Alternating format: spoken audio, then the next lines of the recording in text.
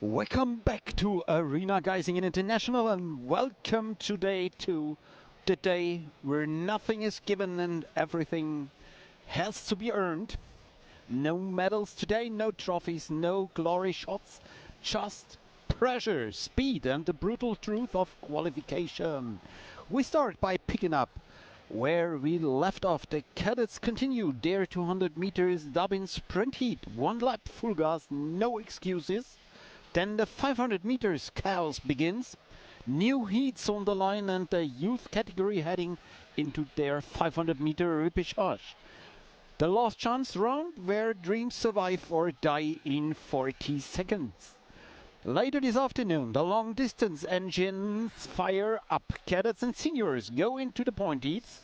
Youth and juniors into the always unpredictable, always merciless elimination. And every lap is a test. Every mistake is expensive.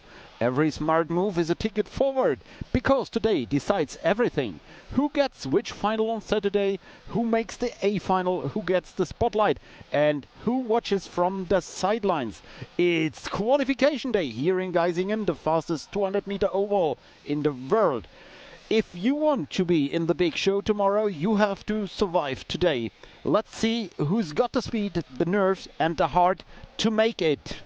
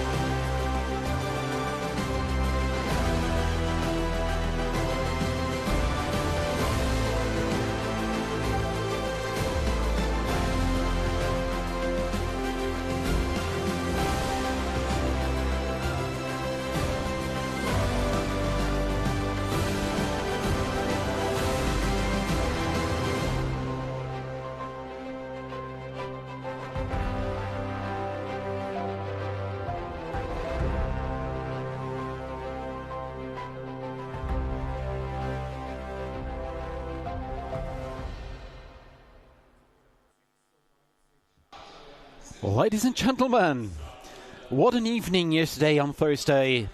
What an evening with the qualification of the youth, the juniors and even the seniors category. You saw the 3 fastest times for the ladies and for the men. Yesterday we have incredible fast laps. Jacob Melton with a new unofficial track record because it's done in the qualification, and we have 9 of 10 times in the qualification of the senior men's under 14 seconds, and we are quite right to jump into this morning qualification session of the Cadet ladies. They will start, and let's see who's on the track.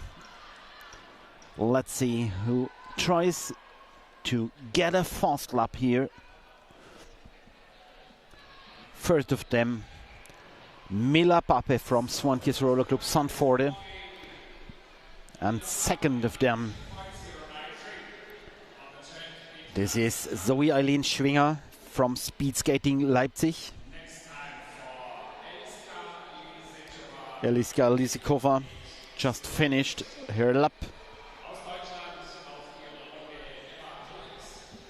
And we see Emma Pollex racing.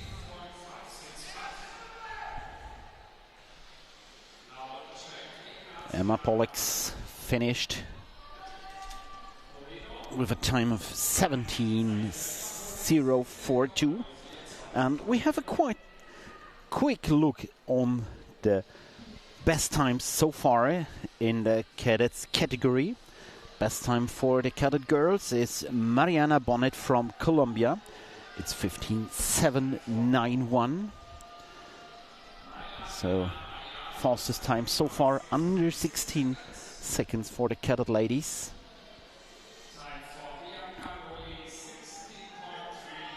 What a time, 15:791 for the Colombian skater. That's it. Let's see what's happening.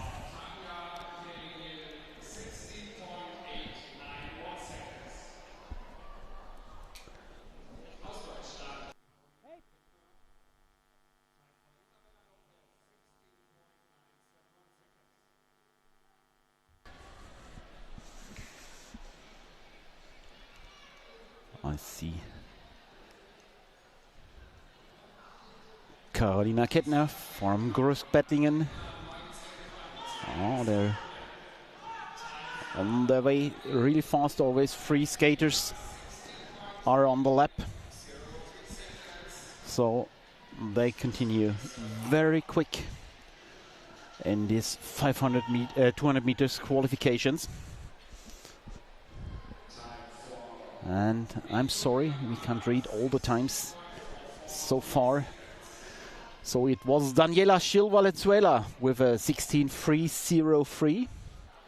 She's the holder of the record in the pupils A category, done during the next gen competition. We have Alexandra Pilat on the track, local skater here from Geisingen.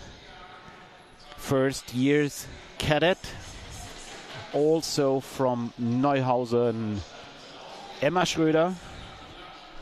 Let's see the time of Alexandra Pilat, 18:103.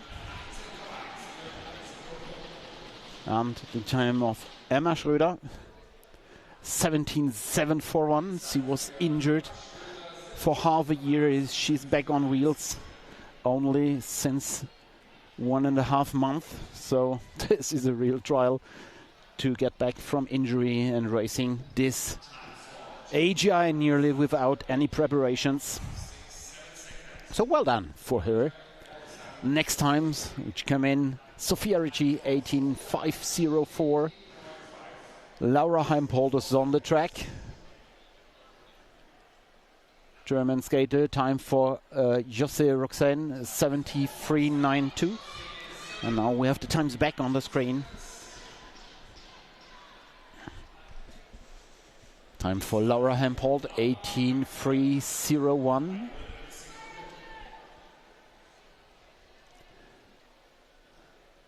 And the time for Gintebrot, 16.910. On the track there is Luna de los Bues from Spain. And time for Puerta Suarez Mariangela, 72.92. And in the lead we have Daniela Gil Valenzuela from Spain. As I told, she knows the track very well, because she raced the next gen competition. It's always in autumn here at Arena Geisingen. It's a special competition for all the young skaters. It's from pupil D, 5 and 6 year, up to the youth category. Also with a live stream, and also with many nations competing in this next gen competition.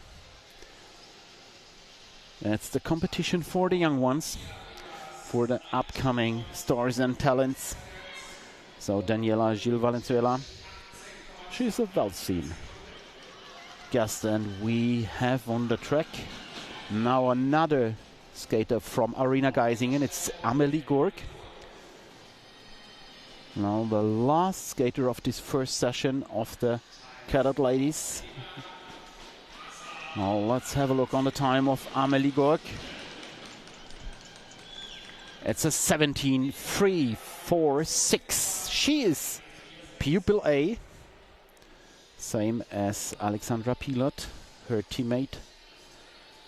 And they're racing as pupil A here, first time in the AGI.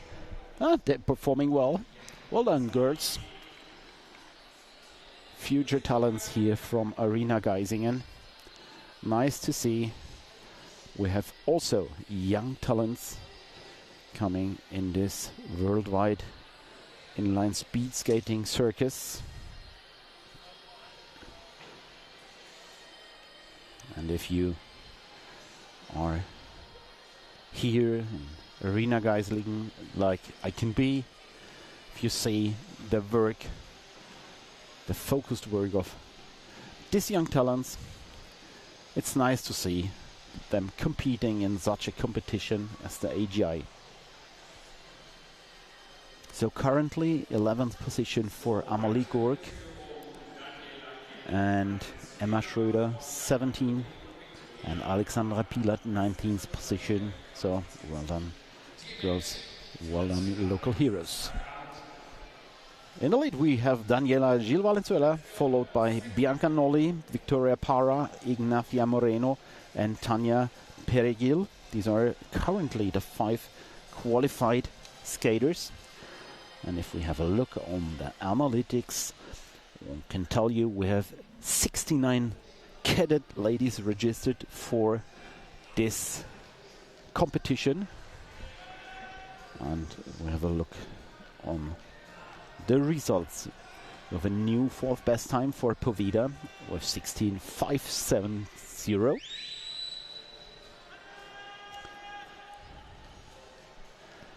So currently it's Spain, Italy, Colombia and Chile in front. You see the international aspect of this competition.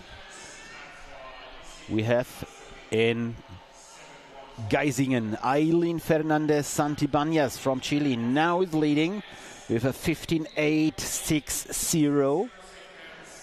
15.860. This is close to the current track record from Mariana Bonnet with a 15.791. Only 600ths of a second away. So a very fast time for the young Chilean skater Aileen Fernandez Santibáñez. So now it's Chile, Colombia, Spain, Italy and Colombia on the first 5 spots in this cadets qualification of this Dobbin Sprint. The flying 200-meter lap on the fastest track of the world, and of course everyone tries to get a PB, a personal best on this track in this AGI. You carry these times through all the career. And of course we have a close look on the Germans' results. With best German skaters so far, Emma Pollex on 11, followed by Amelie Gorik, Johanna Treutler on 14 and 15 position. Then Emma Schröder 23, Alexandra Sorina 27, Alexandra Pila 28 currently. So no top spots for the Germans so far.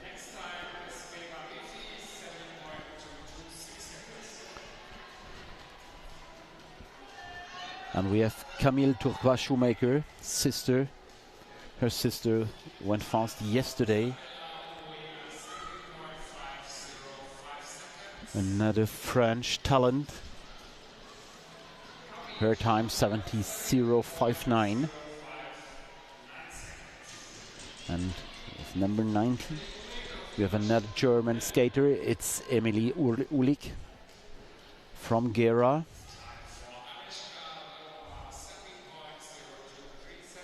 Also Elena Hinüber, both from Gera, where the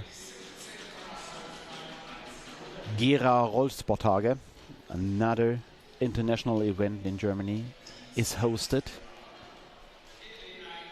In Gera there is a 200-meter track, and since this year we will compete on Vesmako, as it's in the club name Blue-White. The track is blue, and we're looking forward to this event in Gera on this brand new Vesmako coating.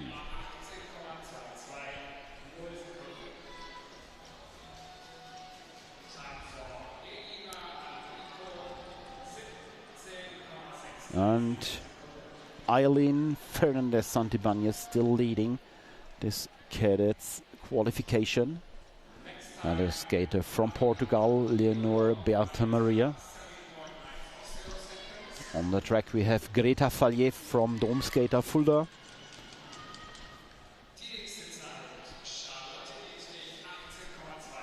On the track we have Lena Sandor, younger sister of Lili Sandor. And the time for Greta Fallier, 17.528.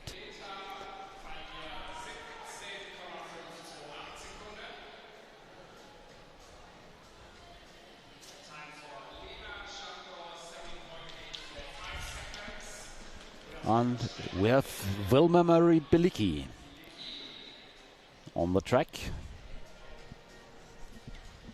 Skater from Leipzig. Her time 16.561. And with this time she is currently the best German skater on the 6th spot so far.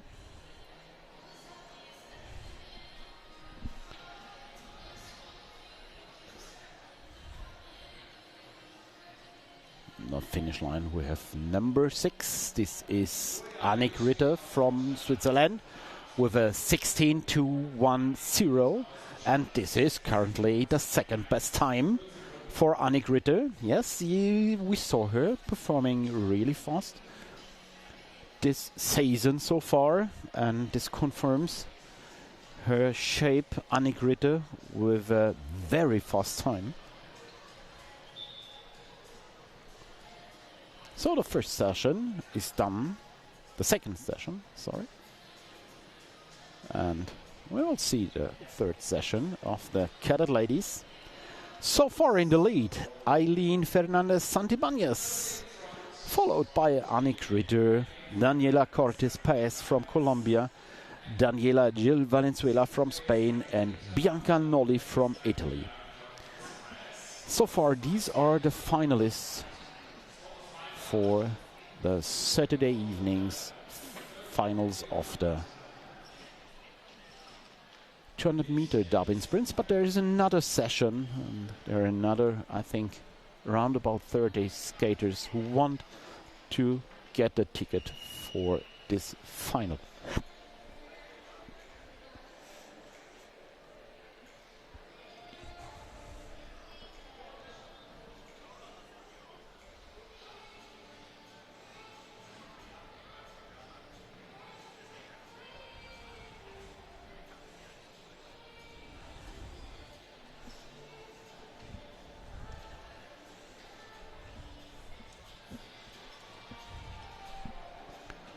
And let's see who's on the track.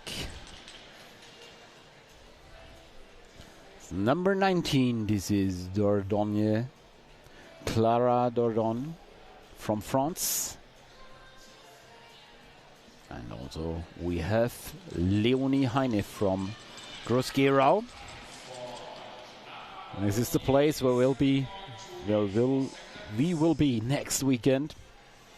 Groß-Gerau with the big international criterium. Always together in the early spring, Geisingen and Groß-Gerau. Nearly a bundle in Germany of big inline speed skating events, and 2 weeks later we have Gera. And the time for Leonie Heine, 16.954. Next skater Maria Lou Rickert.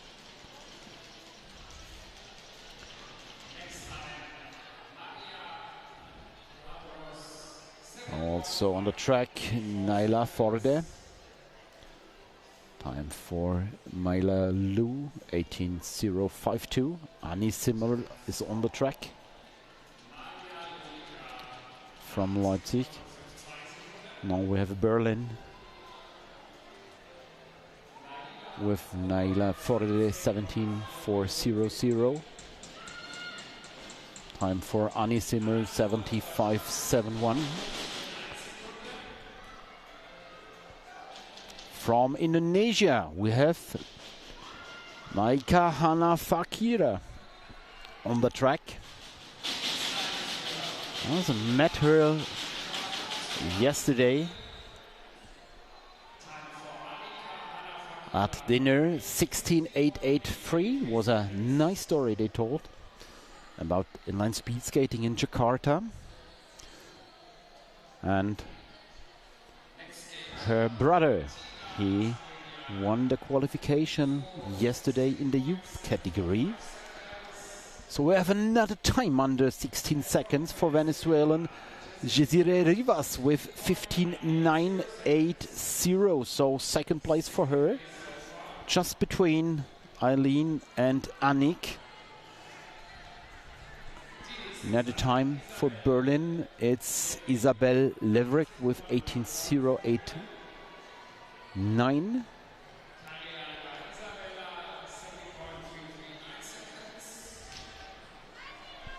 On the track we have Anna Fiorini from Belusco. And time for Gabriela Rodriguez Torres, 17.353. On the track, Anna Benedetta Bonetali.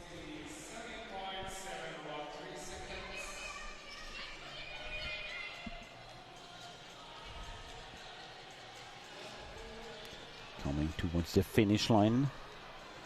This was Benedetta Bonetali, 18.149. And waiting for the time for Valeria Nuncia Princigali. Tia Hutterer from Germany is racing. And here it comes, time for Valeria Nuncia Princigali, 16.688. And Jolene Thiele from Germany is on the track.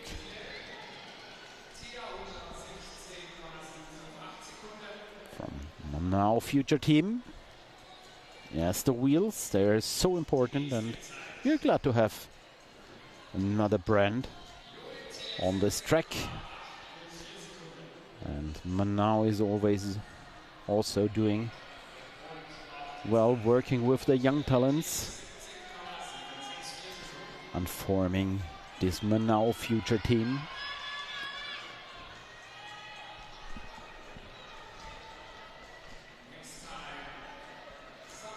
We have Samantha Hopfner from Portugal, 17.950. Margot Moron from France, 16.679. But no times for the top spots, actually.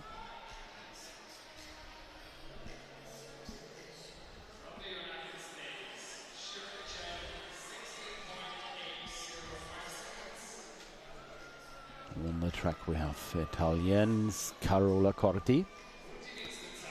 From the United States, 16.804 for Cheryl Shen. Is there anyone who can get a spot, a ticket in the final, to the final? Number 9, this was Ariana Santa Croce, 16.766. And 10, this was Aurora Tagliabo from Italy, 16.803. Clément Saubertin is on the track.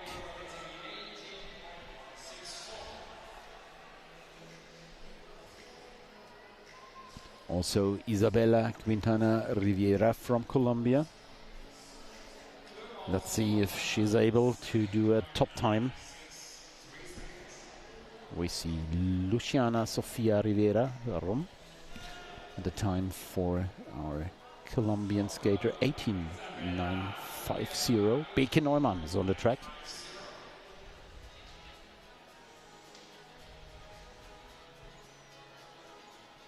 The team from Berlin has been here for a week's training session 1 week ago, so they're well prepared and they know about the track here.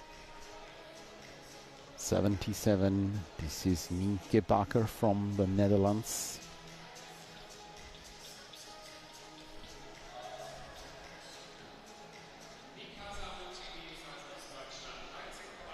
On the track we see Isabella Uruena from Colombia.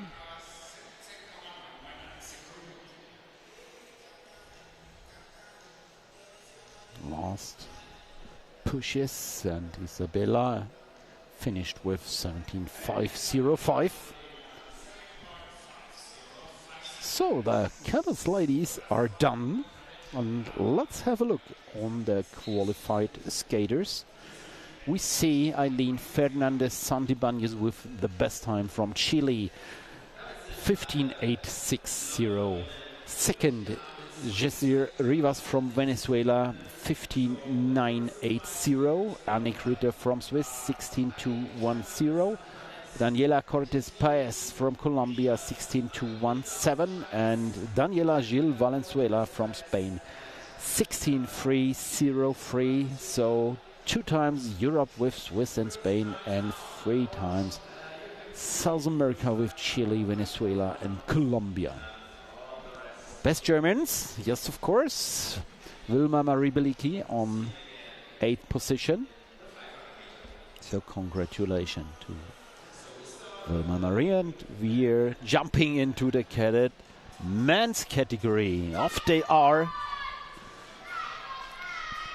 And we start, I think, with a skater from Belusco, if I'm right. Belusco club in the northern of Italy. Let's see the time and let's see if I'm right. With no time so far. Oh, and they're going fast, the Cadet men. Wow. Can we please get the times? Yes. Chase Mendoza with 15.061 and Paul-Marie Massi from Italy with a 15.352.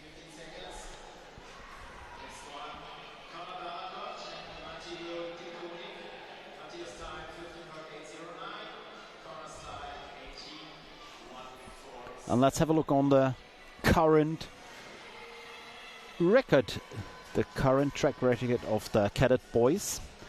It's Lavia Skandodia from India with a 15.022. This is the time to beat if you want to get a track record, but you have to do it in the final. Still in the race, Jace Mendoza from the United States, followed by Paul-Marie Mazzi from Italy, Pedro Marquez from Portugal, Matteo Di Koenig from Belgium, and Kaylee Gerard from France.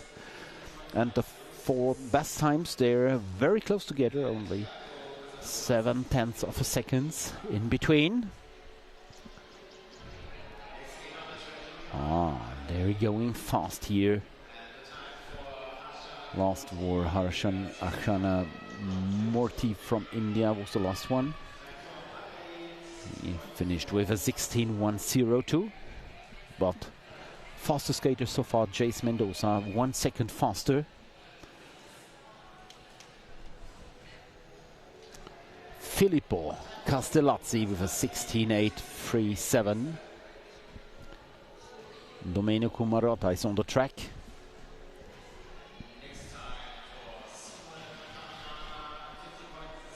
Well, they're really going fast. Philippe Christian Bonacorso is on the track. Next time for Domenico Marotta, 16.959. And Mattia Gallarelli is on the track. Another time under 16 seconds. This is 15.730 for Simone Campagna.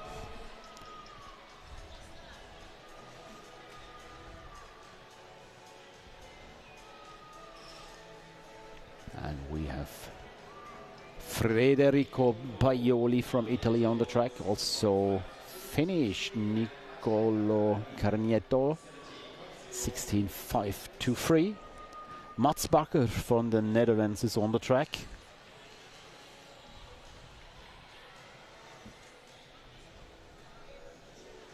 Also Klaus Vermont from Rekord-Zemst.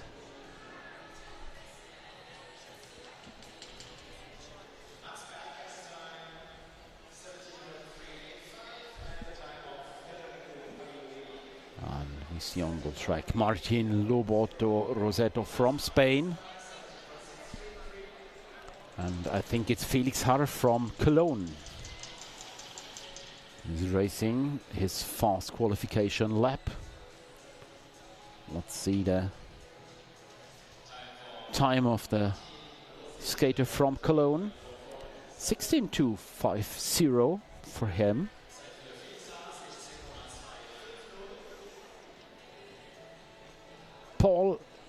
Anurag Paul from India is on the track.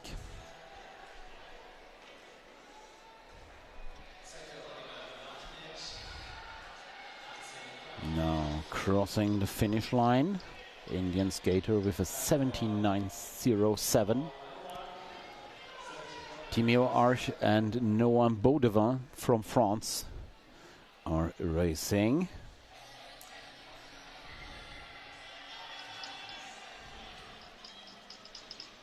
We see Baudevin. Oh, that's just flipped. Let's see, Noam Baudevin with a 16.406, currently 9th position.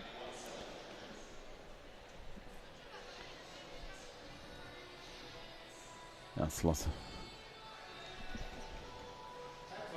We have Gabriel Martins from France, 17.066, and on the track also from Hungary, Aaron Erdeli, a 15.818 for Maë Blossier from France.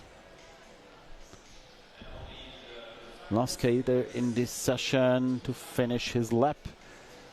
This is the Hungarian skater with a 16.962. So we've finished the second session of the Cadet men. We have 72 skaters registered.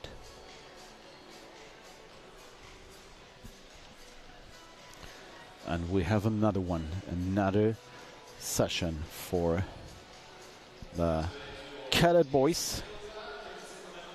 Let's have a look on the standings. Jace Mendoza is leading with a 15.061, very close to the track record. Paul Marimasi is on the second place. Pedro Marquez third. Simone Campagna fourth, and still on fifth position, Matteo Di Cornic. So we have the United States, Italy, Portugal, once more Italy and Belgium. These are the current standings of the Cadet boys qualification for the flying lap for this Dobbin Sprint in the Arena Geisingen 2026 edition. So first skater in this session is Matteo Guerin from Manau Future Team.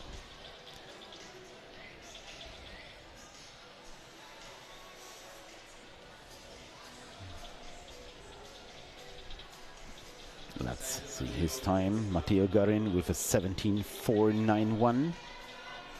And on the track we see Ayush Nandavandekar. And no, this is a name from India, but the skater from Germany, from TSUGV Großbettlingen. Near this track only, about 60 kilometers away. A tiny skater from Großbettlingen now is on his fast lap. Also Dennis Nesvat from Arena Geisingen, upcoming sprint talent from this Arena Geisingen inline sport, the local club. So let's see the time of Ayush 18.7.455, and let's see the time of Dennis Nesvat. Dennis Nesvat with a 16.457. And on the track we have number 110 Damon Petrie, fast guy from Groß-Gerau. And still no times. We got into the... Yeah, Damon Petrie did it. Fourth position for him with a 15.617.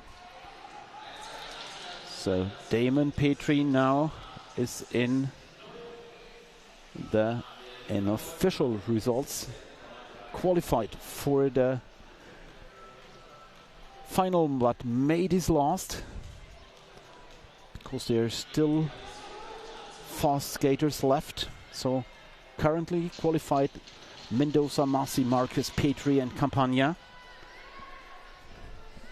145. This was Mario Calzisa-Cano. Next time for Ken Bachmann, 16.841.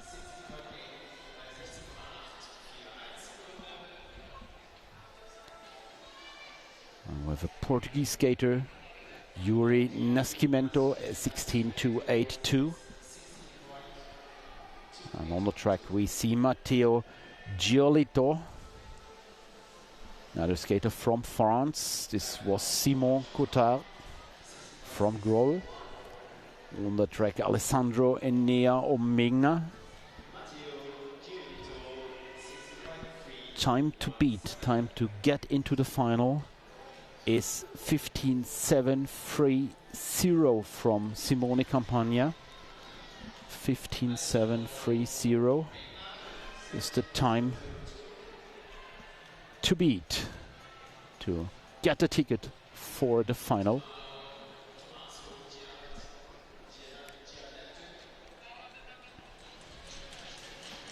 15.730 for all the remaining skaters waiting for their start. Actually, we have Maximiliano Mora Munoz from Chile, Camille Salhi from Germany, 16.997. Another skater from Italy. This is Filippo Galliani. We have a 15.853 fast time, not fast enough at the moment.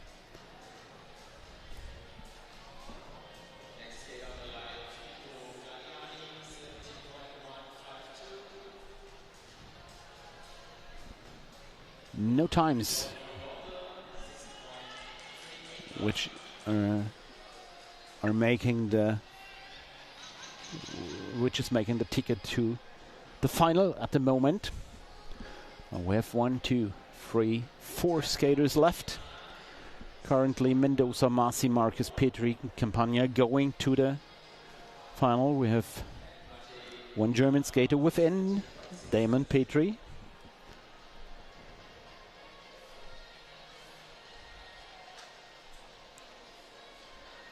And we have the last session to enter the track.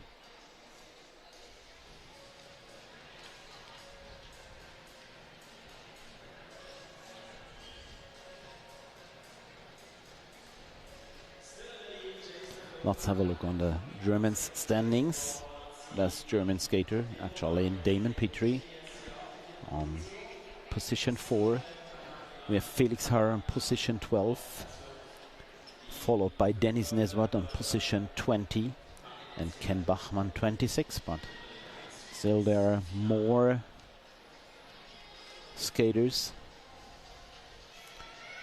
to do their qualification lap. First at them, number 164. This is Romeo Cumiento, and this is a name we remember from yesterday. He is from Siena, Italy, and his time is 16:2:03. I have to ask him if he's the brother of super fast Sofia. Maybe. I think we can ask during a break. The Italians may say yes, of course, or no, probably not. I don't know. Let's ask them. And let's have a look on the times. No changings in the top 5 spots. So far, Mendoza, Massi, Marquez, Petri and Campagna qualified for the final at the moment. On the track, we saw Casper van Wesemals from Belgium with a 17:2:37. Manuel Lelivre from France. Roubaix Vanishma from Belgium did his fast lap. Jean Paquet is on the track.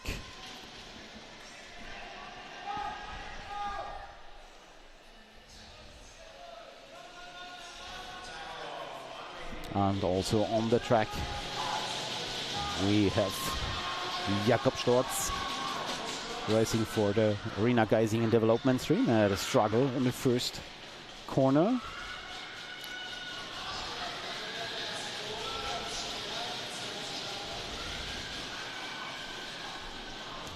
See the times. Jakob Storz with a 16:3:70.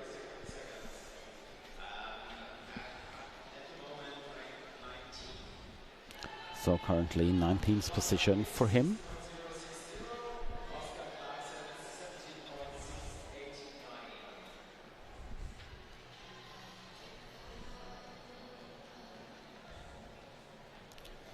Ferry Kimpe from Belgium is on the track. Noah Rasa Findrashka from France finished with 17:1:28.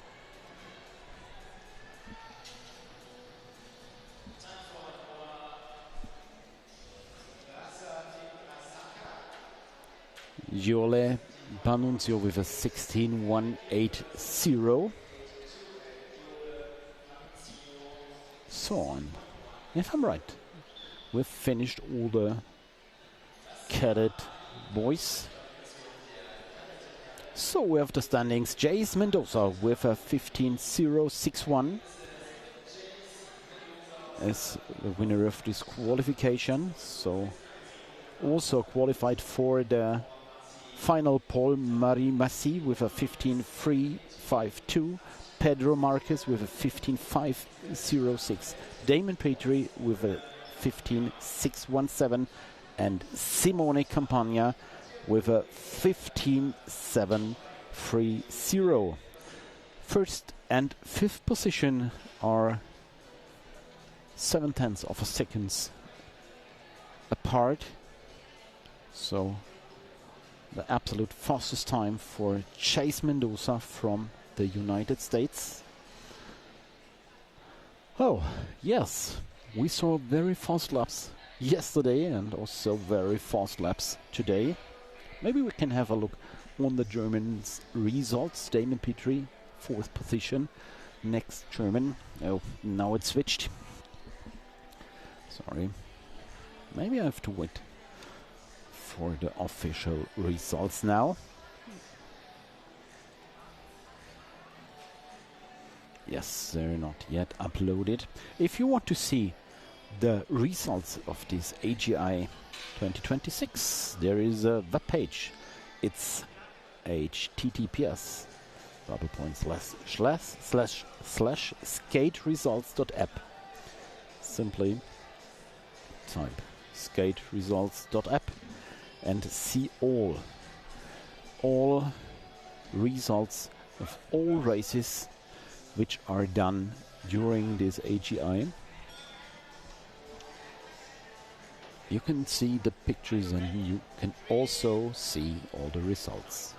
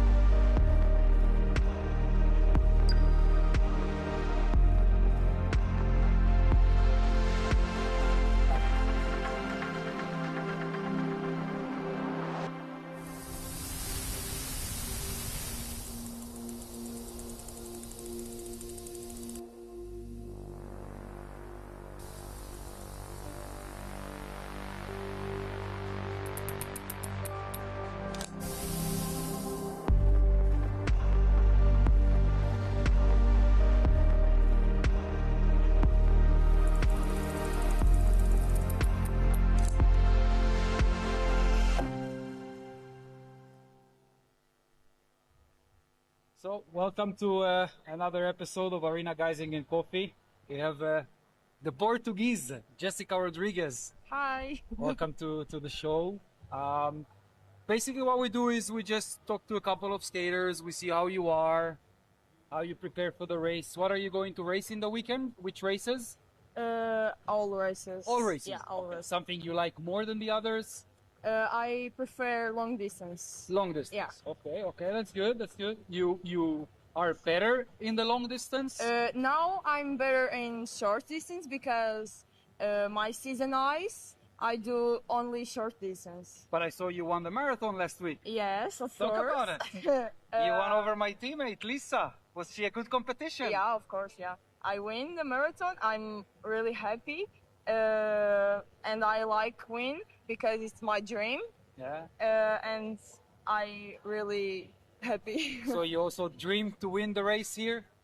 Oh yeah, of course. You think it's possible? I don't know, but I try. Well, believe in yourself. I Yeah. believe you can. Yes. You of have course. the backwind. You just won the marathon in Lagos, which is not the easy marathon. It's not an easy course. Yeah. And I heard you had a lot of wind. Yeah, true. So you can do it. And how was ice? You did some ice in the winter? Yeah. You tried to qualify for the Olympics? Yes, I try, but I don't know the words. But The results it's for the not close, qualification. Yeah. I don't have the time. What race necessary. did you want to do? Masters. Mustard. Yeah, Okay. but So you I need to need- have a good 1,500 to qualify, and then a good placement in this. But you Yeah. did the World Cups as well? Yeah, it's good. World Cups in senior. Yeah. And I do my last year in junior too. Okay. Yeah. So Youth And- Olympic Games as well? No, it's no for me. No, No. no more. Yeah. Okay. And training wise, what kind of training you like to do? On ice. On inline. On inline. I like fourth leg. The Fourth leg. fourth leg. Yeah. What kind of a training is that? What do It's you do? like 10 kilometers. No stop, and I do 1K slow and 1K go. So 1K yeah. easy, 1K hard. Yeah. Points race. It's like a points elimination, race, yes. Yeah. It's a good preparation. And if you win, what song will you listen to? What plays in your head? You just won the Geisingen race. What song will you listen to? I don't know. It's a good question. I think we are the champions. It's a classic. You're the second person who goes with that. Yeah. Okay. You have the same taste as Livio Wenger. He also wants "We Are the Champions." Yeah. But okay, we're gonna wish you good luck in the races and hopefully to see you on the inside of the track. Thank you. If you win the race. And enjoy the races in Geisingen. And we'll see you in the next episode of Arena Geisingen Coffee. Thank you.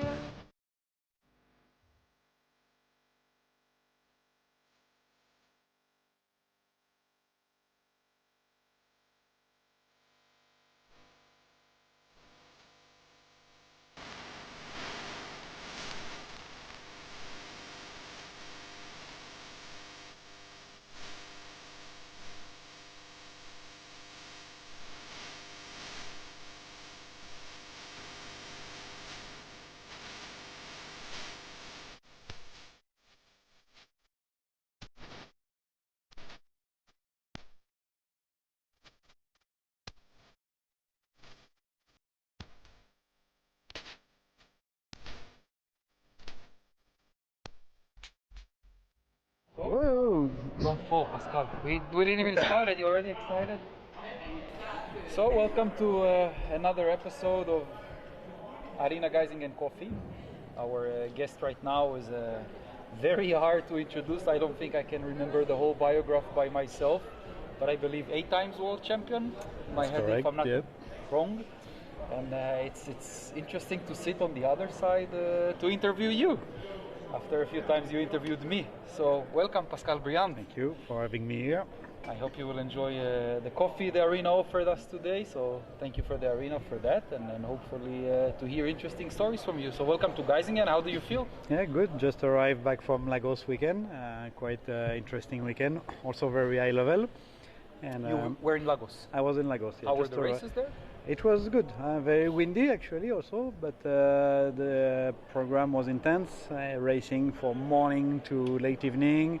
They have also a good formula with days on the track And and you were there a cool coaching? marathon. I was coaching the German team. We were having first camp because the winter in Germany is a bit tough, so it's good for us to go a bit in the sun to train early to start the season. And before racing in Geisingen, it's always good to go in Lagos. We do a 1-week training camp to get ready, to get a bit of sun, to get more training. How many of them will race here this weekend? I don't know how many German, but I guess most of them, because it's also a selective weekend for us. Geisingen. A lot of expectation from the skaters. Yeah. Big and, pressure. Make good progress. I'm happy with what I see last weekend and what we did all winter with many camps. We do a lot of training camps almost every month here in Geisingen, of course. Who is your favorite for this weekend? In which category? Let's talk seniors. Seniors. Actually, I didn't even look the start list. We have Bart coming. Big favorite, I think. I think it's The method with an amazing Olympic yeah, season. but still, if I had to bet, I would put my money on Bart always. He's especially coming back from an Olympic season, but I think he probably had to rest more than he wanted. So he's more fresh for beginning of season, I guess. So he already showed in Shanghai he was doing his Bart thing. So yeah, He's doing amazing in long distance skating and in general. Yeah. He's very. Yeah, in Shanghai Method Day he took the wrong road. Yes, But still, heard I about think that. no excuse that day. So Bart is doing Bart things. Bart doing his Bart things. Yeah. Yeah, that's awesome. And you've also transitioned yourself from inline to ice, from ice back to inline. You went to Olympics. Yeah. How was the transition for you, changing those two? It was always a bit hard, but I had to do a lot of inline because that was the way to get some money to finance the winter season. So I was doing too much inline and trying to switch regularly to get used to switch. But it was more the beginning of the skater going from inline to ice. There was some doing it before, but it started to be more classic that inline skater go on the ice. But we still didn't know really how to manage it. So we were not as good as the generation of now that they know better how to switch from inline to ice. Nowadays was a bit difficult. I started skating, which I was inspired a lot by you as well. And I went to ice. You could count the ice skaters that came from inline probably on one hand, and you would still have fingers left. And now I think this Olympics, I was basking on TV. I couldn't even count them with my toes and my fingers together. Yeah, What do you think about this? It's logical. There is way more countries that practice inline, and that see that there is this possibility to perform on the ice. So more and more people now would go. So many federations start to understand also that it's a way to get medals at the Olympic. So I hope some federation will support more inline skater to do it also. But it's there is way more inline skater in the world. So at some points, it's logical that more skaters go on the ice also, because it's still skating, and we love to skate in general on the ice, in aggressive, on speed, on slalom, and anything. And here it's just speed on ice or speed on inline. And what I always found interesting, you always see the inline that goes to the ice, but you never see the ice skaters go to inline. A little bit training, but they are very scared of racing. It will happen. The day, if one day ice speed skating is not Olympic anymore and inline speed skating become Olympic, probably they would be also doing the switch.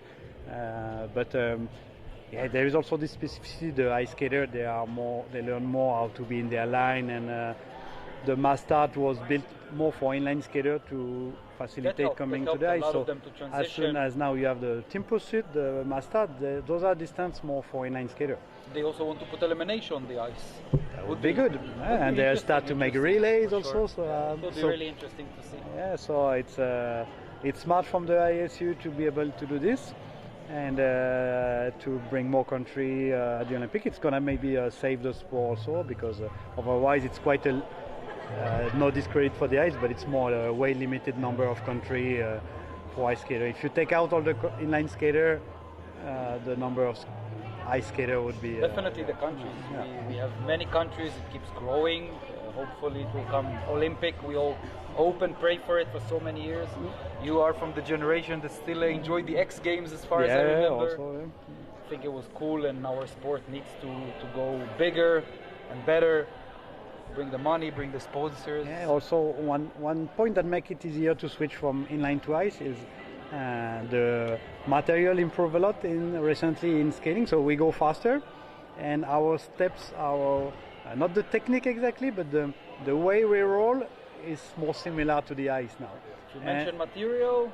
What is your winning will this weekend? We are still at the moment where almost nobody knows. It's TLTF at the advantage till last year, but there is new things coming. Manao is coming, Power Slide is coming, maybe some other brand will come too. So it will be an interesting battle, and probably in a few days we will know more where it is. Last weekend in Lagos was actually almost square. It's very difficult to tell which wheels was better, maybe on a distance, one on another. But from what when I listen to some skater, it also looks like some wheels work good for a kind of technique, and another wheels work better for another style of skater. So it's just new, so we have to learn about it and see how it will make the sport change. We will see a lot in the weekend. Well, thank you, Pascal, for joining me for a cup of coffee. Always I hope good. People at home enjoy the conversation as well. Our next conversation will be when we know who the winners are, and Pascal will tell us what wheel was the winning choice of the winner. Yeah, in long distance, Bart in sprint, no idea, but I would put a bit of money maybe on Ivan Civillier. Ivan is that for the short distance. We will have Ivan here as well. Enjoy until the next step.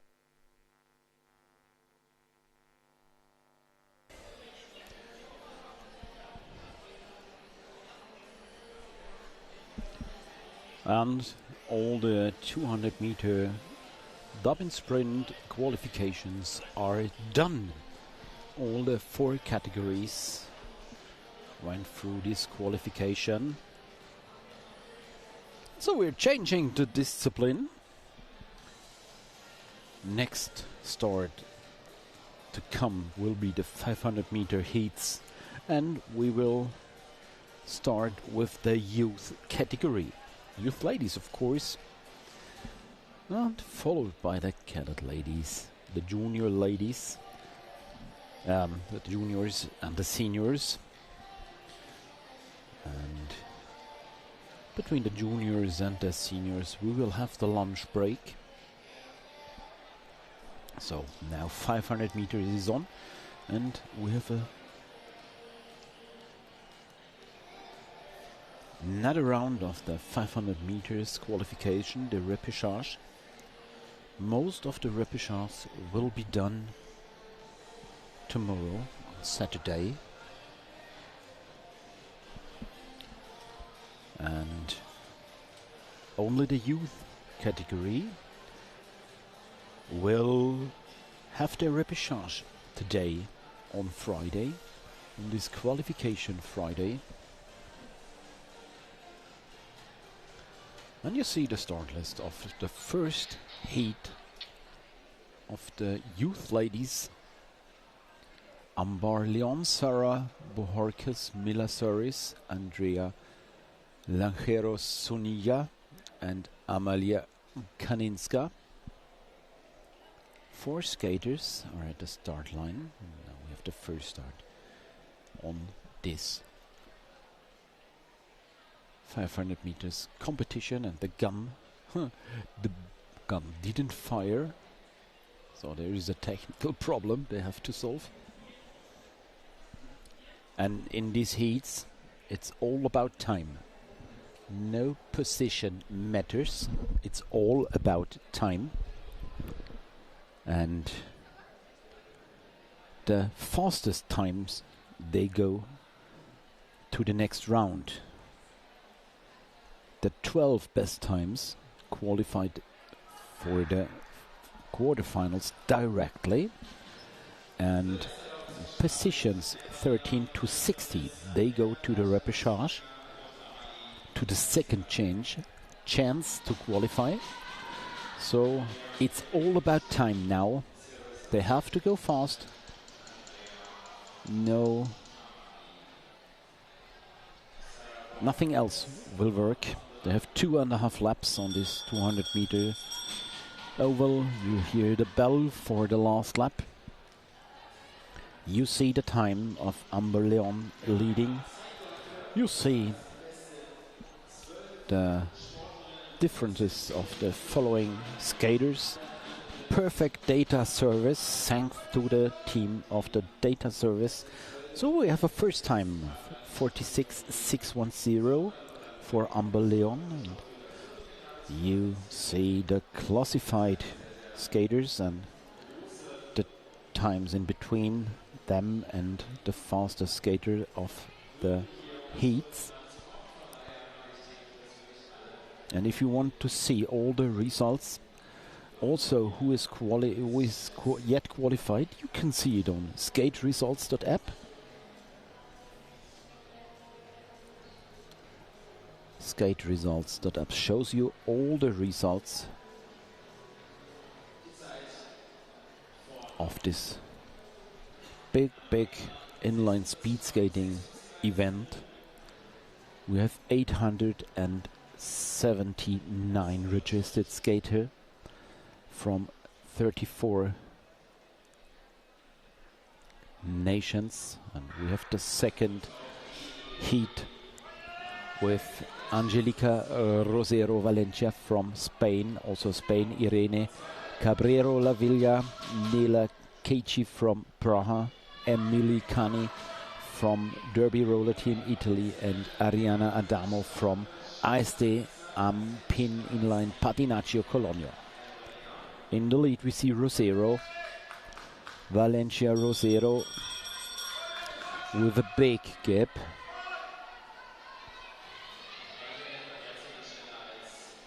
And the first time we see our cabled camera mounted on the roof of Arena Geisingen, following the skater on the way. Ah, fantastic.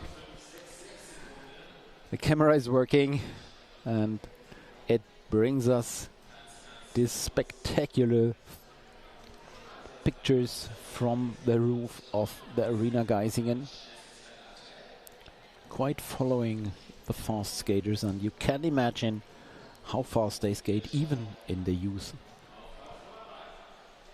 category. Next qualification heat number 3 with Camila Cabanzo from Team Siemens Runner Racing, Dalma Bercelli from STU Eisenstadt, Kim Kyung-min from Korea, Sarah Sirao from Praceres Madeira, and Leticia Castelnuovo from Patinagem Carona Pertusella, Italy. So off they are. Building speed. Now second corner. In the lead we see Camila Cabanzo from Venezuela.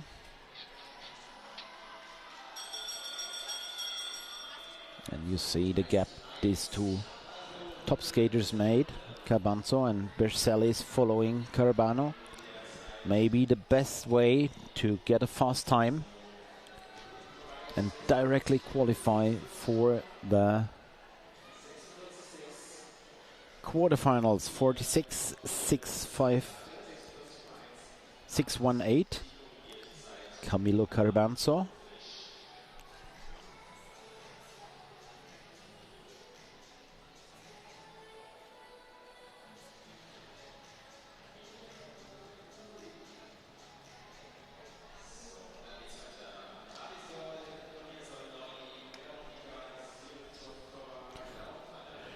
And qualification heat number 4.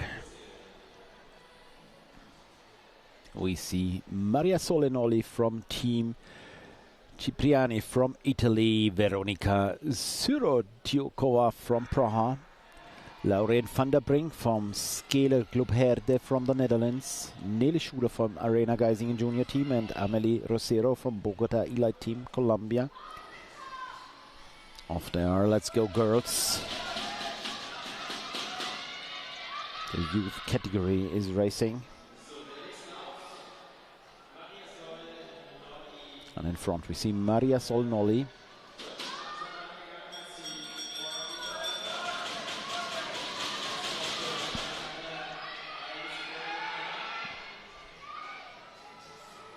Now last corner for these 5 skaters.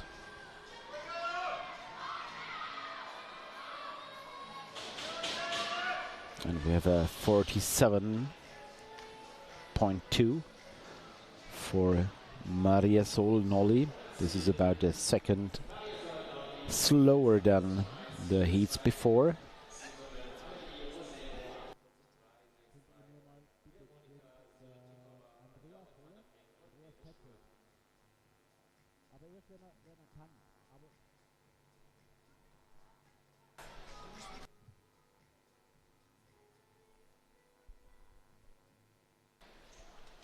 Heat number 5, Nora Carne from Club de Patinagem Raiporta from Spain, Laura Nevrelova from KSB Benatki from the Czech Republic, Mariana Carvalho from Prazeres, Madeira, Portugal, Flora Boris Sombateli Sportiscola from Hungary, Clementine Mate from IC Bujones Roller Sport, and Elizabeth Mora Garduño from Jalisco Elite Samurai from Mexico. In front we see Nora Carne getting the ball for the last lap now. Fast split time for her. Time under 30 seconds for the first 1.5 laps. And her time 46.340. Nora Carne.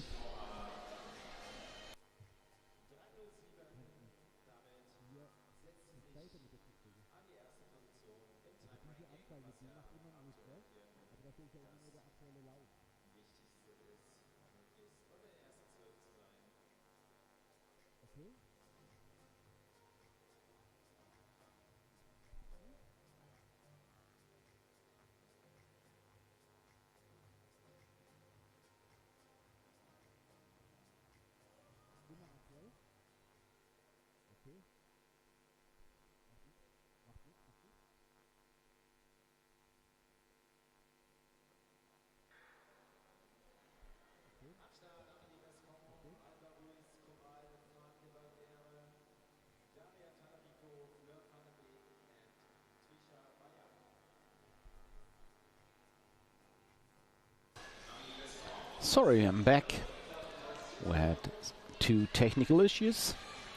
We see Amélie Bescon from Swings Racing, Alba Ruiz Corral from PVV El Prat from Spain, Fran de Voldere from Santias Roller Club, Daria Talarico from New Guinea Lab Team Italy, Fleur van de Beek Scaleren Club Herde, and Twisa Bayai from India.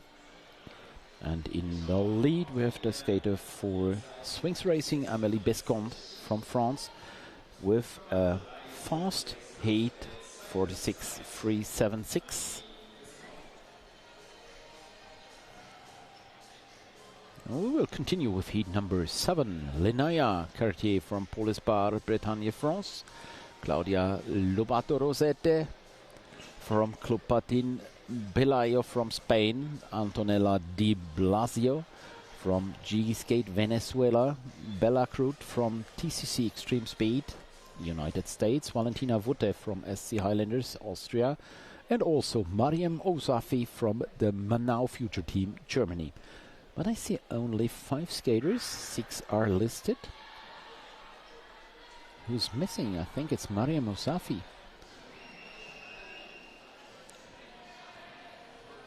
Is she? No. Let's see the first split times, so we will know. Okay, it is Mariam Osafi missing in this heat number 7. And in front we have Lobato, Claudia Lobato Rosetto, bell for the last lap.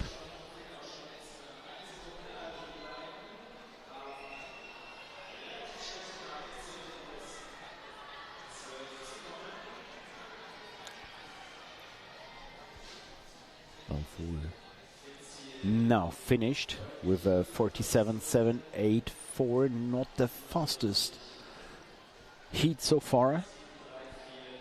Lenaya Cartier with the best time, Claudia Lobato Rosetto on second spot, and as you saw, Leni Hoffmann from the Arena Geisingen junior team is coming to her heat number 8, skater from SCC Berlin, together with Karolina Tomikova from Inline Vesely in the yellow and green suit. Giovanna Espinosa from Fédération de Loyola from Ecuador. Marion Frouchet from France. Iris Rogu from France, and also Lavia Bhatti from NL Lace Racing, India, is listed, but we have again only 5 skaters, 6 are listed. So in the race we have 5 skaters, and in front we have Leni Hoffmann, skater from Berlin.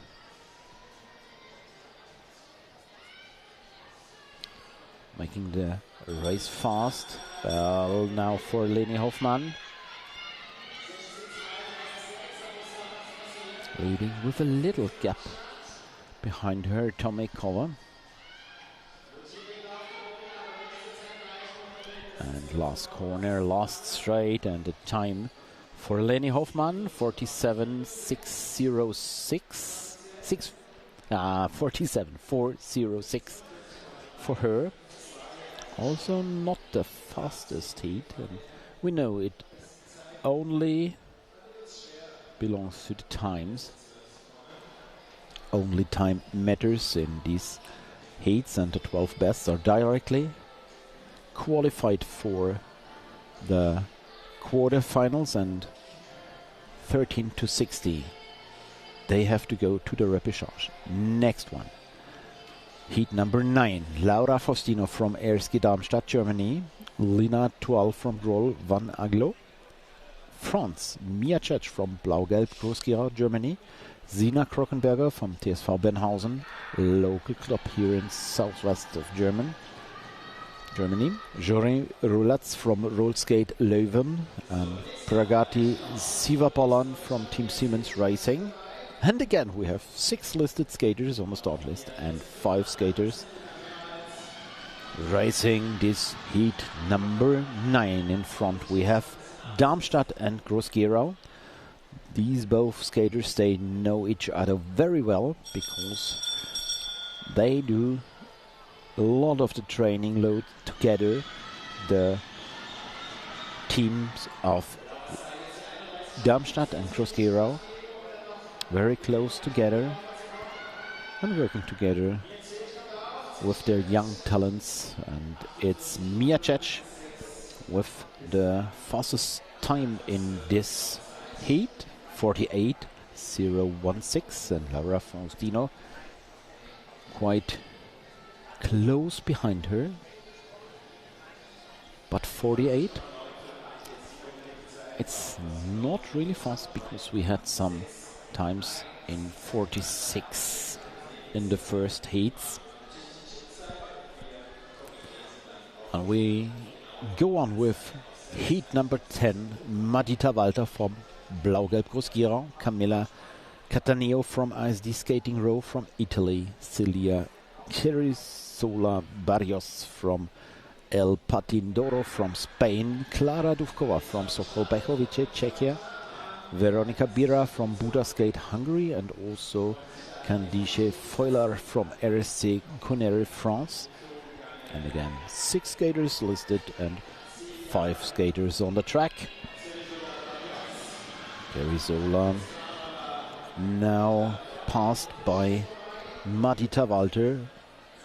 Madita Walter was very strong during the races in Lagos.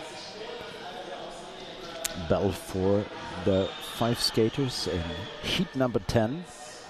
She's looking around who's coming. Madita Walter made a little gap of 2 or 3 meters, and her time 47.623, followed by Cattaneo, Chirisola Barrios, Duvkova and Bira. Heat number 11, another skater from Berlin, Nele Pechstein. And if you think this name is some kind of similar in this sport, yes, of course, her aunt is a nice speed skater. I'm sure she has her fingers crossed for Nele in her heat now. Nele Pechstein from SCC Skating Berlin, Germany. Also Sophia Hopp from RSG Darmstadt, quite beneath her. Diana Cabeza Sanchez from Independiente Colombia, Sara Martiradono from ISD, and Line Patinagem Colonia, and Paki Singh from Team Simmons Racing, maybe Flavia Latino from Roma Patinagem. Yes, we have 6 skaters on the track, so all skaters listed are racing this heat number 11. In front we have Nele Pechstein. Behind her it's Sophia Hopp.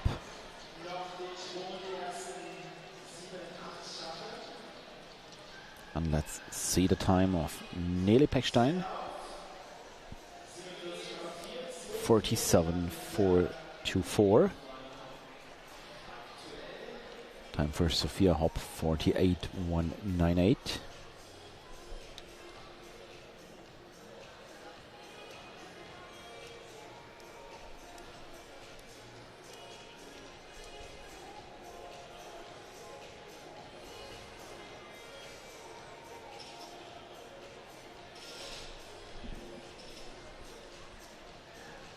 Qualification number 12.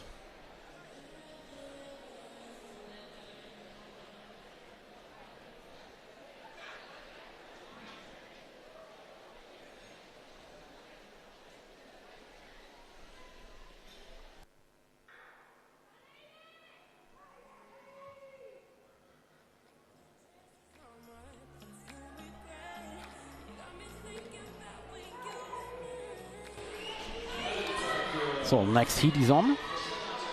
I got a special service from the data management. Now I see all the currently qualified skaters for the 4th final. And we have heat number 12, Elisa Ramizzoni, just going on together with Gomez, Bonas, Gonzalez, Forkova and Garcia.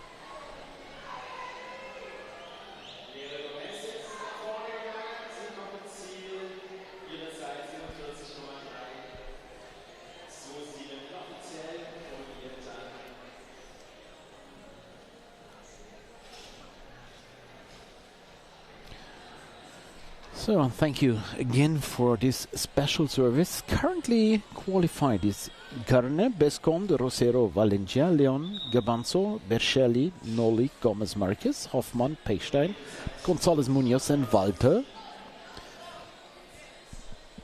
Best time so far 46.307.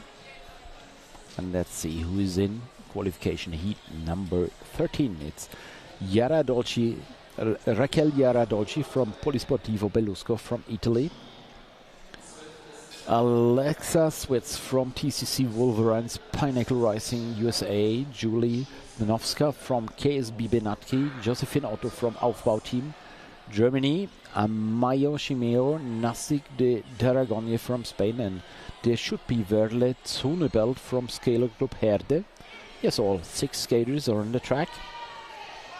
And let's see who's in front. It's Dolci and Sweats. Sweats now on the inside trying to pass Dolci. She passed. This was a little mistake of Dolci, giving so much space on the inside. And Sweats passed immediately. Now there is a counter attack. Well, okay. Dolci got the first spot back with this attack from the straight. And with Dolci with a 47.659, followed by Sweats, Otto and Novska, Shimeno and Sunebelt. Heat number 14 with Seneca Skov-Mante from Inline Team Denmark. Alice Sarsi from Derby Roller Team from Italy. Kyla Beveridge from TCC South Canterbury Roller Sports Club from New Zealand. Kat Goats from Rico Roller Club Semst.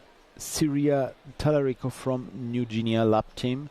And Desiree Graciano from ISD Brianza Inline, Italy. Off there, all 6 skaters are on the track.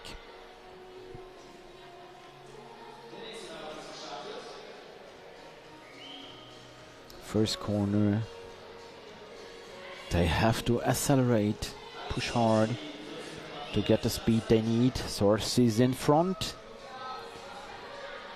Alice Sorsi from Derby Roller Team, followed by the skater from Denmark. It's Seneca Skov-Mante.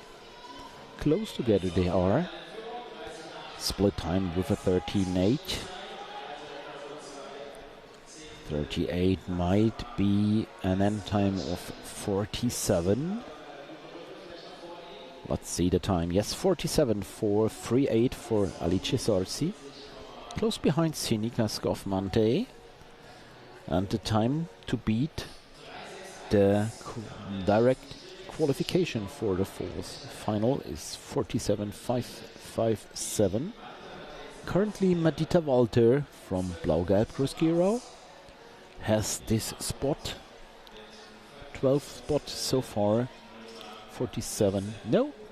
Now it changed. Skov-Mante and Sorsi just crushed into this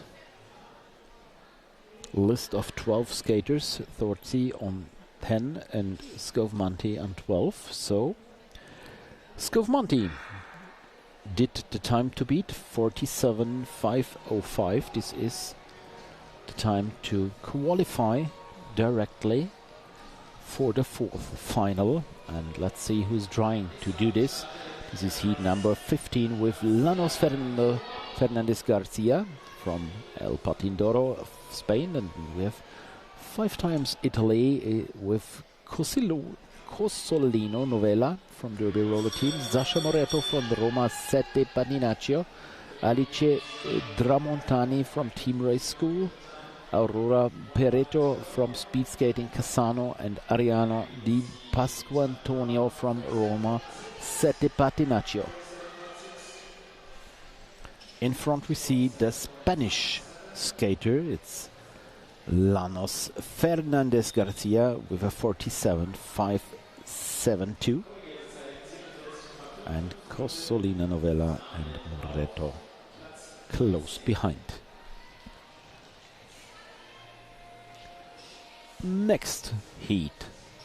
Heat number 16 is with Ana Isabel Godoy from Prazeres, Madeira, Portugal. Elizabeth Conteras from Avivas Club, Colombia. Juliana Turek from Sombatei Sportiscola from the Hungarian team. From the Czech Republic we have Teresa Otova from KSBM Praha, Anna Carolina Florence from Madeira, and Afke Altena from Scaler Club Herde from the Netherlands. First acceleration is done. Now second corner, almost full speed for Godoy, Anna Isabel Godoy.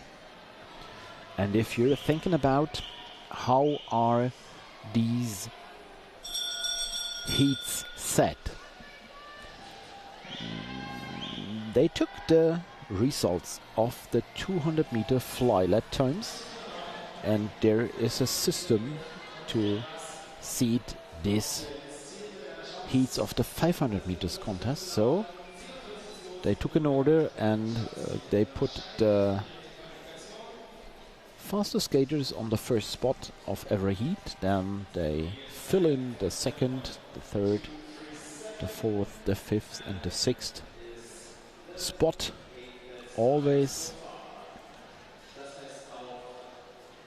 according to the times of the 200-meter competition. And so we have in qualification heat number 17 Eva Angelucci from Bimar Skate, Italy, Giada Caldarelli from Speed Skating Cassano, Italy. We have Mila Rana from Cologne, Nike Kollmeier from Arena Geisingen Inlandsport, Nicole Olestia from Flash Wheels, Ecuador, and Alexandra Galova from Inline Vesely, Czechia. On the inside we have the local skater Nike Kollmeier, now on the third spot. And in front, let's see who's in front. I'm not quite sure. It's Angelucci and Caldarelli, they're both Italians.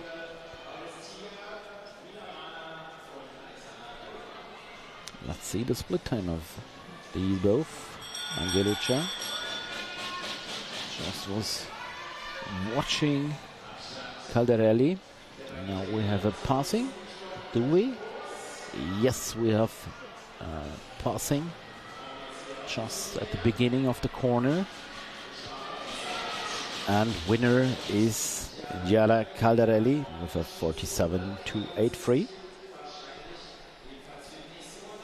And let's have a quick look on the qualified skater for the fourth final. Carne Bescon, Rosero Valencia, Leon, Cabanzo, Bercelli, Nolli, Contreras, Caldarelli, Gomez Marquez, Hoffman and Sorsi. These are the skaters directly qualified for this next round. All the other skaters from rank 13 to 60, they have to go to the repechage. And we have qualification heat number 18. Elise Berger from RSC Tienen, Belgium. Margaret Gainsa from ECPT World Team, Venezuela. Nana Peña from Sports Stars Club, Colombia. Beck Alice from Derby Roller Team, Italy. Alice Carelli from Speed Skating Cassano, and also Karolina Lisekova from Sokol Bechovice from the Czech Republic.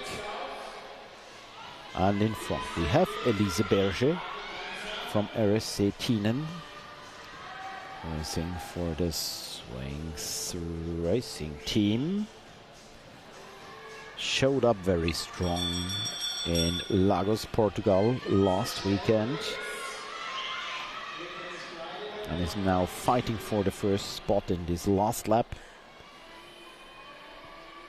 Split time 30.5, and end time we have 47.014. She's followed by Gainsa and Alice.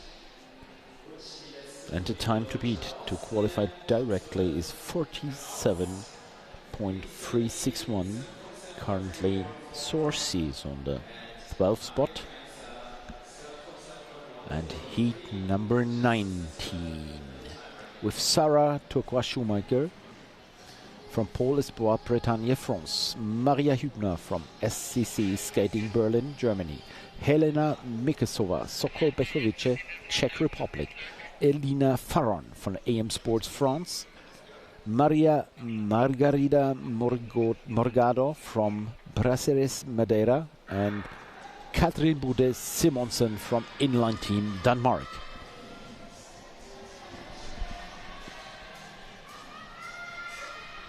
Yes, Repechage last year, first time. It's the second chance. And one more race to do for the athletes. And in the current heat we see the fight between Turcois-Schumacher and Hübner. Hübner tries to follow Turcois-Schumacher, get a fast time. Split was 39, so maybe not fast enough to qualify directly for the fourth final. Sarah Turcois-Schumacher with a 47.556. And we have a change in the classman. Now we have on 12th position Gomez Marquez with a time of 47.327. So no German skater currently qualified directly for the fourth final. They all have to go through the repechage, and we have one more heat left. Heat number 20 with Noavio from RC Boujon Roller Sport, Le Shita Ranjit Kumar from Team Simmons Runner Racing, Rose Vermont from Reco Roller Samst, Helena Unterdörfer from SCC Skating Berlin, Paula Drasobares Lisbona from Marinista Zaragoza, and Asa Pape from the Swanties Roller Club. And Noavio is leading this heat. Now the Indian skater passed on the inside. This is Lakshita Ranjit Kumar. Helena Unterdörfer is on third spot. And we have the time of 47.706 for Lakshita Ranjit Kumar. Noavio, well known because she raced the next gen here, very successful. This is the little AGI, what the kids say, okay. Skater number 22 for pupil D, aged 5 and 6 years, up to the youth category in autumn. So if you don't know, official decision, skater number autumn, 221 Gonzalez Munoz, heat number 12, is disqualified for crossing the line. Andre Unterdörfer, father of Helena Unterdörfer. She raced in one of the last heats, and off they are with the fast youth man Kaffi Anjaba Malkan from Indonesia. I met him yesterday evening at the dinner here in Geisingen, and he was very proud skating the fast time in the 200 meter qualification heats, and he's racing fast again. Bell for Malkan now. Skater from Jakarta. And the first time for the youth man. Fast time for Kaffi Anjaba Malkan, 43.869 for the young skater from Indonesia. followed by a skater from India, Ganesh Suresh Ritik, Cosimo Di Bello on third, and Valentino Milani on fourth. Theodor Langner on fifth place.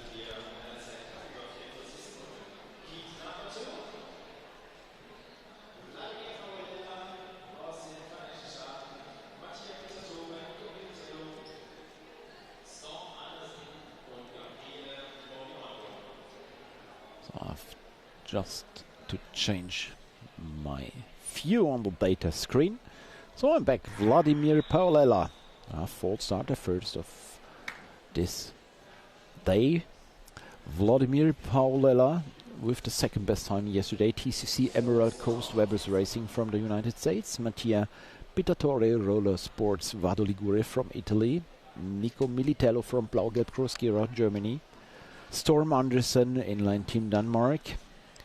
Gabriel Moriondo from Patinatore San Mauro from Italy. 5 skaters, the start line. There was a little movement, but the judges, they let them go. And who's in front? In front we see Paulella. Paulella with a 13-2-1-0 in the split. A bit slower than the split of Malkan in the race before. But he made a big gap to Pitatore. And his time is 43.571. So faster than the first heat. Vladimir Paulella, 0.4 of a second faster than Malkan from Indonesia. And we come to heat number 3 with Andrea Giuliani. Long time yesterday he was the leader of the qualification from Bimar Skate Team Italy. Gabriel Barros from Sonantense Madeira. Benjamin Wolf from the Manau Future Team, the man of Blaugelb Crosskira. Juan Jose Loyola, Club Gabriela Cavalieri from Ecuador, and David Holubeck from KSBM Praha.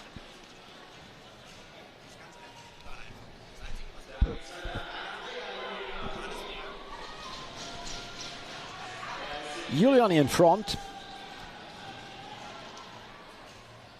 The Beamer skate team suit with the blue and the pink part at the arms. Always easy to recognize. And Giuliani is doing a fast 500-meter heat. So far, let's see the end time. Currently best time.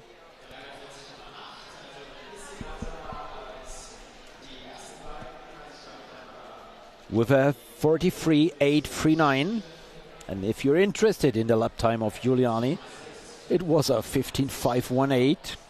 Wow. Really fast for a 500 meter qualification heat. Well done, Andrea Giuliani. Next qualification heat, number 4, Sante Paccioni from Skyroller Macerata from Italy, Staff Treckles from Reco Roller Club Sams, Belgium, Ludwigsbarre Andersen from Inline Team Denmark, also Braden Talbot from TCC SS2 Wolverine Racing, and Mikuláš Rybar from Luigino, Czech Republic. 6 skaters listed, 5 skaters on the track, and in front with a big gap, it's Paccioni.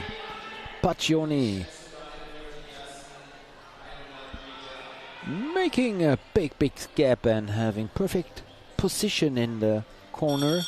Oh, look at his skates. Left skates with the yellow lens. So, wow, fast split time. And 15.1 in the first complete lap. End time 43.734 for Sante Pantioni. Second is Ludwigsbarre and Stuff Trackles. They battled with the Hawks. And we continue with heat number 5 with Philipp Jelek, Arena Geisingen junior team from the Czech Republic. Lucien Gellard from RSP from France. Floris Jacob Totenhoft from Gewest Friesland from the Netherlands. Jose Tomas Mela Jaquera from MG Race Chile. Esther de Midele from Roland Skate Leuven from Belgium. And Luis Turiago Murcia from Puerto Lopez Skating Colombia. Was it a false start? I think it was. They looked at each other. Who was it? Sometimes they know exactly, okay, I will get the yellow card, but they looked around who would get the yellow card in this case.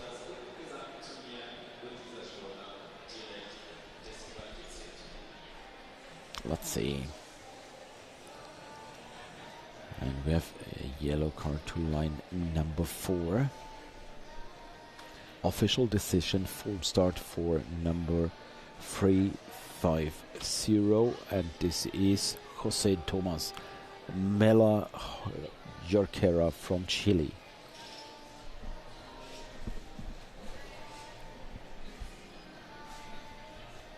Second start.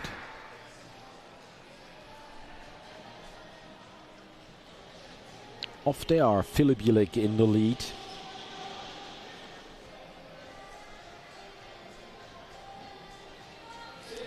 And behind him, Totenhoft from the Netherlands. Now attacked on the inside.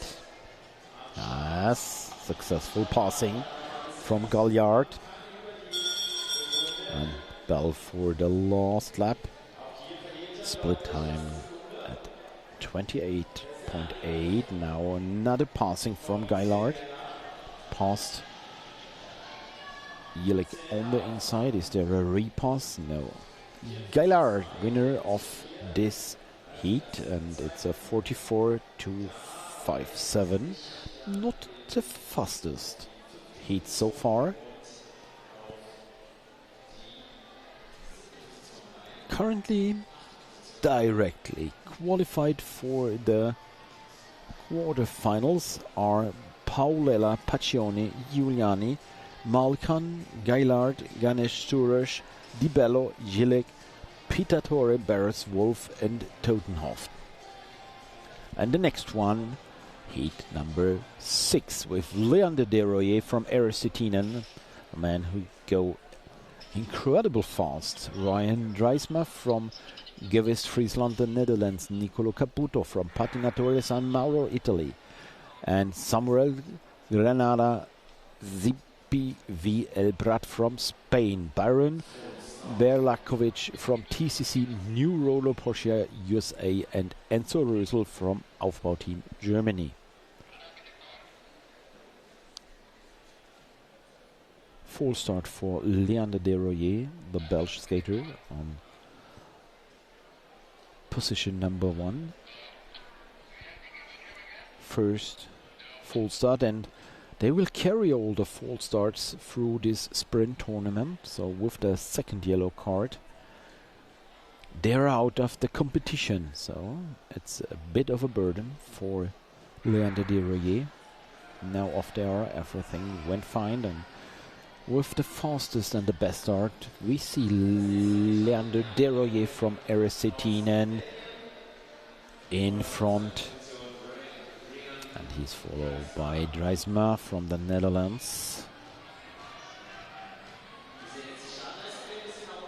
And he's pushing hard. Leander Desroyers and Dreisma. He is just in the slipstream of Desroyers. Now cut off. Desroyers is going fast through this whole distance.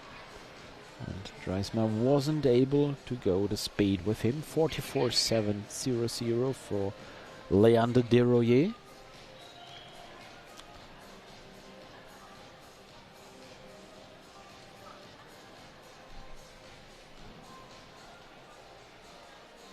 Heat number 7. We see Cameron Fouyassier from Polispa, Bretagne, France. Carlo Nicoletti from Roller Sports Vado Ligure, Italy. Brig de Vevre from Reco Roller Club Semst, Belgium. Samuel Ortiz from CMP Ariganda, Spain. Christopher Benenaula from Flash Wheels, Ecuador. And Kirtik Sumitra Yaikumar from Team Simmons Runner Racing. But I only spot 5 skaters. One is missing, and in front we have Nicoletti and Fouassier. Fouassier attacked on the inside. Bell for the last lap. Fouassier is in front. May there be a re-attack? And last corner for Fouassier.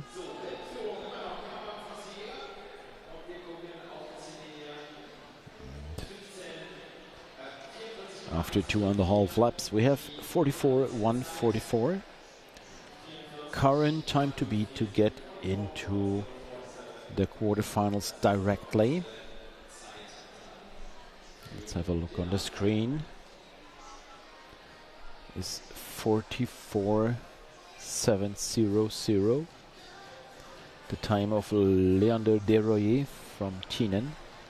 And in the next heat we have Arvid Dommel from SSC Cologne from Germany. Luviansh Pandey from Team Simmons Runner Racing from India. Julen Comoniero Fernandez from UDC. Jean Trea from Spain. Leandro Bacino from Rollersport Vado Ligure. And also David Rensky, KSB Benatki. But again, 6 skaters listed and 5 skaters on the track, and in front we have Arvid Dommel from Cologne. Yesterday he did a really fast fly lap. And now there's the bell for him. Arvid Dommel still in front, leading this race with a gap. Last corner, last straight for Dommel. 44.053.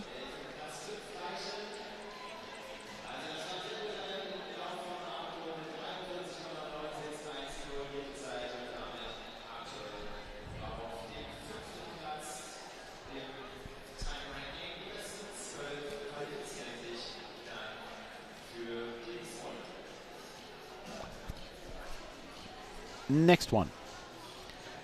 Next heat with Raphael Esrich from Arena Geisingen Junior Team, Johannes Schmidt from the Manau Future Team, Germany, Jean Verley from Swanties Roller Club Sandforde,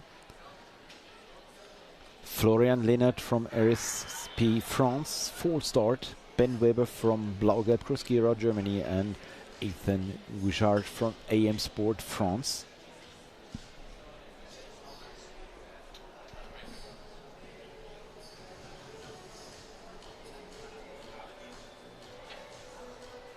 Raphael Esrich skating for the Arena Geisingen Junior Team since this year. All 6 skaters at the start line. Raphael Esrich for sure man for the long distance competitions,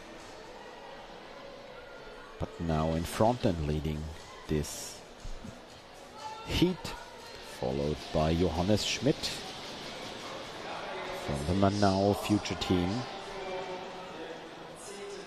Let's see how fast they can go. And they made a gap to the Belgium skater Joran Verlet. And another corner for the 2 leaders, Esrich and Schmidt. And let's see the final time. It's 43.929. And in our ranking, Raphael Esrich is on spot 5 and Schmidt on 7, so both are currently qualified for the 4th final directly. Currently means there are several more heats to come in this category. Next will be with Laviansh Kandodida from Bond Continental Team in India. Giacomo Bassetti, Nuovo, Rina Skita Patinagem Ravenna from Italy. Pepe Finheller from RSV Blau-Weiß Gira. Vishu Andakudi Hariharan from Siemens Runner Racing Team from India. There should be also Alejandro Restrepo from CMP Agenda from Spain and Simone Balieri from ASD Antipline Patinaccio Cologno. In front we have the Indian skater Laviansh Candidoya with a gap to Bassetti and Heller.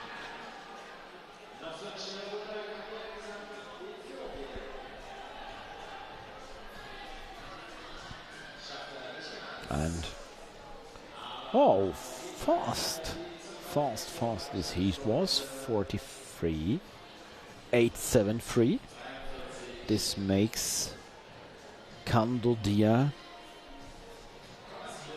entering this list of 12 skaters currently on 5th position.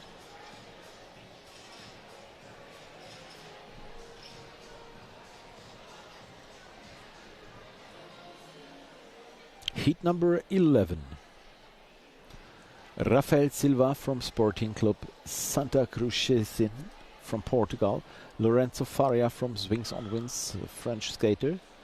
Mario Cardeza Cruz from Marianista Zaragoza, Spain. Samuel Cech from SCC Skating Berlin, Germany. Massimo Verlene from Swantjes Roller Club Sandforde, and Michal Kotatkov from KSB Benatki from the Czech Republic. In front we have the Portuguese skater Silva, Rafael Silva, with a respectable gap to Cardesa and Faria. I think there was a passing, and again the attack from Cardesa. Yes, he did it. Cardesa will take the 2nd spot. Silva with a time of 43.555. They corrected the time, so a fast heat. And there are again changes in the classification for the 12 best skaters.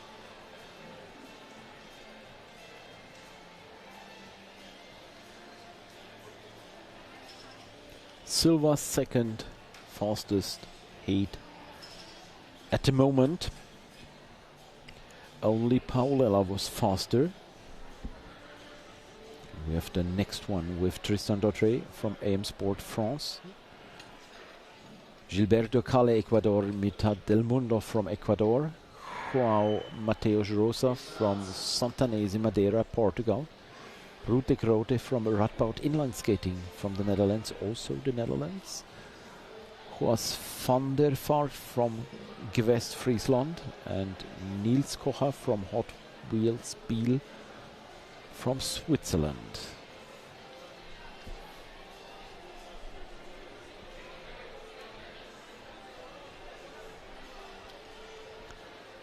Tristan Dautré also knows this track well because of racing the next gen the last 2 years, and we have official decision full start for 3.8.5 for Ruud de Grote. First full start.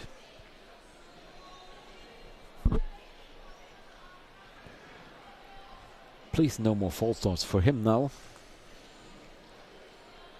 because the next false start will make him leave the competition.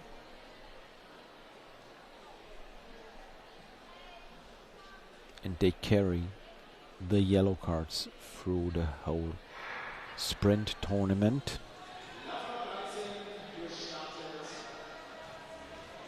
And this was quite a smart move of Tristan Dautrey from AM Sport.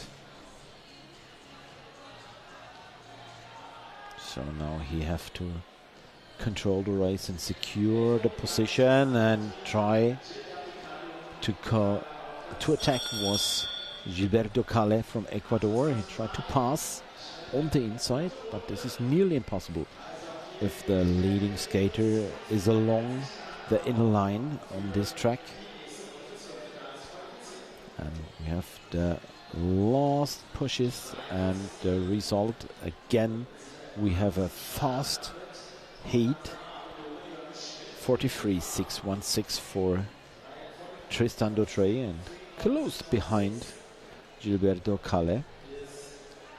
And again we have Dautrey with position 3 in this list of the 12 qualified skater. Currently we have 2 German skaters in this list, and 10 and 11 Domel and Schmidt.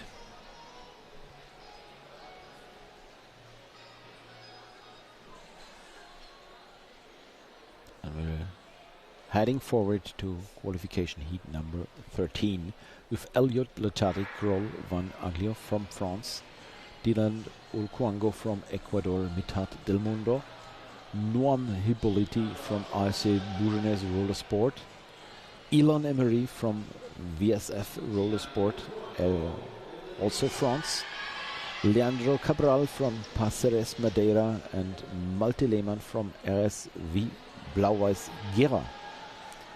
Ulcuango is leading. Now Letadek pass from the outside.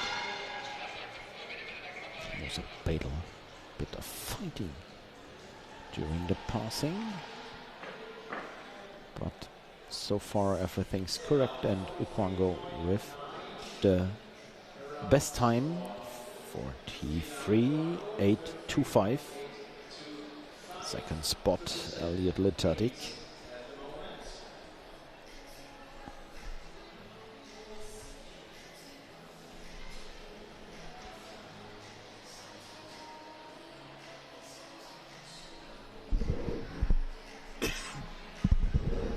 And in the heat number 14 we have 2 skaters from Beamer Skate Team Italy, Gabriella Fiorini and Alberto Rodi. Another Italian skater, Cristiano Rossini from Team Race School. And 2 skaters from Blau-Weiß Gera, Felix Noabock and Moritz Preisler. Ben Bachmann also in this heat, and we miss, I think, Rossini Cristiano. I see Aufbau, I see Gera, and I see 2 times Beamer Skate Team trying to make this heat fast. And it is Ben Bachmann who is following the both Italian skater. Both skaters from Gera with a gap. And one more corner for the leading skaters. So we have Gabriele Fioro on second spot, Alberto Rodi on first, 44.707, and Ben Bachmann close behind the both Italian skaters. Heat number 15. Joel Alvarez from Team City Run Spain, Himnish Sadhu from Team Simmons Runner Racing, also the same team with Punesh Puri, both from India. We also have Pierre Massetti from Pibrac, France, Damien Le Sabasek from USM Ville Parisis, Joris Thibault from Change Roller Team Roller Team France, I think. And they are waiting for the start.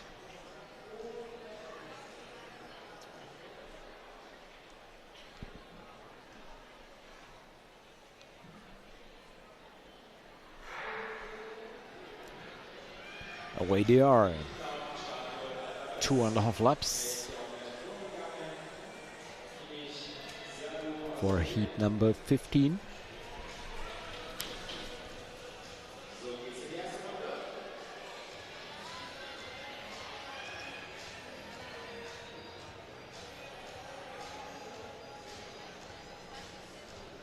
And Alvarez got the bell for the last lap, leading, and behind him Sadhu and Puri, both Indian skaters.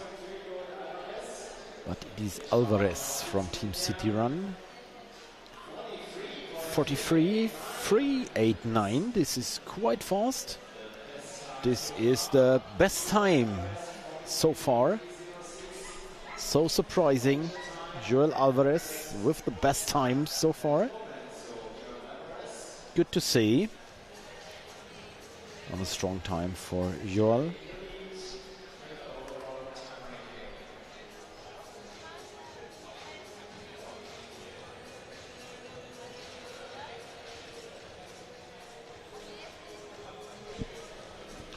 And the next heat with Lionel Putra Sanyai from MIC Racing Indonesia. Jorge Esteban Arevalo from Club Gabriela Cavalieri from Ecuador.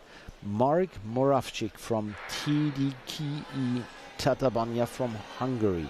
Timothy Boussin Lepierre Cuy-Rollet from France. And Lucas Brechtbühler from Hot Wheels Biel Swiss. Also Kirby Barker from Wisbech Inline Speed Skating Great Britain.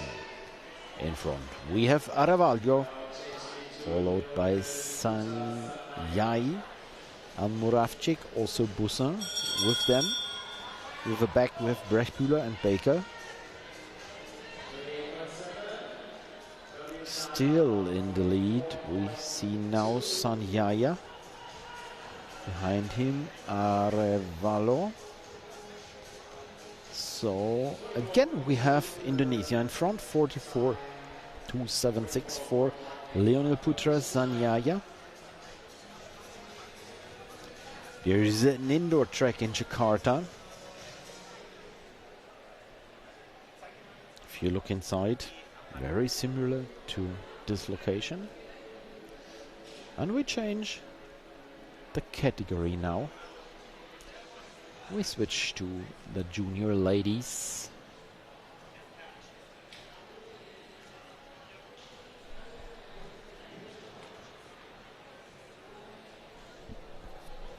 And we have the same qualification mode.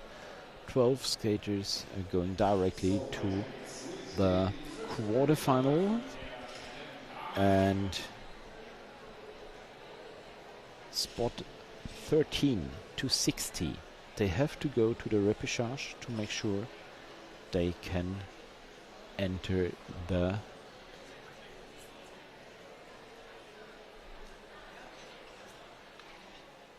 what's wrong?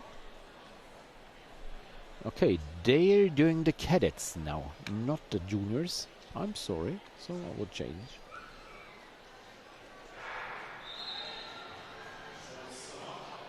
My category on the data screen. Just a little moment. In the first heat we have Eileen Fernandez Santibanias from Powerslide, Chile. Gabriela Rodriguez Torres from Bogota Eli Team, Colombia.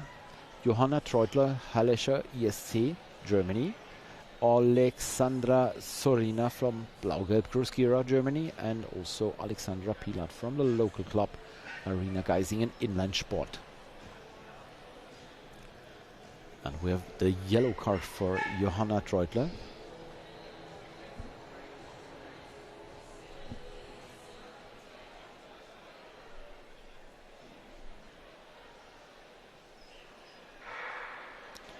Off they are. Very quick start for Eileen Fernandez Santibanias from Chile.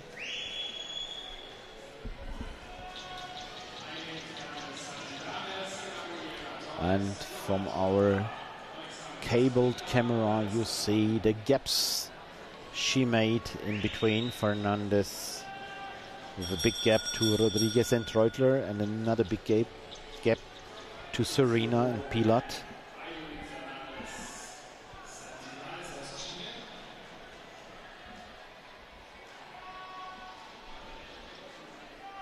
And it will be Fernandez with the best time. Okay, that ladies' first heat. First time 46.354. Followed by Rodriguez, Torres, Treutler, Serena and Pilat. Second heat will be with Cesare Rivas from Swings Racing, Venezuela. Amelie Gorg from Arena Geisingen Inlandsport, Germany. Giulia Latino from Roma 7 Patinagem, Italy. Isabel Levrick from SCC Skating Berlin, Germany. Benedetta Bonetali from Speed Skating Cassano, Italy. And Mariana Tascon from Power Skate Colombia. 6 skaters are listed, but I can see only 5 skaters. Rivas, Gorg. I think I see Levrick. Let's have a look on the results, and always have in mind Amelie Gorg is Pupil A, racing the cadets category here at the AGI on her own track, and she's attacking on the inside. You see quite a fast move for the young talent here from Arena Geisingen. Now on third spot. First spot for Rivas, second for Latino, third for Gorg. Fighting hard. And it will be Rivas with the best time, of course. Let's see the time, 46.988. And Amelie Gorg, our Pupil A talent, only 2.2 seconds away from Cesira Rivas. This is a absolute respectable race for this young talent. Heat number 3 with Annick Ritter. She's surprised with a very fast time on the 200 meter this morning from Power Slide Switzerland. Isabella Torrealba from GG Skate Venezuela. Roxane José from Londevat Roller Skating France. Malialou Ricard from ERSG Stramstadt. Ambra Boldi from Pias Skaters Italy, and Clara Grandchiron from TSG Saint-Germain from France. Let's see who's in front. They're close together, the 6 skaters. Now a gap for Ritter. Again, she is very fast. Made this gap of 10 meters. And again, a gap between Boldi and Jose.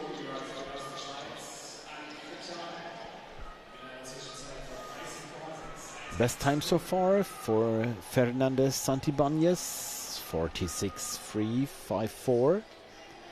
Let's see if the time from Ritter is faster. No, it's slower. It's a 47.086.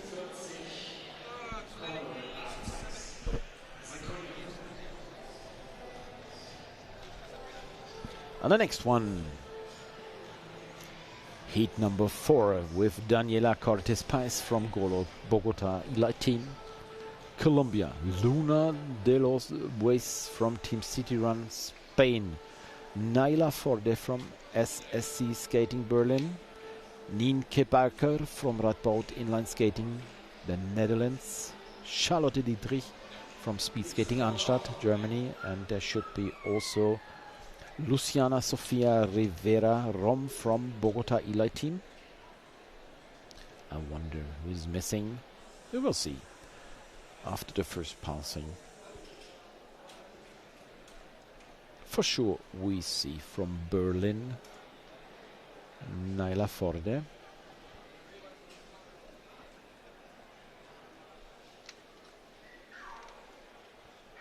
And Luna de los Bues. Maybe we miss Daniela Cortes Pais from Colombia. Maybe. Let's see. And in front we have the skater from Berlin, Naila Forde, with a quick start, followed by De Los Wes from Spain. I have to ask how to spell her name. And I'm right, it's Daniela Cortes Paez not competing in this 500-meter heat. There's a little battle between Forde and De Los Wes from Spain. And now finished with a 49.537, 49.460, sorry. Time were corrected. Naila Forde, second spot. Charlotte Dietrich, third. Nienke Bakker, fourth, and Luciana Sofia Rivera Rom on fifth spot. Next heat with Daniela Gil Valenzuela Carbon Radical from Spain. She also knows this track because she is racing the next gen Clara Dordogne Roller Club Perche Valois from France, Greta Fallier from Dome Skater Fulda, Bianca Cisolfi from Pier Skater Italy, and Lea Brechbühler from Hot Wheel Biel. Also Nika Samutin from SCC Skating Berlin should be in this race. We have all 6 skaters. Gil Valentina followed by Greta Fallier. She is now attacked by Dordogne. There was a passing, but so far this is a strong race from Greta Fallier from Dome Skater Fulda, third spot actually.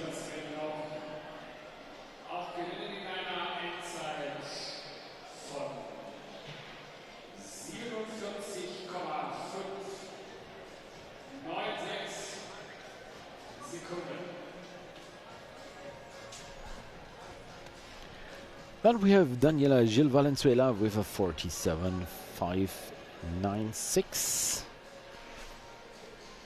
winning this heat number 5. Heat number 6 with Bianca Nolli from Piace Skaters Italy, Dorothea Rettig from Manau Future Team Germany, Isabella Uruena, LD Tolima from Colombia, Clemence Aubertin from AM Sport France, Judith Cech from SCC Skating Berlin, and Maria Camila Quinones from Club Cundinamarca, Colombia. Cundinamarca. Okay. Would be nice to know where this skate club is coming from. And in front we have Nolli, Bianca Nolli from Italy, followed by Uruena from Colombia and Rettig from Germany. Bell for the last lap.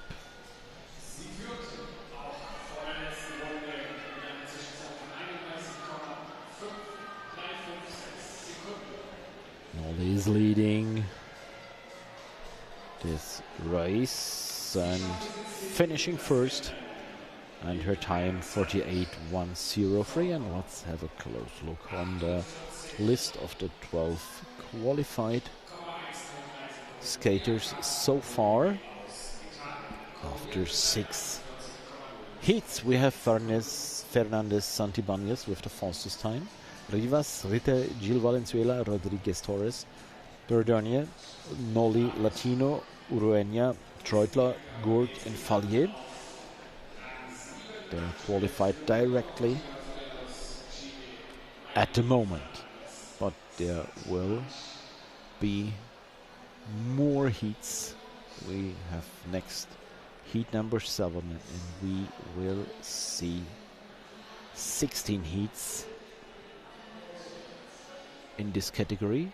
And heat number 7, it's with Victoria Parra from Bogota Elite Team Colombia, Mariangela Puerta Suarez from VG Skate Venezuela, Beke Neumann from RG Oranienburg Falkensee, Germany, Samantha Hoffner from Prazeres Madeira, Portugal.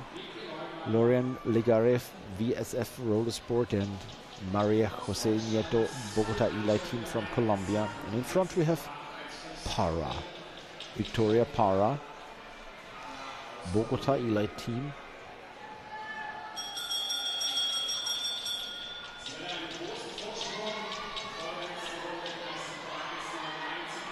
And this is a big gap for Para. Very fast. Neumann second spot so far, and the time for Victoria Para 46.992. 901. Always the correct time. And so far this is the second best time at the moment.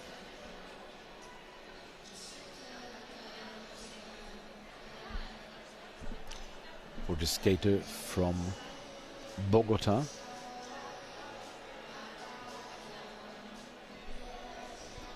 And the next heat, we will see Vilma Marie Belicki from Speed Skating Leipzig, Germany, Sveva Bifi from Speed Skating Cassano, Italy, Anni Simmel from Speed Skating Leipzig, Germany, Maria Leonor Beata from Prazeres Madeira, Elena Hinüber from Blau-Gelb Weiß-Gera, and Mila Pape from Zwankes Roller Club, Sanforde. And in front we see the suit of Speed Skating Leipzig, Vilma Marie Belicki is leading, and she's followed by Biffy and Simmel, but made a gap of 4 meters. Yes, gap of 4 meters for Belicki, and the bell for the last lap.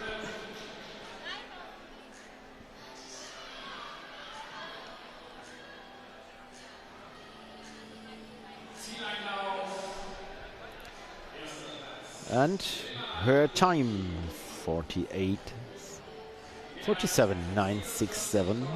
Vilma Belicki, winner of the heat number 8. And we will continue with heat number 9 with Juliana Poveda from Swings Racing, Colombia, Camille Turquoise Shoemaker, patineur Derbouche from France, Maria Cuadros from Bogota Elite Team, Giorgio Del Aquila, Speed Skating Cassano, Italy, Laura Heimpold from Speed Skating Leipzig, and Mia Ferry from PSV Don Bosco, Italy. And let's have a quick word about Bogota. If you see the region around Bogota, have almost 19 tracks, 19 inline speed skating tracks, and even more clubs around Bogota. So no wonder why there are so many strong skaters coming from this region.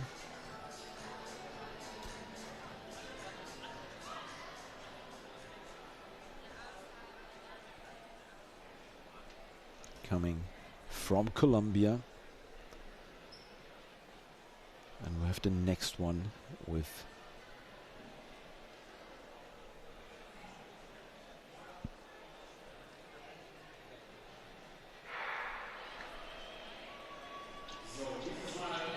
the heat. Let's see. Yes. And we have a false start for Laura Heimpold. Yellow card.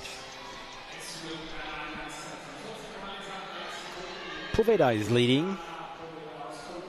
Skater for the Swings Racing team.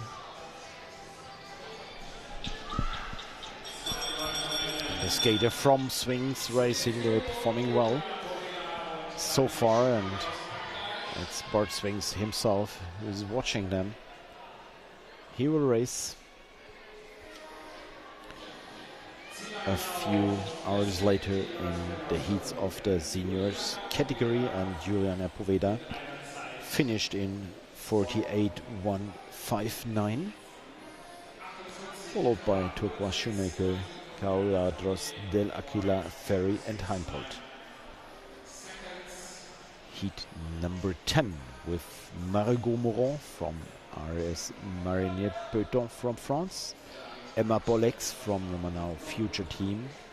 She is from Gera, Germany. Also Gera is Emilie Ulik from Hungary, Lena Sandor, the Tornado Team, Milena Locha from RSC Liestal, Switzerland, and Hanna Rolands from Roland Skate Leuven from Belgium.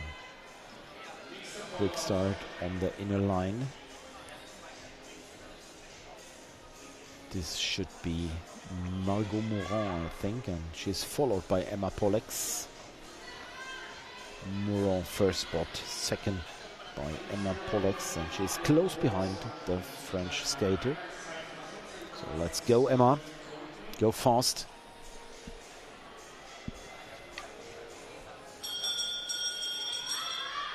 Bell for the last lap. The split time isn't that fast. To take the chance and qualify directly for the quarterfinal. And in the end it is 49.233. Currently no chance to qualify directly. The 12th best time is held by Latino from Roma 7 Patinagem with a 48.423. This is the time to qualify directly. But we have 6 more heats in this category. First of them will be heat number 11 with Valeria Nunzia Princigali from Derby Roller Team, Italy. Agnieszka Vorba from KSBM Praha from the Czech Republic. Mayalon Bernard Maillard from Roller Club Bercher-Valois, France. Meg de Vogt from Reco Roller Club Semst. Angela Todd from STU Eisenstadt from Austria, and Carolina Kettner from TSU Vivi Gross Bettlingen. First position, actually with a gap, is Princigali, trying to make this heat fast and faster.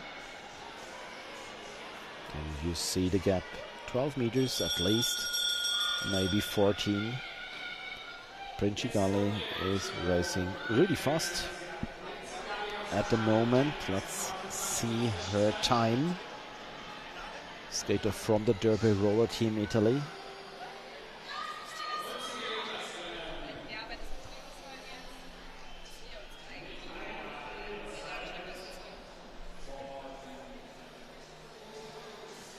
And the winner is Princigali with a 48.7121.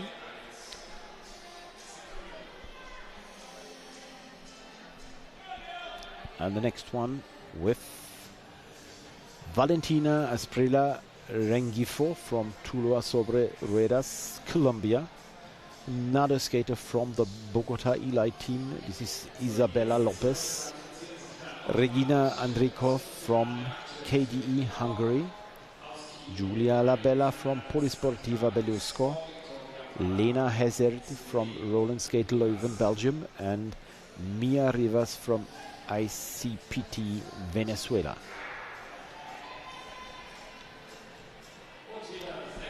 On the inner line, I think this is Valentino Asprilla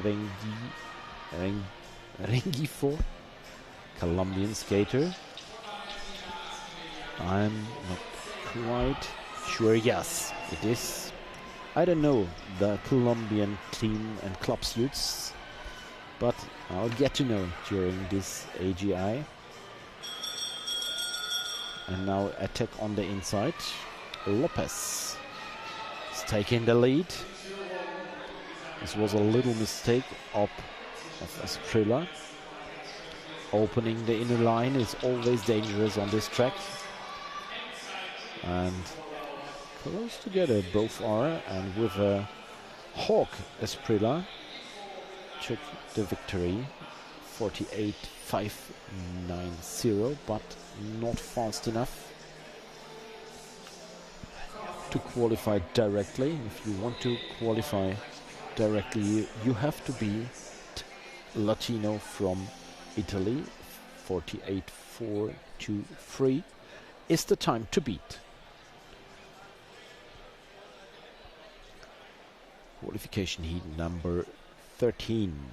Ignacia Moreno from She Race Chile. Leonie Heine from Blau-Gelb Cruz-Giro Germany. Julia González Hernández Marianista Zaragoza Spain. Jolene Thiele from Blau-Weiß Gera from Germany. Sofia Ricci Rollersport Vado Ligure from Italy, and Carola Corti from ASD Brianza Inline, also Italy. See the both German skaters on position 2 and 4. Cruz-Giro and Gera.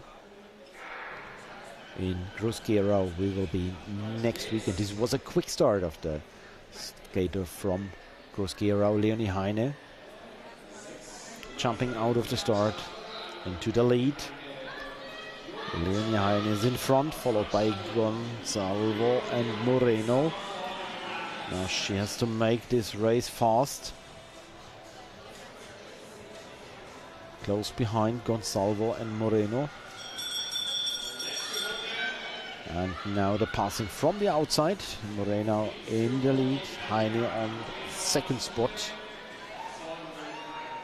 Gonzalo is lurking behind Heine.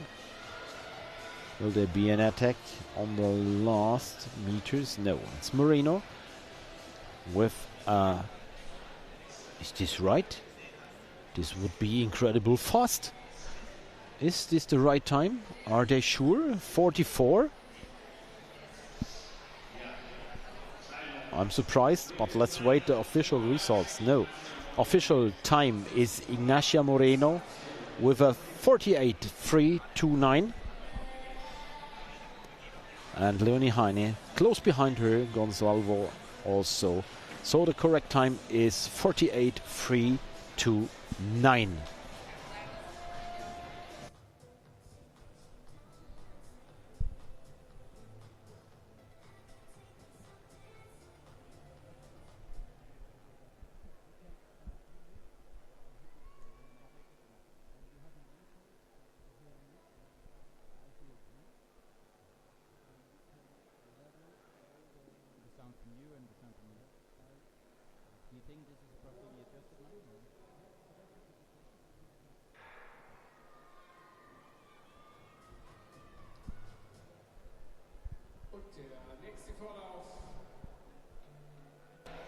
And we will continue with heat number 14 with Ariana Santacroce from Team Ciprari Italy, Gente Brod from Swantis Roller Club Sanforde, Giulia Torquati from Roma Sette Patinagem, Thea Hutter from SSC Meissen, Emilia Maas from ERC Hamburg, and also Isabella Quintana Rivera from Club U Dinamarca.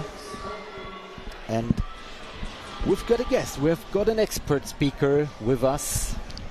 Yeah, thank you, Christoph. It's nice to be up here in the box, and yeah, it's nice to watch the race from up here where you're sitting, having a big, nice overview of all these skaters. So we have to adjust the levels. All good. All good.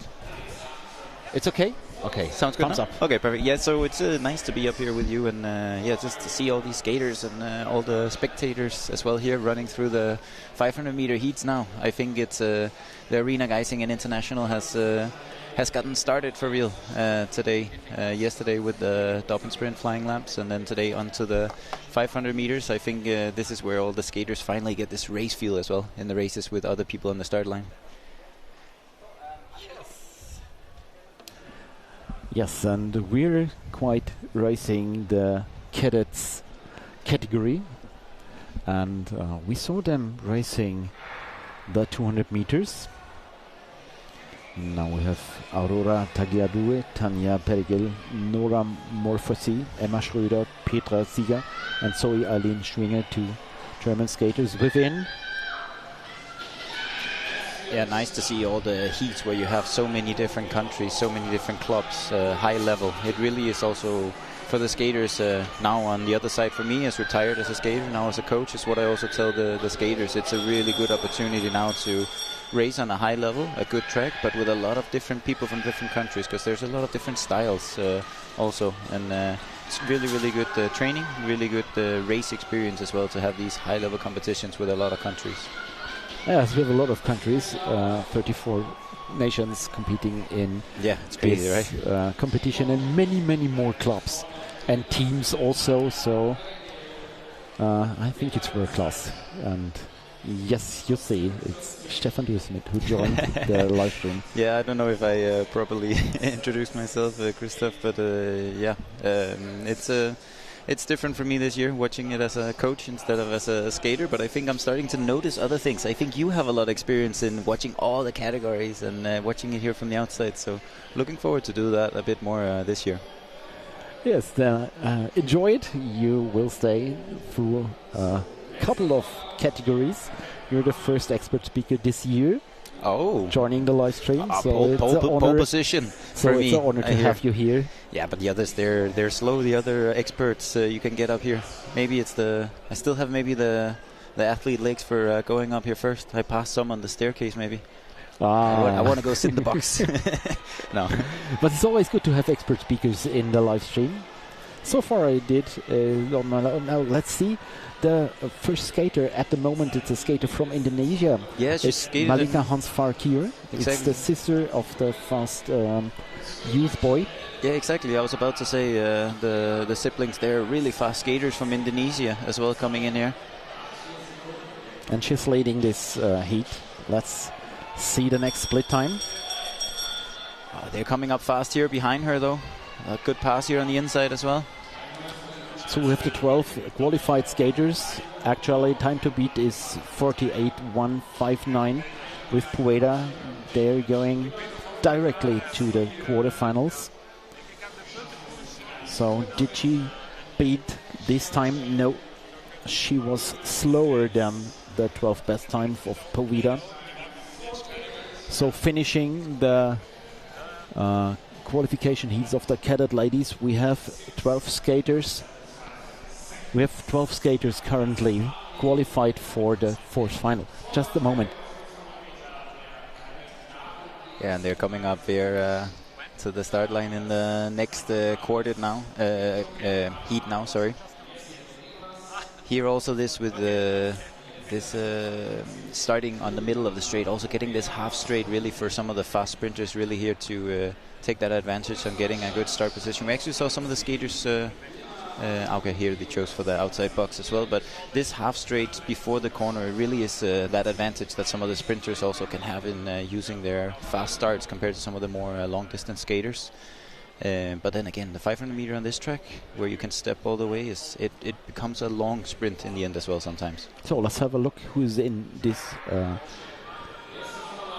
fastest man, fastest cadet. Jace Mendoza from this morning, together with Dennis Neswat, local talent Nicolo Caniello and Manuel Lidivre and Matteo Guerin. These are the 5 skaters in the first of the heats. Yeah, the American here, Jace Mendoza, with a really good start and a big gap down to the next skaters. Again, that fast start that we talked about, 13.3 on the first 100 meter opener. Quite fast. Yeah. I always remember this 500 meter race here to be incredibly fast when you're as a long distance skater like I was being put in the heat with some of these sprinters. But also here the boys coming in a couple of seconds behind, but it's not yeah, it was a fast time as well from Jace Mendoza. Yes, the fast time is 44.157, and I think he reduced the speed on the last meters. Saving the legs a little bit for the next round, maybe? He's able to do faster, I think. And you're here in the live stream commentatory. You did this job on the ice this year, so tell us what you did through the winter. Yeah, so my own inline and ice career. I had the Olympics in 2018 and 2022, and then I stopped professional and competitive racing here about a year ago. So then for this Winter Olympic Games this winter, I had the pleasure of doing commentary there on TV in Denmark. I actually did it before as well in Sochi in 2014, but still that was like more than a decade in between the two times I've tried to do that. And then now back here with the first time for the Arena Geisingen International. So this is also a debut for me. Yes, and a new experience. What's the difference between commentating here in Geisingen and commentating Olympic Games? Yeah, like it sounds weird to say this, but I always get amazed when I come up here and I see the team behind the organization of Arena Geisingen International. The amounts of people you have up here with monitors, with machines, with cables, with computers everywhere, it really is quite amazing to see all the setup that is behind to give you this, or give the skaters and the coaches and the parents and everyone participating and the ones for you at home watching, giving this great big setup for this for this event, which I think it really deserves, but also a lot of good work that's behind all this. So really professional setup, and nice to be sitting here. We have a couple of monitors going with some names, and you're very good at seeing the next heat and seeing the next skater. Yes, I'm a little bit getting over-focused just on the races, I think, because they're exciting. Yes, we have the next one with 46.998 for Marcy. So far not the fastest of the qualification heats. And we have these 12 skaters going directly to the fourth final. Yeah. And we have the sport 13 to 60.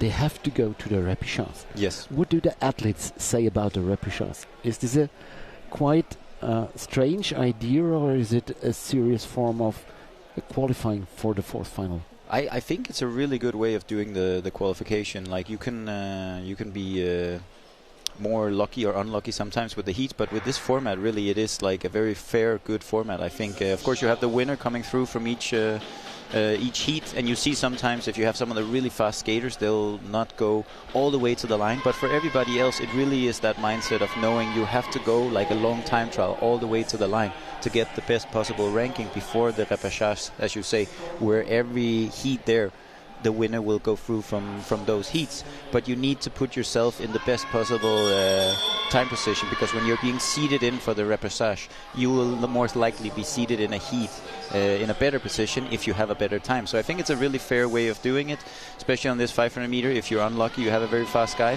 then the repechage is where you get your revenge if you skate a fast 500 meter now. That's also why we see everyone here all the way to the line, not only for the positions but also very much for the times, which we are trying to keep an eye on.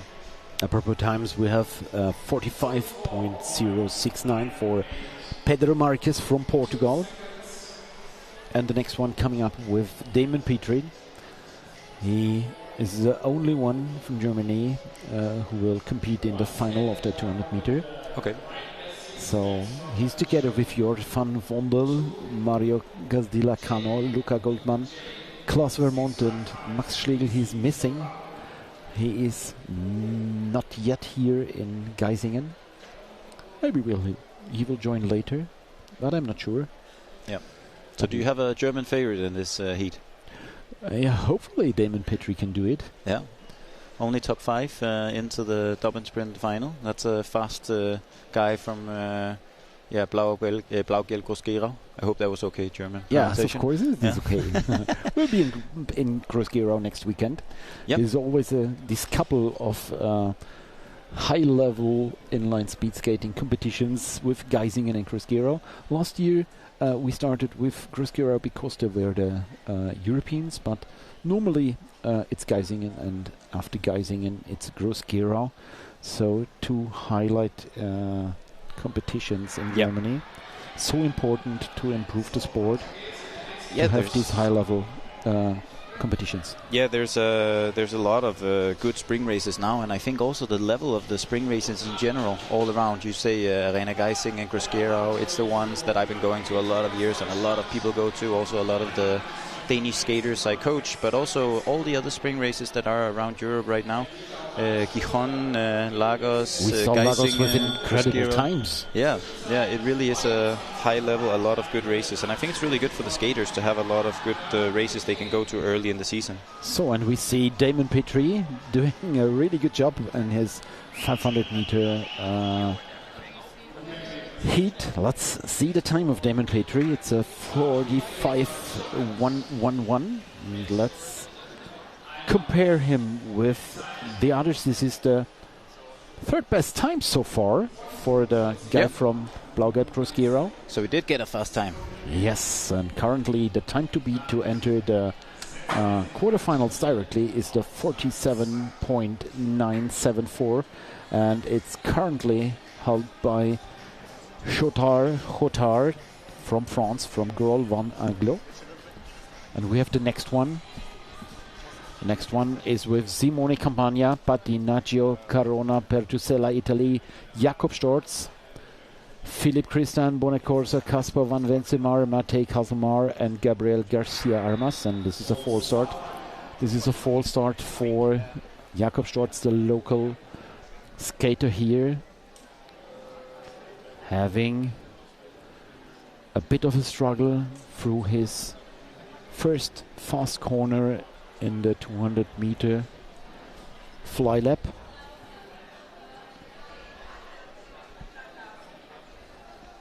And they're waiting. Will he get the yellow card? I think so. Yeah, Jakob Storz with a yellow card. No. Oh no, it is triggered by another skater maybe. We will see.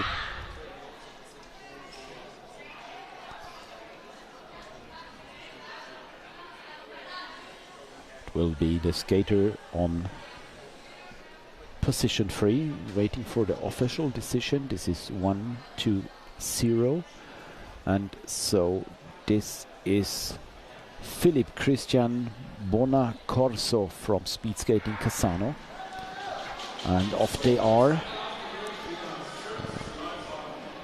In front we have Simone Campagna, if I'm right, second spot for Jakob Storz. Yes, Campagna in front, and followed by Jakob Storz now, trying to pass on the inside. Not yet. Build up a big speed on the inside. Now Bell for the last lap. What will happen in these last two corners? It is Campagna in front. Now again attack on the inside.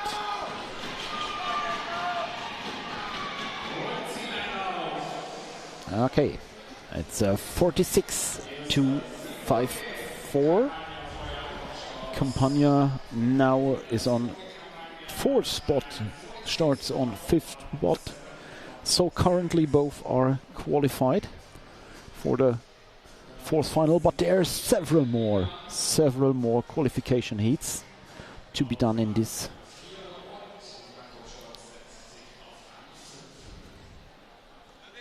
category. Next race to come with Matteo Di Koenig from Swantjes Roller Club, racing for the Swings on Wings team. Matteo Giolito from Patinatore San Mauro, Italy.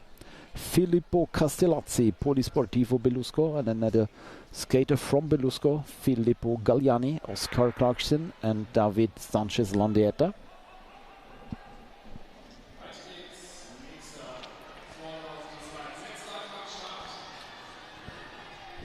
Off they are.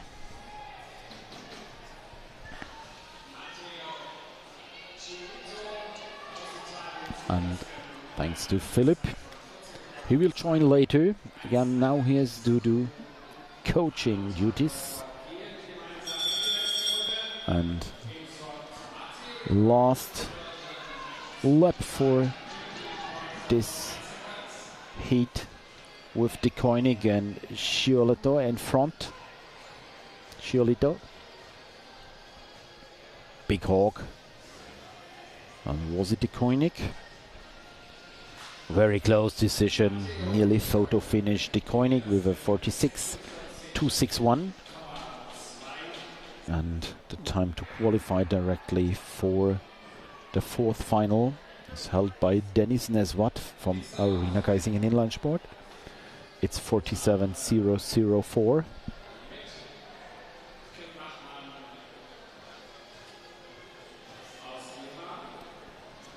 Blossier is leading with a 13.376 split for the first half lap.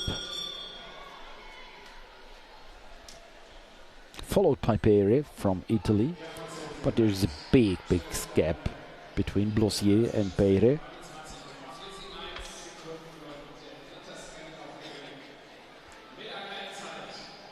And he did it alone.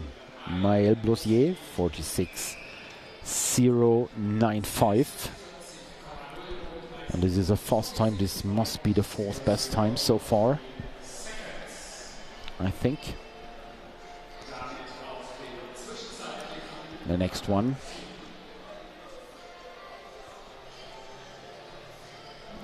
Heat number 8 with Massimiliano More Munoz, Yuri Nascimento, Liam Guazdov, Gaelic Gerard, Ferre de Kimpe and Ayush Nandavandikar. Look at the skaters and look how tall they are. Yeah. There is on the left tiny Ayush. Yeah, you see it very much in this age group as well, that some of these skaters just, I think for parents out there who have kids, or if you just see through these categories, at one point all of a sudden, then boom, then some of them just starts growing. For sure, you see a bigger advantage with some of the skaters that grow a lot in these years, but also over the years they will even out, and it's not necessarily bad also for the young ones to learn to skate well, even also before they're really growing up a bit taller and a bit stronger as well. Here the Portuguese skater, I think, also challenging for the first position, but now back in second. Yes. And we are working hard with Ayush to teach him a good technique, and hopefully he will grow taller in the next year. All fingers crossed.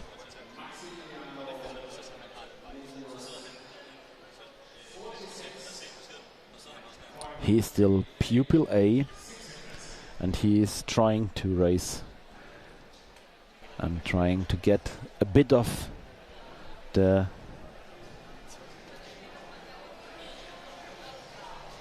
sensation of racing the AGI. So as a pupil A, he has time to grow, and hopefully he will do the next time. Technically he's skating very strong. Yep. This will be an advantage if he is starting to grow. Yeah. Before the growth, this is still something you can always work with. It's something you always have to work with throughout your skating career, but especially the young skaters, really at that time, it's a lot easier, I would say, also to try different things athletically and skating technique wise and coordination wise, and just skate a lot, do different things, race also. Don't get too specialized too early as well. Also, some of these younger skaters, we see them on the short races or long races, they kind of do a little bit of everything.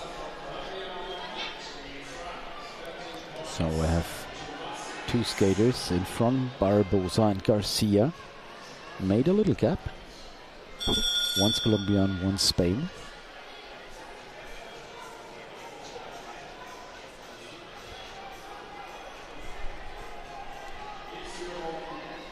And we have a skater from Jamaica, am I right? Yeah. But we see the club is Men's Sana Siena. Yeah, I almost didn't dare to say it, but like you said, many countries represented, and maybe Tommaso Gianettoni. I would say there's a pretty Italian name for the club of Siena as well. It sounds a bit Italian to me, but we have a Jamaican flag on our graphic. I think I have to ask around as well to get it confirmed. But we had a question. Do you know there is a boy skating named Cumiento, same club as Sofia Paula? Is this the brother of Sofia Paula? Ooh. You don't know? I don't know. No. We have to find an answer on this question. Yeah, you have some research to do, some journalist digging this weekend. I can't help you with that, sorry. We have Felix Haar from Cologne on second spot in this heat number 10 of the Cadet boys category. Yeah, I think you know a lot of the German skaters here as well. When you go through the categories. He's passing on the inside. Oh, there's a lot of passing here. 2 wide or 3 wide on this straight. Yes, it's, if you open the inner line, there is always danger of passing on this track. Yeah, for sure. Because it's so hard to pass on the outside. Yeah, it really is. It is one of those tracks where if you have to pass around on the outside, especially on a fast distance like the 500 meter, you really have to be a lot faster to be able to do that. So that's also why we see by far most of the passes here on the inside, if anything. And it's Thiago Casanova, 46.894. And with this time, no chance to qualify directly for the fourth final. This isn't a slow time. No, for the cadets. It's not a slow time, but then we look over at our other screen, and right now to be in top 12, it is 46.4. That's the cutoff limit for now. So this is also what to remember in these first round of the 500 meters, really to go all the way to the line and go for those times. And look, skater on the second spot. Yeah. This is Romeo Chiumiento, and we have to make sure if this is the brother of Sofia Paola Chiumiento. Yeah. Together with Jean Paquet, with Aaron Eldeli, Gabriel Martin, Marco Gitero, and Connor Belakovic. 6 skaters on the track. And who's leading? I think maybe I know who I can ask. I think I have a contact I can ask. Okay. Then I'll get back to you. Yeah.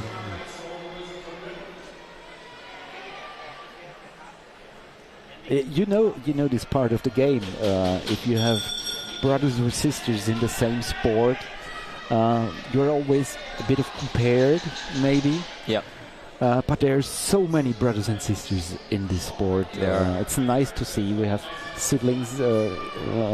Last year during the World Championships, we have 2 siblings in one race.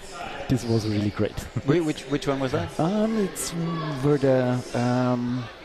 the Praharos and the Italians. How are you named? Sorry. Yeah. That's all good. But it was a sibling of Italy. Yeah, I'm sure. Yeah, I was used to also being in a lot of the races together with my little brother, Philip. So in those long distance races, we've been training together and racing together. Training together forever, and then through the senior years, many years together as well. But there is something unique about training and racing with your siblings as well. And I think it's it's a pro and a con to be siblings in the sport. Also, Philip and I sometimes you had to be just Philip and not be Stefan's little brother or something. Do his own thing, and then yeah. Oh, there were a bit of fightings for the positions in the first corner. Yep.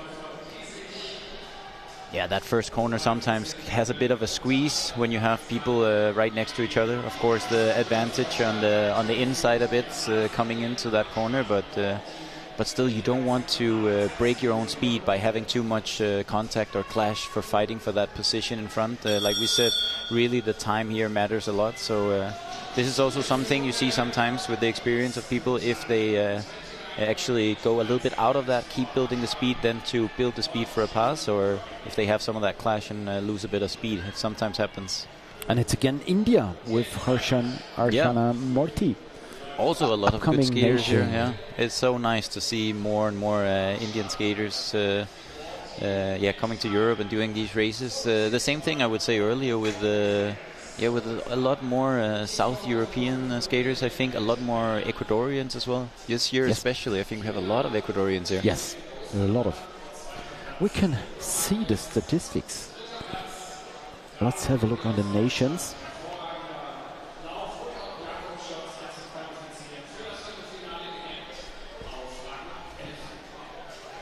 And so we finished the Cadet men's, who is qualified directly: Mendoza, Marcus, Petri, Garcia Pintus, Barbosa, Blosier, Archana, Morti, Campagna, Dekoinik, Giolito, Sturz, and Mora Munoz. They're qualified directly, and with 1 German skater directly qualified.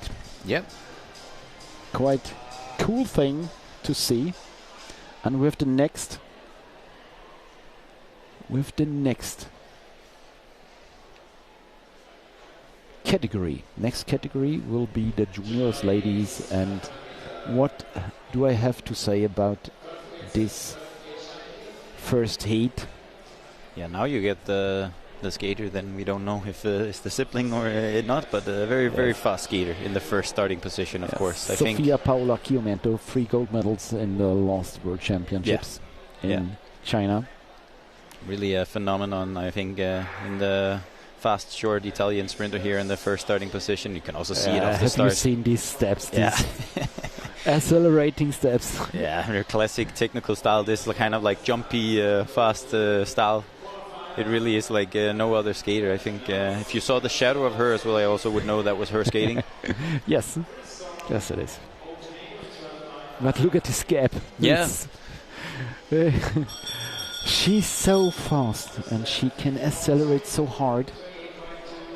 If you see videos from her taking training sessions, if you analyze the technique, it's unbelievable to see how fast she can get in a really short time. And look at this time. 43.726. Maybe we have some junior men right now who have a little bit of nervousness before their race when they know they're going to have a time on the board as well. Yes, I'm sure they will have. It's a phenomenon.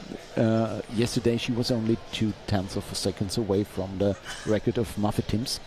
Yeah, that is impressive. Yes, that is really impressive. I'm really looking forward to the finals, and I'm thinking about this. There something possible to get closer to this record of Muffet Timms, and Muffet Timms is nobody. She was so successful in the sprint discipline in this sport, and coming so close as a junior to Muffet Timms. This is really great.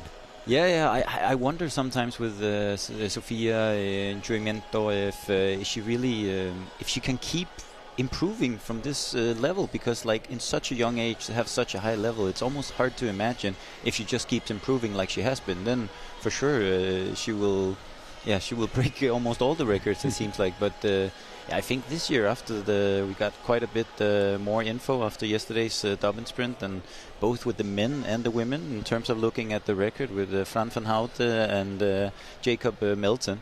I think we really have 2 really big good favorites there in that, and we're looking a little bit to the record, I think, for the Dobbin Sprint final. The heats were amazing yesterday. Yeah.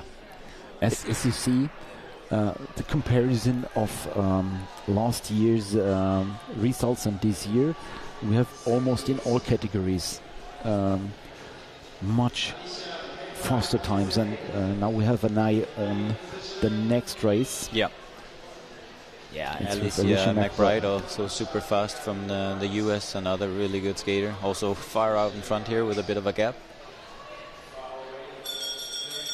Bell for the last lap for Alicia McBride.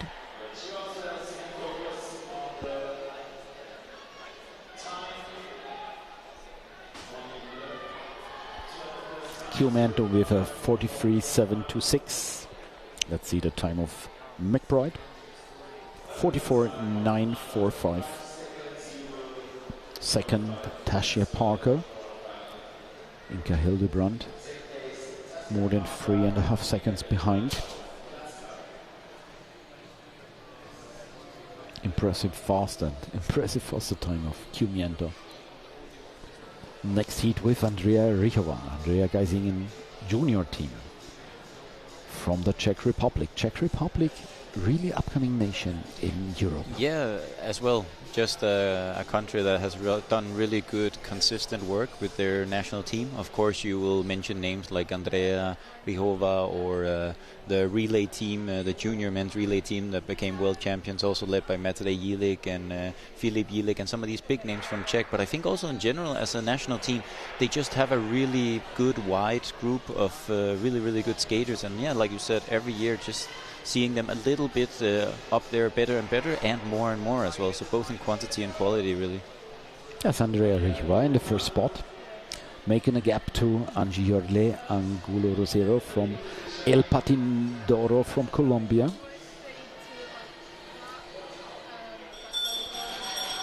El Patindoro, big name in the list of clubs in Colombia. Yeah. And like I mentioned earlier, with the different countries and different skaters from different areas that skate in different ways, also really nice to have a lot of the Colombians and the South American skaters over here. It's also, when I talk with them, they really feel like racing in Europe for them is so different as well than what they're used to. They have a lot of high-level races. But what are the differences? Well, I mean, I can say what they say, and I can say my impression. I think my impression is maybe a bit different, because I raced in Ecuador and Colombia sometimes, but I think every time I raced there, everyone was so happy to be fighting with the big, tall, white guy from Denmark that was there. So I think they all had that, okay, we're going to fight a little extra with this guy. But no, I think the races, long-distance races, are a little bit more maybe stop and go, I would say. Sometimes the people know each other, and I know this also from regional and national races. When people know each other very well, race against each other a lot of times, they know who they're looking for, and sometimes the races become very tactical and people look at each other and some breakaways goes. And I think here in Europe, when you have so many different countries, so many different places, you also have Indian skaters, all the European skaters, North European, South European, and then South American as well. It's a bit more open race. So I think it's very healthy to come in and have these races. But for a lot of them, what I heard, they said it's more open. In that sense, you don't have like a spot that you already have, because people know you and you always race with them. And okay, I'm better than that person. I go here and there. It's open. And and some people they're better in these settings, and for others they struggle a little bit more in this setting. So it's. Are the races in Colombia more physical? I saw races and I said, okay, there would be more and more warnings in Europe racing this way. Yeah, I know what you mean for sure. They're used to racing. They race a lot. They race aggressive. I think you see this with a lot of the countries where they do race a lot. Also, Italian skaters, they have a high level of national races. A lot of races. Spain, France, Colombia, like you said. I think when you have more races, people get more comfortable with racing a bit harder and so on. And for sure also how it's being judged is also a little bit. The skaters, they will adapt to how it's getting judged. And if they're easy on the warnings and so on, I think the skaters know, okay, well, then I can fight a bit harder for some other positions. So yeah, it was a bit extra fighting, yeah. I think there's another one on this topic. You don't see right in the live streams. There's the change between the juniors racing in the juniors category getting to the seniors category, and I think there's a difference too between the two categories, for sure, depending on more physical races and a little bit more on roughness in the races. I mean, if we stay to these races that we see here, the international races in Europe now, then the junior to the senior level, for sure, the races are faster, harder in the senior men, and for the junior races, because they're slightly slower, all the juniors are also very eager to fight for positions and all this. And I think when you come into senior, it very much becomes more a physical thing with the legs, more than the fighting for position and all these things. So for a lot of new juniors, the first year in senior can be difficult and hard because the level is higher. But also you have to learn to get into position without wasting energy on the fighting too much. So some of the juniors that were good in junior and they could get good position and maybe use a lot of energy on getting into those positions, they're not able to do that same style of racing with senior. Then they need to adapt to that and learn new things. And for sure there's also a little bit of hierarchy, I would say. Some of the seniors, I mean, I came into senior and I was like, what are these seniors doing out there? All want to show that it's not my spot and there, and I was ready to go fight for it every time, you know? And you need to do that a little bit. You need to get your respect up there, but also you get your respect with showing over a lot of races how strong you are.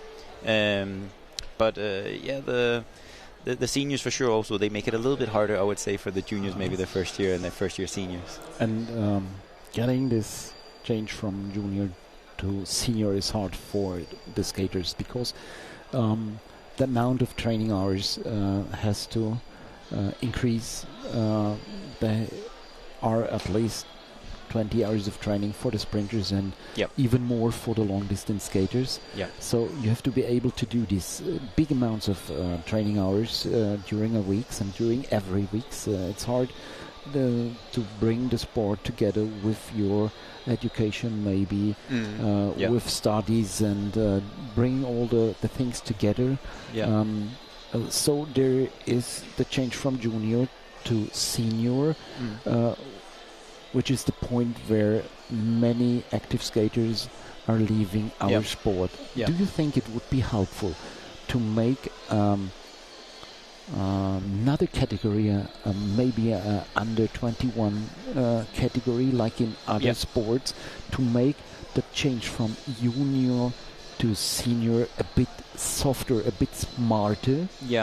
Yeah, it's a really good question. I think you see this system, like you're mentioning, like under 23 category, meaning when you're maybe 18, 19 years old up till you're 22 or so.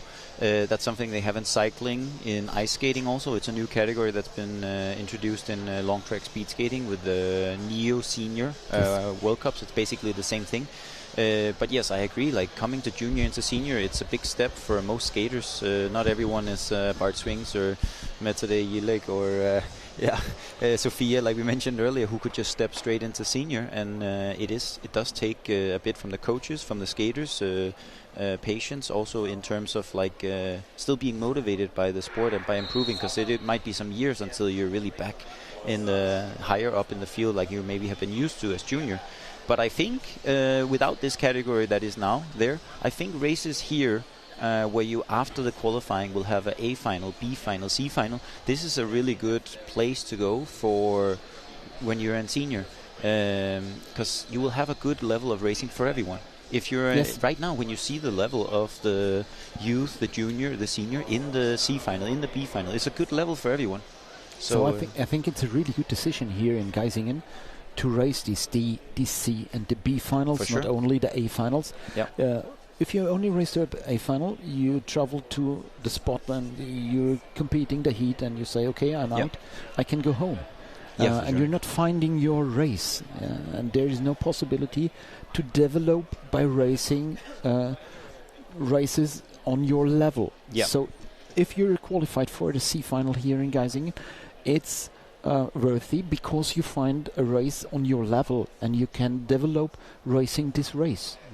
Yeah, no, for sure. And some races have this races for sure has the highest top level in the world. We see some of the best skaters in the world, but it has a lot of people, like you say, all the way through. So there's always the right level for everyone, I would say. And I think earlier this gap between junior and senior maybe was slightly smaller, but I think it's a testimony into how the level of the sport has just become higher in general. So this step between junior and senior, I think, has become a little bit bigger in terms of level. And one of the ways to do it well as a skater going from junior to senior, I think, is going to these races and then skating a really good C final or B final or wherever the level might be.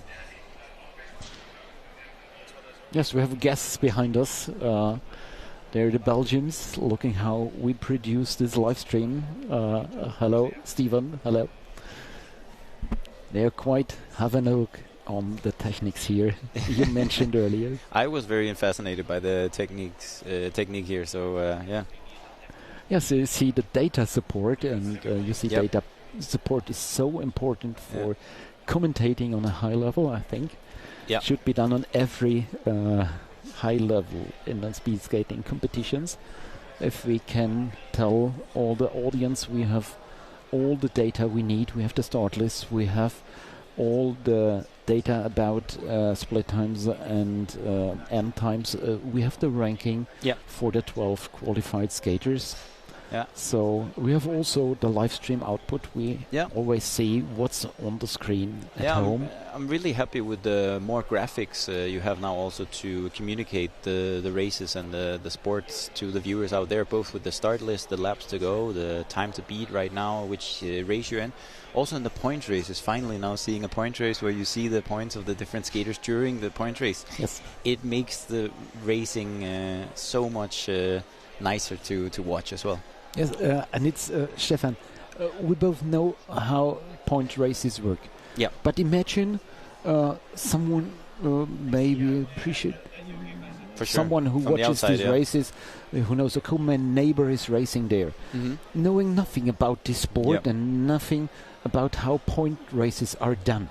So if you're able to follow these races, if you see who is scoring with points, who is leading this race, who is coming to gather more points at the moment, who is not gathering any points, you can understand these point races even if you're not in sports. And I think it is important to make for all audience this sport. I think for sure, everything that showcases how great the sport really is to watch like this. This is this is one of the main challenges, I think, with speed skating. But I think finally now some really good things are being done with this. All the other things on showcasing the sport from a nice way that comes to the drone shots from people's social media, from we have the helmet camera back. Helmet camera is back. Yes. I love the helmet camera. It's, me too. Me too. Yeah, I raced with it as well before. Yes, you raced with it? Yeah, I got asked a couple of times, like from Timo Lenhardt, who is one of the good technical guys with this, if I wanted to wear it. And then I was thinking, okay, is that good or worse for my race? You know, we're competitors. Like, how heavy is it? Oh, it's not very heavy. Okay, then sure, I'll put it on. But it's also a bit of a mental problem. Yeah. You're carrying this camera with you, and everybody knows who's carrying the. Yeah, I told him, if the camera is pointing forward, I'm sorry, they won't see anything. I'm going to be in the front of the race the whole time. And then he was laughing, but I was not joking. No, joking. But hopefully they solved the technical problems. Yeah, hopefully it took we can a while, but racing. I think finally we're going to get going again here on the 500 meters. Another very strong Czech skater, Veronika Dikesová, is on the race from KSBM Praha. There are 6. I think there are 6 tracks in the Czech Republic. Yeah. Yes. And I know there's one track in Denmark. Am I right? Yeah, we had the European Championships in Denmark in 2018. So we have a track there with a nice road around as well. We have another good road course. We have a lot of road courses in Denmark. That's good, but that's also why we sometimes maybe need to come to these races and skate on a good track. We have a couple of other tracks around Denmark, but yeah. I've been talking about the tracks around Bogota. Yep. And if we have a look on the tracks in South America. Bogota is the track in El Salitre, I think. I've been there some months training. We have 98 tracks in Colombia, Ecuador and Venezuela. This is a really big number. Yeah. But we also have a lot of tracks in Europe, Northern Europe. We have about 56 tracks, and Southern Europe mainly with the tracks in Italy. Yeah, in Italy you would be surprised how many old parabolic tracks they have all around. Have a look on the next race with Frida Belicki from Manau Skates team. Also in this race, Mona Scholz, Chloe Modicon, Zoe Hevesi and Tessa Bosman.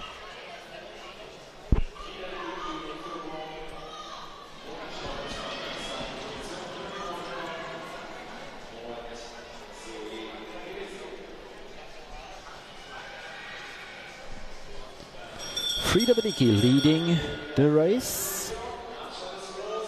We used to see her in the race suit of Leipzig, now in the new suit of the Manau Skate Junior team. And let's see her time.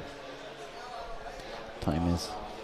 this couldn't be the correct time. That looks a little bit too good, I think, no?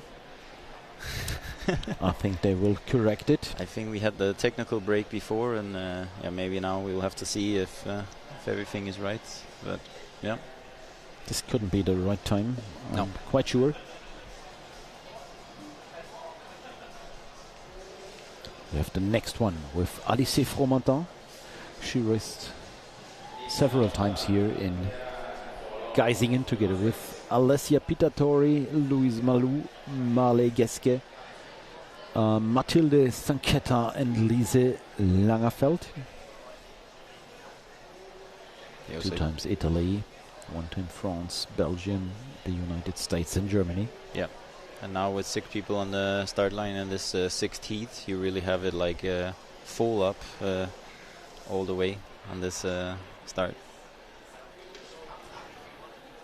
In the knockout rounds, we have 4 skaters on the track in the 500 meters competition. Yep. How hard is it to sort out the skaters in the first corner with 6 skaters?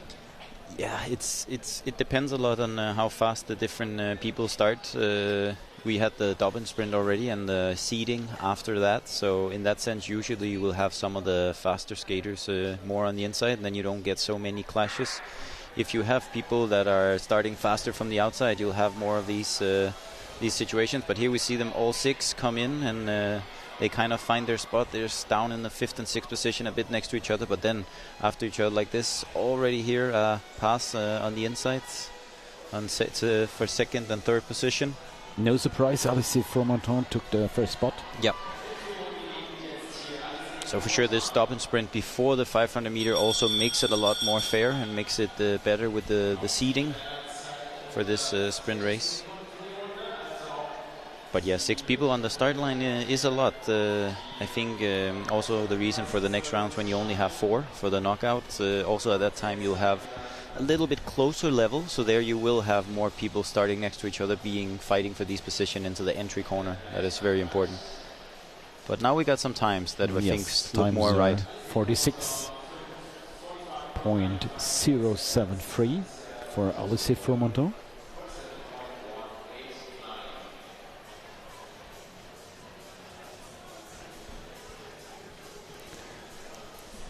And we will continue with heat number 7. Julia Marelli, Ise Jafes, Maria Sol Gottweinhopp, skater from Darmstadt, Cora Gualtieri, Sofia Groppi, Nidola and Valentina Rodriguez. Italy, France, Germany, Italy, Chile. Also the Chile not very strong during the last words, with especially the Chilean juniors with Reyes did very fast races in China.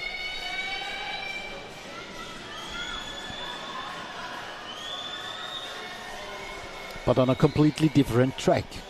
7 meters width and parabolic. Yeah, so 7 meters like this one, but yes, parabolic. So very different. And also the width of the track is one thing, but the thing that really changes it a lot, of course, is the parabolic shape, but also how tight the radius of the corners are, how much grip you have.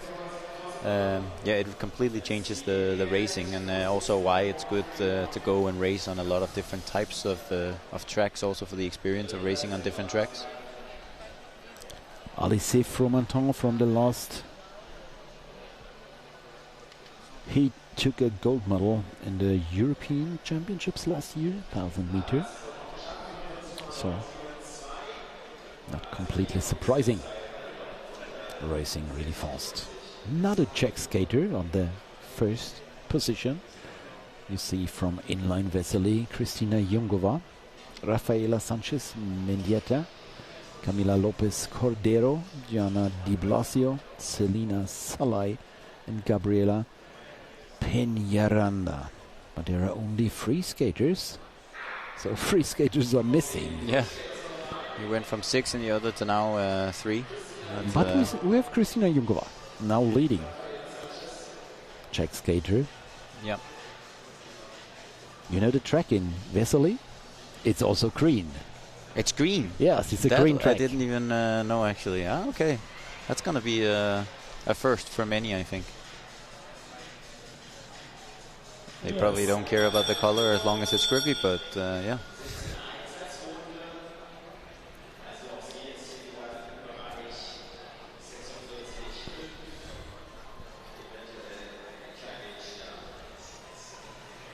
And Jungova still in the lead.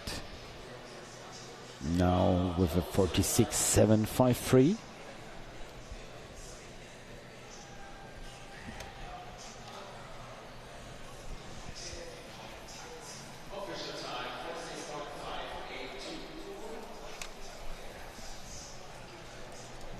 And the next one with Maëlie Lemont from France,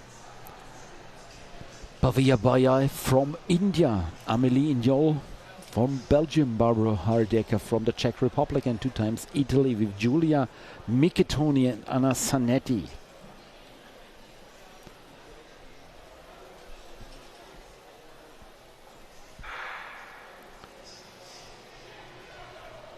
On the inside, best start from Maëlys Lemont.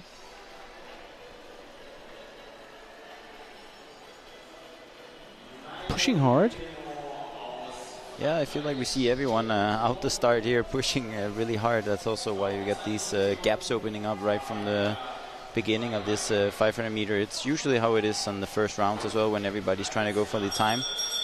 Here with the Indian skater trying to get that pass around on the outside. Again, like we said, it's really, really hard to pass here on the outside. She has a lot more speed, but even with that a lot more speed, I think she didn't manage here 2 straights in a row to go on the outside. She tries again here for the 3rd time. See if she can get it up towards the finish, but more close finish. Yeah, it's going to be the French skater still holding on to that.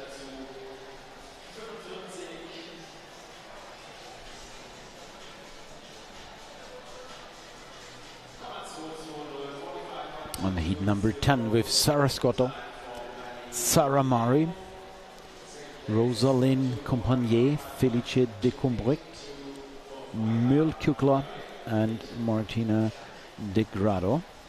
I see 4 skaters, 5 skaters. How many are there? Yes, 5. 5 skaters.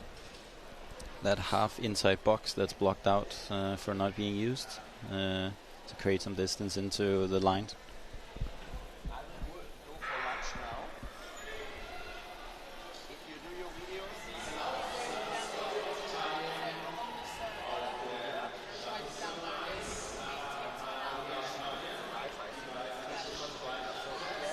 And it's Scotto leading the race together with Murray.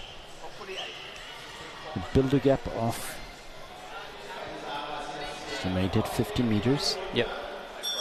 A bit less, but yeah, there's for sure a gap down to the 3rd skater here with almost a couple of seconds. All depends on the time. And if we have a look on our scoreboard, there are the times of this one heat inside where the times weren't all right, so we have to wait. Yeah, we're counting them out for sure. Those times 39 second times probably a technical mistake, but still with that 5th and onwards we can look at the times and get to see where people are approximately. Yes, and we are sure fastest time so far for Sofia Chiumiento with 43.726. And the next one with 2 skaters from Arena Geisingen. First of them, Nele Gassmann for the Arena Geisingen junior team, and also Camilla Sassarini for the Arena Geisingen development team. Also Manisha Kurt, she has Stokes in line. She showed up very strong in Lagos, Manisha Kurt. Yep. She's now leading this race. Yep. Also in the race, Javiera Apablaza, I think. Yes, and also skater from Netherlands, Yvke Ratswold. An advantage also for Misha, also having raced in Lagos already, one race already under her belt this season.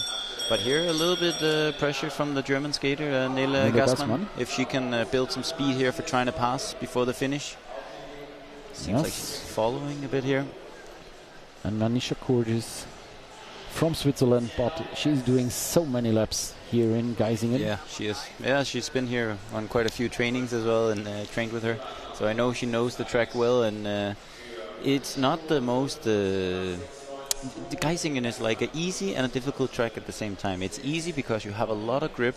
It's pretty simple, the lines you need to take. You need to kind of try to stay quite tight if you can.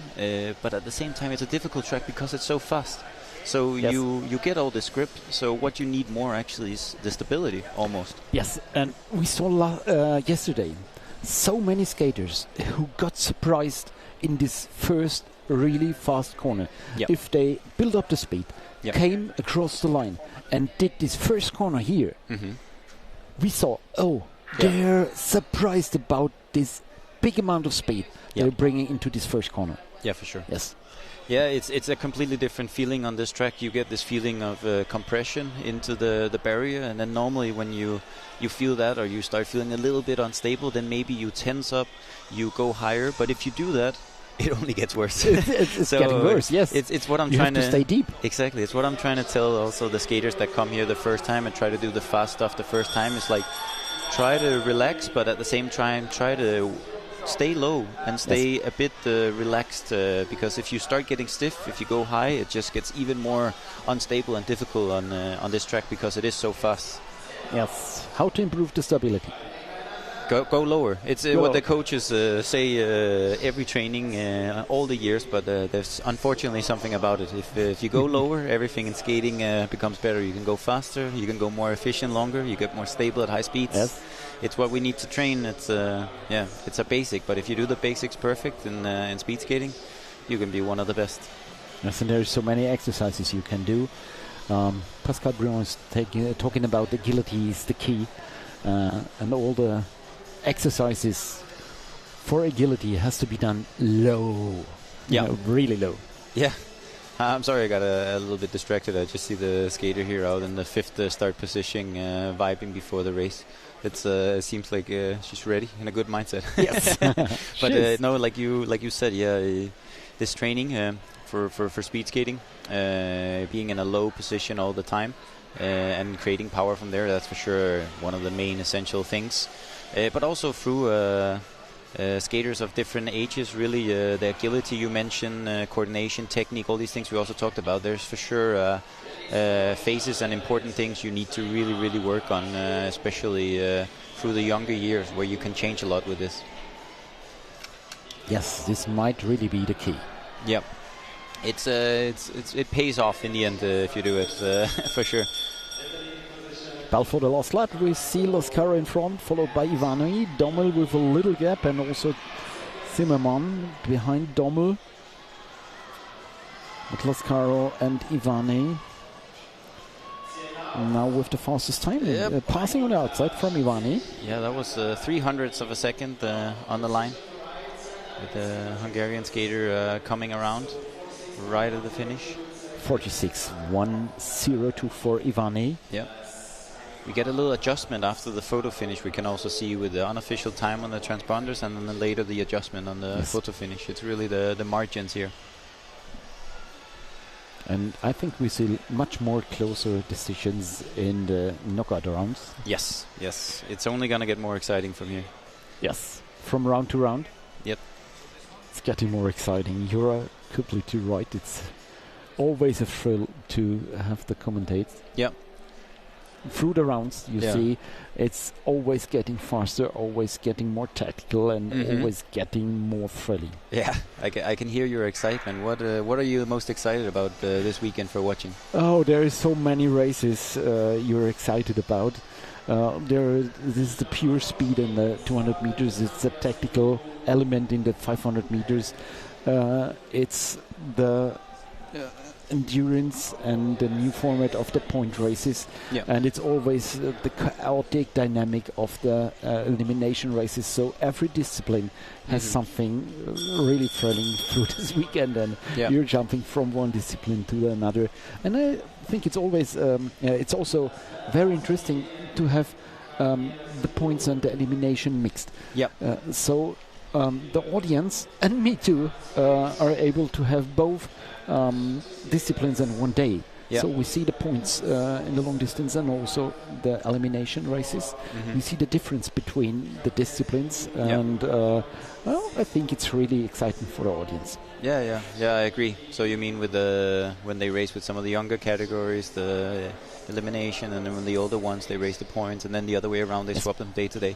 Yeah, I agree. And then now we're sitting and watching the first round of the faster races, and then watching fast races is exciting in one way. We go to the next round, it's gonna get tactical. I agree, that's super exciting always to watch.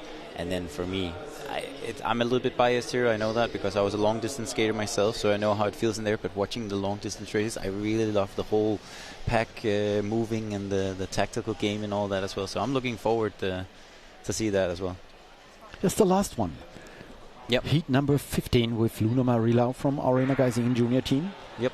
Nerlin Brell, Anna Berscheli from Austria, Verena Milbrecht, Eleonora Luca and Jade Thibault should be at the start line, but they're seems everyone was there, yeah. All skaters are in the track. Yep. It's Nerlin Brell leading, followed by Luna Marie.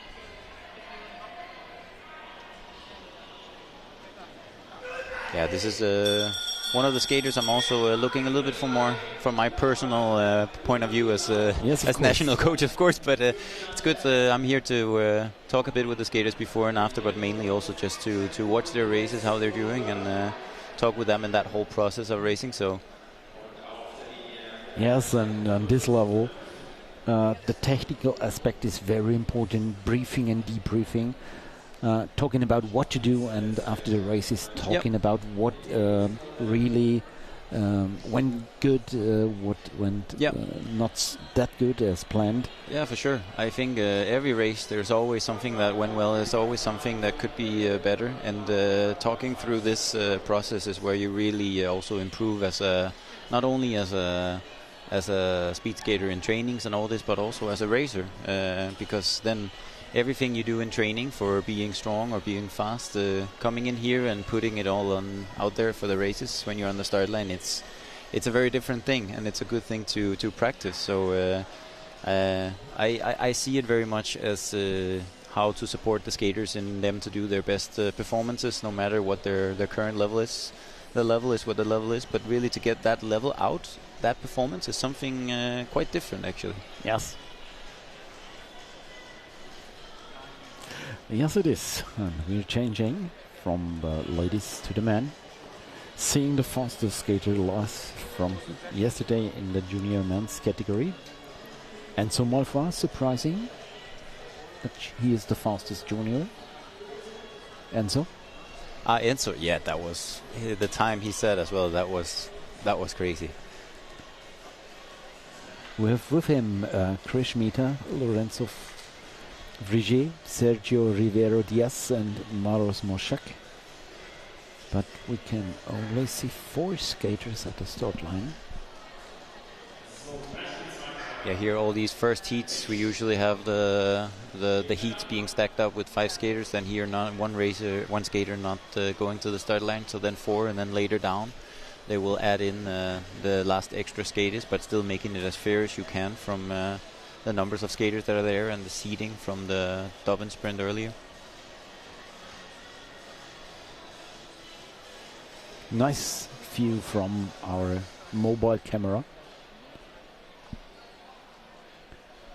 It's Sasha bringing us these pictures.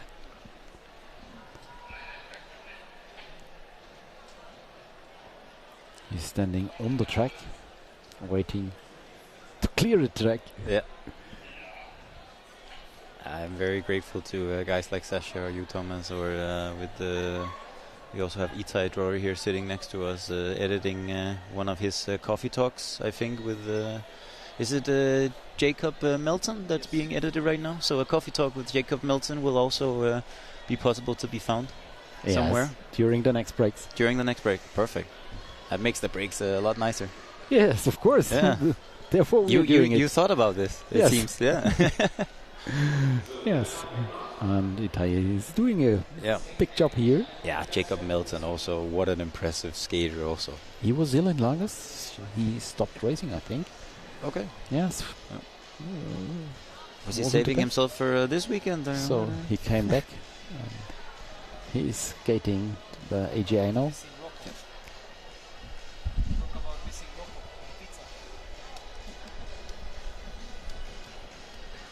So maybe we have another technical issue. But then maybe we take the time also just for us. We were just chit-chatting. We love this weekend, and I asked you earlier what race you looked the most forward to and so on. But I also had another thing I was thinking. You've been here watching these races for a lot of years. But what have you seen, if you noticed? I don't know if you've noticed, but what have you seen changing over the last many years with the racing or the level? Is there something that comes to you, comes to mind when you've been watching this race? Yeah, many things. First of all, the times the race is getting faster and faster. The race is faster, yeah, for sure. I don't know if it's caused by COVID. There was a break during all kind of sports in development. We see the age groups from cadets to the senior here at AGI. We have the next gen now working from pupil D to youth. I see this break through COVID, and since we continued racing here, there was a big development. Yeah. And this development is everywhere. I see the sport worldwide. Yeah. And I think it's good. The sport is developing. I think it's good to develop the competition as well. Bringing every year some more details which makes the competition better or smarter, or even the live stream more informative for all the audience. Yep. I see the younger categories making bigger developments than the seniors, and I think this is also good. But it's always also taking pressure on the clubs, because in our sport we don't have this pyramid of a big base with many clubs bringing lots of athletes in different levels of competitions. In southern Germany we have for the younger categories, for example, the Lions Cup, it's called. So we're racing from pupil D to the youth category on a level of the region.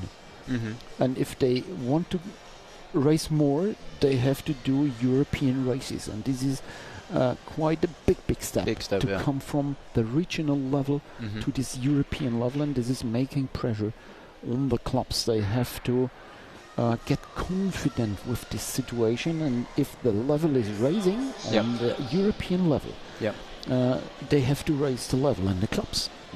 So they have to have all good trainers. They have to have tracks or possibilities to have training sessions during the winter. One of the biggest problems north of the Alps, you're also having winter, so we can't race on the tracks, on the road tracks. You have to go to the gym or race, do indoor racing. So this is one big problem to fill a whole of the season, whole of the year of competitions and trainings with proper work. Coming from Denmark, I really know what you mean with those. This is the thing. The clubs have to manage, and I think we're doing good, but I think there's much more possibility to improve. Yeah, for sure. There always is, but I for sure the level is getting higher. I think also younger skaters, the ones, a lot of the ones we see here, are maybe more aware of what it takes in terms of other things outside only just training. And there's a kind of a professionalism coming on a little bit earlier now, and definitely it's both. It's of course it's raising the level, and it's a good thing. I also think at the same time it's not something that should be in the mind of the skaters too much too early, and it doesn't actually help the long-term development. So we talked about it earlier with I think that you also said it now with racing. I think every racing is good racing. The more racing you can get on the level that is good and you enjoy it, it's a great base for improving as a younger skater, and then you can try things and make mistakes and learn from that. But the professionalism mindset, it's also okay. It will come over time.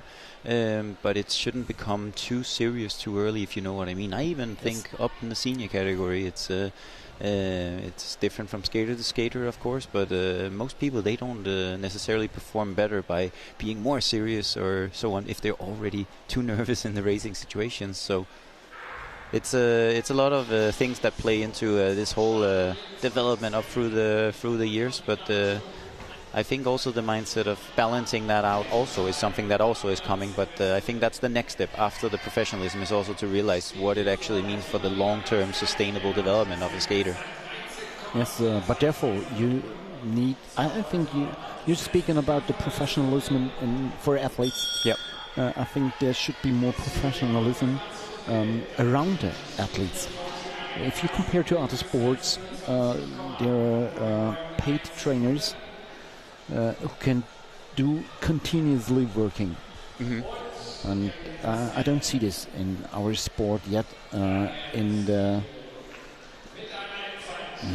many clubs or federations. It can come from different places for sure. There's the club level, the regional level, the national team level. You go international racing, you have this mixture of different skaters, cultures, and all this. And I think it can come from a lot of different places growing up.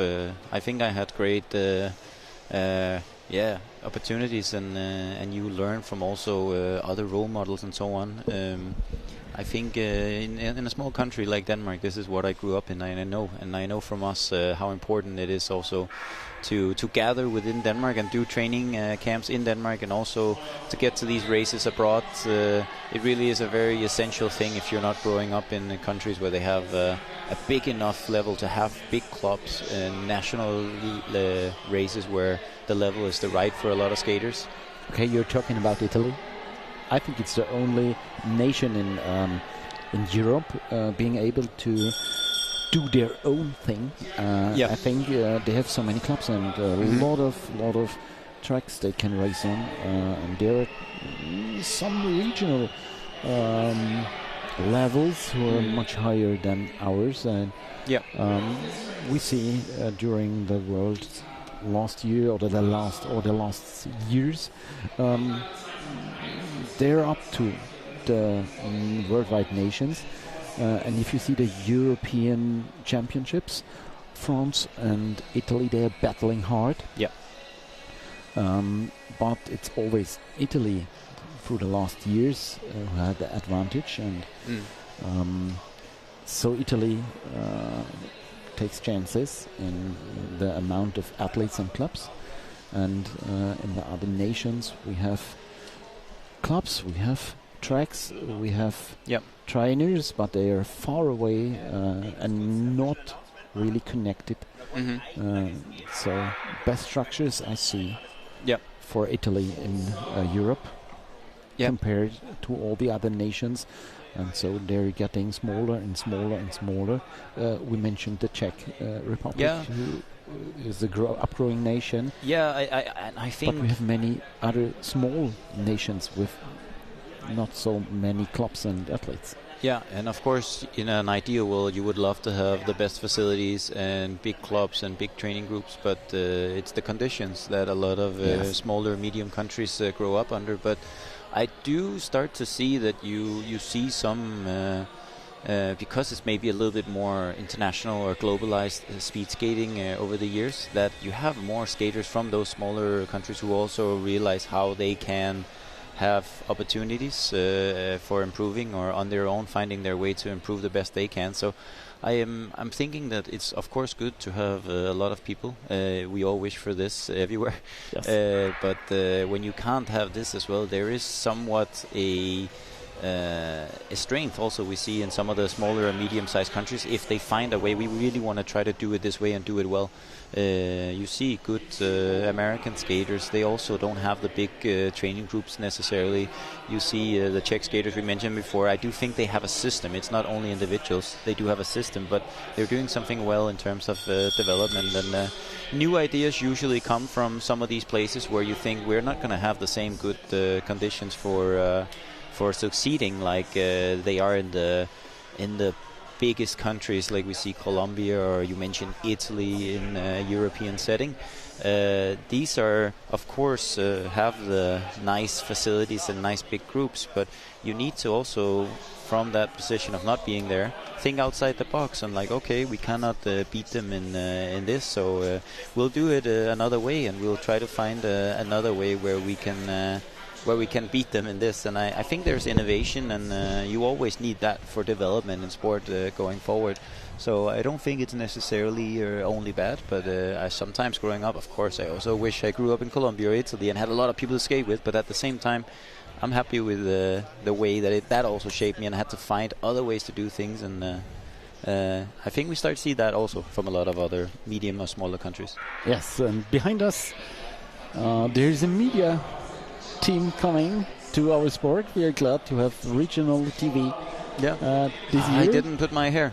I didn't know. Yes, and back into this sprint tournament, we have the best times for Malfoy and Sylvester Striegel, not surprising, and we have another favorite in this race. This is Giorgio Gisio Erba, just leading this heat. Yep. Fast Italian. He was Italian super and fast French here, battling on the front. Lagos. Yeah.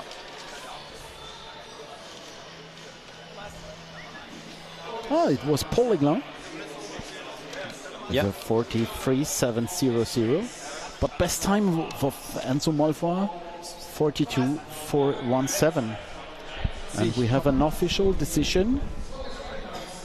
So let's see it. We're waiting for it. Have you seen anything? I am not sure, actually. Might be coming now.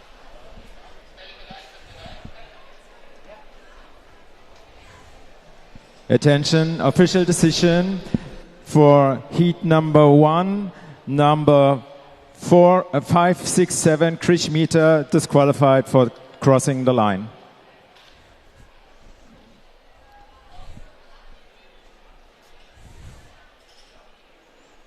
So we heard the track speaker, but not exactly. We have to wait. Maybe we'll get the official decision on our screen. Yeah, it seemed to be a technical disqualification for crossing over the line in the first heat, but I also didn't hear exactly which skate it was, but maybe we can follow up on that later, or we will see it on the skate results app when they update it.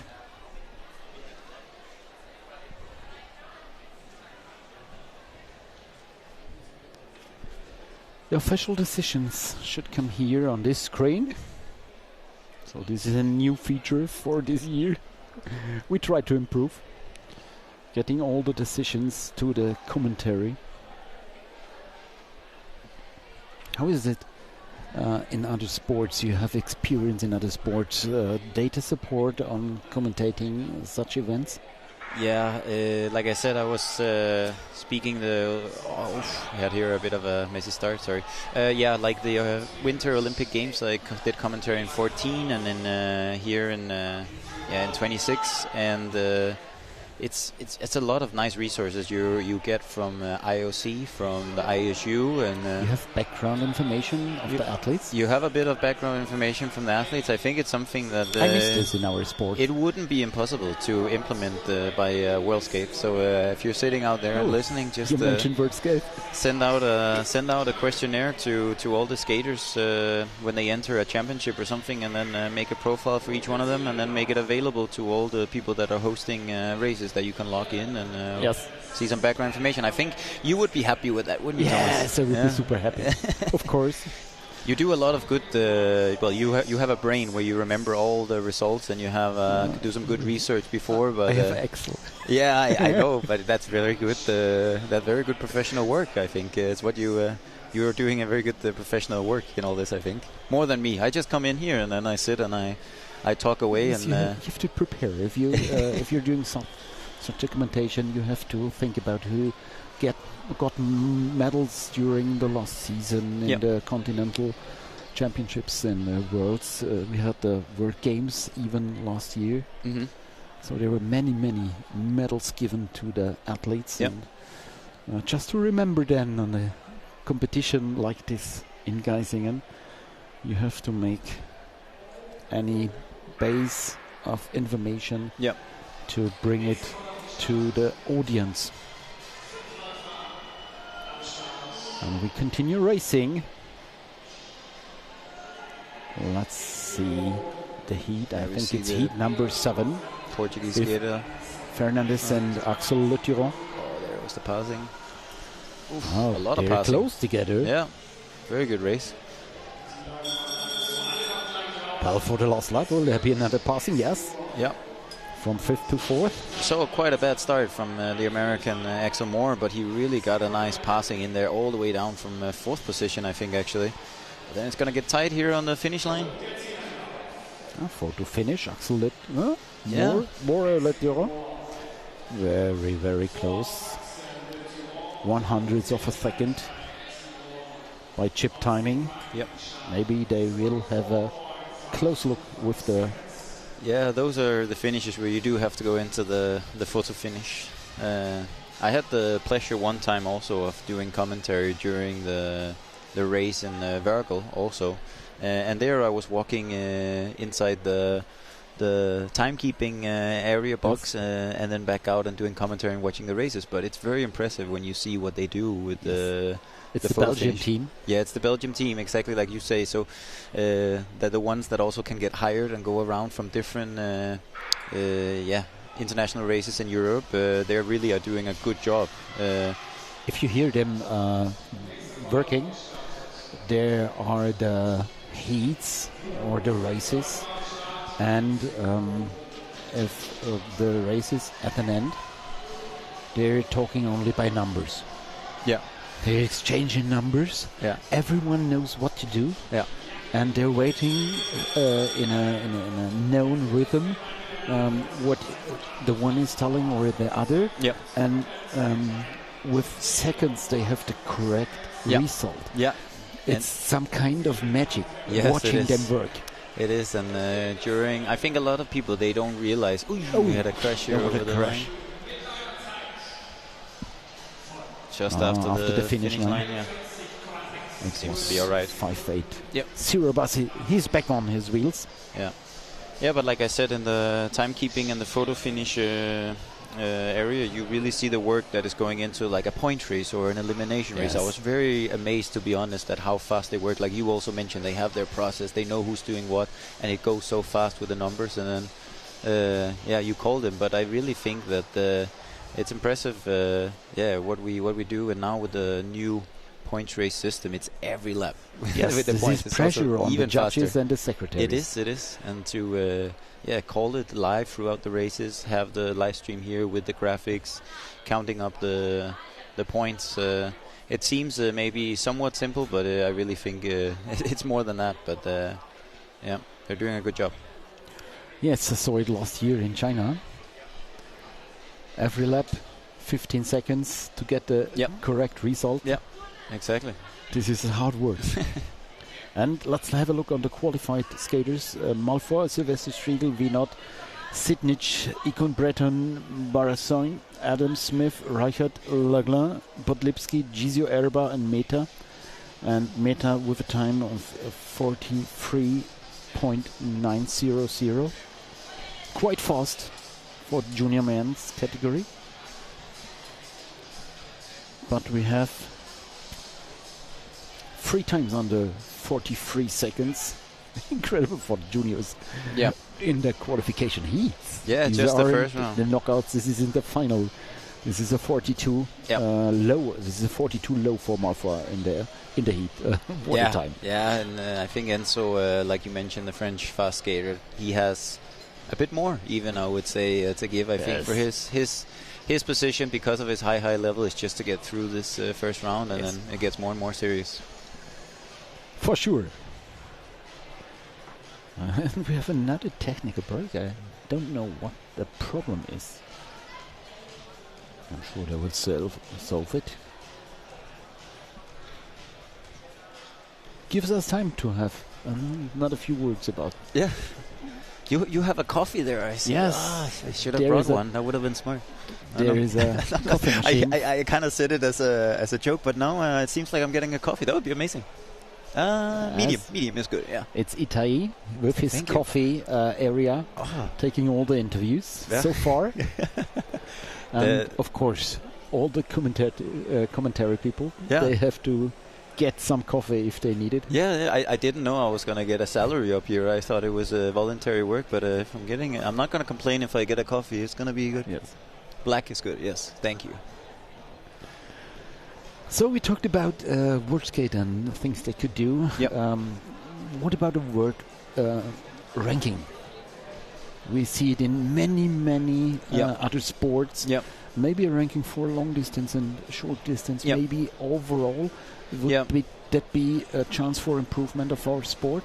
Yeah, I feel that there's things happening for sure. World Skate are doing things, and it's not just me sitting and wanting to say my general opinion, but I really do think that over the years, if you can get a general structure and system within this, a lot of other sports, like you mentioned, you would have World Cups within long track speed skating, and it's something that I think if you can get everyone behind and you can use what is already there and working well, like these big European events we have with a long history, if you can get that together with other things into like a general structure that everybody goes to the same races and all this, that would be, I think, the way to go also for then something like a world ranking to then also elevate the sport a little bit to a higher level and have people come together at the same places at the same time. It seems a little bit fragmented now, if you ask me, in the effort. But I hope that over time it can get better. And another thing I would say I'm very happy to see, this is maybe more for seniors, but the marathon scene that has been growing back, I think is something very healthy for the sport. I grew up with the inline speed skating having a huge marathon scene. I think if you talk with some of the old legends, you ask Pascal Briand or something, he will tell you stories for hours about the good old days with marathon racing. But I think the point I came to the sport. Yeah. With the marathons, with the big marathons in Switzerland. The Swiss Inline Cup, German Inline Cup, World Inline Cup. It was a big thing, and I think the World Skate Marathon Tour really has revived this a little bit. You see a lot of the big teams with the high level. Also in senior, it's Shea Stokes, it's Powerslide, it's Arena Geisingen International, it's Bond, it's Swings on Wings. A lot of these teams, they grew out of the World Skate Marathon Tour being a new concept with prize money and very ambitious, but people immediately, the level of the skaters are already there, but then the structure and the professionalism and the money behind kind of came in, and then these teams were there. So if this could carry on into these international track and road races as well, that would be amazing. I think there's a lot of good international races we already have, like this Arena Geisingen, like Rosquero. A lot of these other races are great, and then new races can also come, of course, but have them all integrated in so it's the same place that people go at the same time would be amazing. Yes, and I like watching the marathon in Shanghai, also in Lagos. Yeah. It was a really big sport and really good for television. Yeah. I think there is nothing in between inline speed skating, racing, and road races on bicycles. Yeah. It's interesting. Exactly. It's a duration of 1 hour and plus minutes. So. Great sport. Yeah, and I think the combination that Lagos does with track racing for the days before the weekend and then Saturday and then on Sunday to have the big marathon or the big road race on open road and then also have 100 meters. I think that's a combination that works really well. So you get to see different races and they can be combined as well. This thing we said with the marathon scene, with the track racing scene, it can really be combined like this. Yes. We're waiting for another official decision. Maybe in the heat number 9 we had an official announcement for heat number 7. Racer with the number 521 Axel Letteron is disqualified for leaving the track. Okay, This time I understood it was the heat number 7. It was the disqualification of Axel Le Turan for leaving the track. Okay. So crossing the inner line. Yep. Mostly. Yeah, and we had the camera going to the midfield also for this official announcement, a bit like you see in short track. That's also a thing I like. But yeah, heat number 7, you said, the French skater out for crossing the line, the technical disqualification. Yes, it's not that easy to keep away from that line. No. You have to protect this line on the one side, and on the other side you are not allowed to cross it. Yep. Only in the first meters, maybe in a certain situation. Exactly. But after that, you must not leave the track. Yeah, and especially here in the apex of the corner, Arena Geisingen is a bit special because it does have this grippy surface all the way in, and the skaters are going to the limit everywhere, trying to get everything perfect. But of course, yeah, if you go over the line in the middle of the corner, it's a technical disqualification, yeah. And it happens quite a bit, I would say, here also.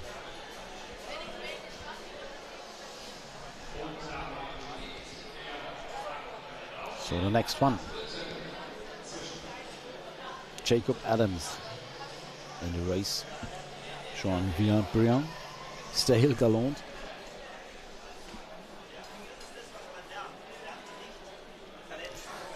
Yes, have a look on the qualified skaters.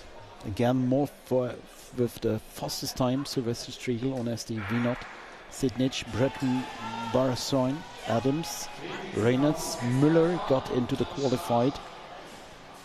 Peck, Smith, Podlivsky, and the 12th skater is Piteira from Patinagem.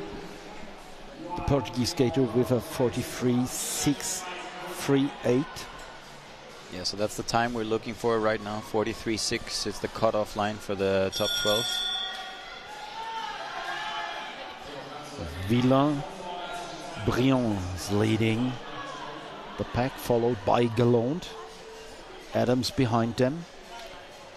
Teammate of Jacob Melton. Yep. 2 Jacobs from the United States. A strong training partner if you have Jacob Milton.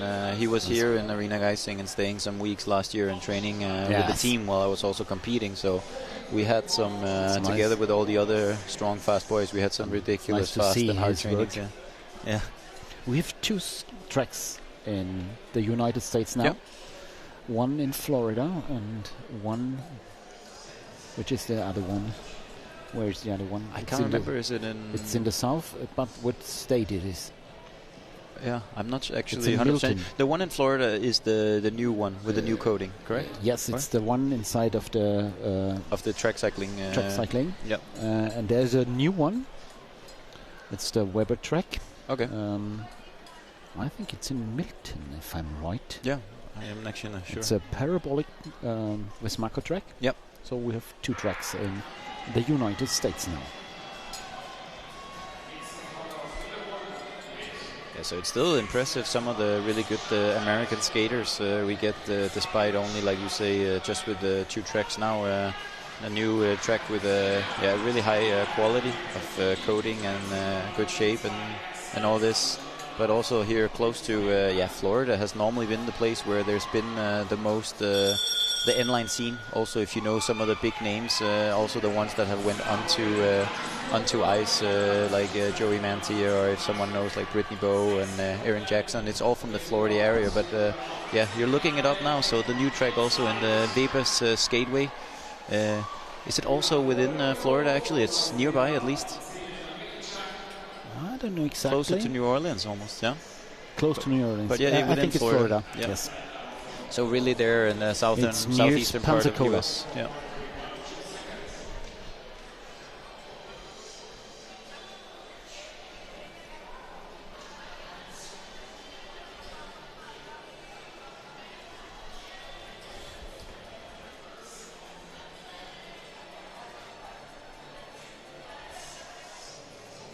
Now it's the time of Piteira. It's the same time. Still standing, yeah. Nothing changes. Next one we have Arthur Buckler from Great Britain. Yep. Racing for the Arena Geisingen junior team. Great Britain, also developing nation. Yep. Here, Krupka on the inside from Czech Republic, getting a good start with the British skater Arthur in his back. You have the junior world champion from Ecuador in third position, Joaquin. Not really his favorite distance with the sprint, but I think over the last lap he's gonna not die. He's gonna come with speed in the end, maybe. Yeah, I think so. He's able to build a big amount of speed. Yeah. Question then as to whether it's possible to pass here. It's gonna be difficult. Krupka did a really strong European Championship last year. Yep, for sure. And now it's Loyola trying to... Yeah. Tight on the line with these three boys, but yeah, good high level now in this heat. Joaquin Loyola from Ecuador. Yeah, together with the skaters from Chile. One big surprise for me during the last World Championships was now I know what you mean. Yeah, the long distance Chilean guy. Both Reyes. him and Joaquin, I think they really how do you say that in a nice way? I think they're not surprised, but they did a good job beating the strong Colombians. They were also at the World Championship. Next one with Carlos Pereira from Darmstadt. Also Niklas Kubik.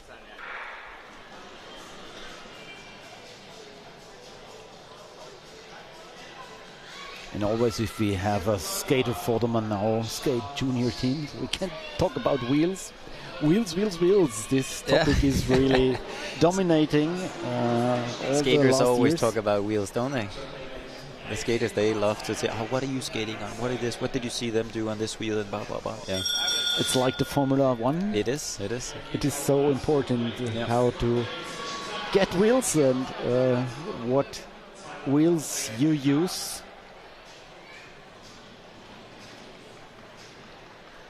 The last 2-3 years it was so difficult to get proper wheels and enough of them.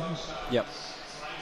Yeah, you talked about COVID earlier. There was during COVID and after COVID this little bubble also where it was difficult to have even available wheels. Luckily now there's more available wheels for skaters so that the skaters at least can get wheels.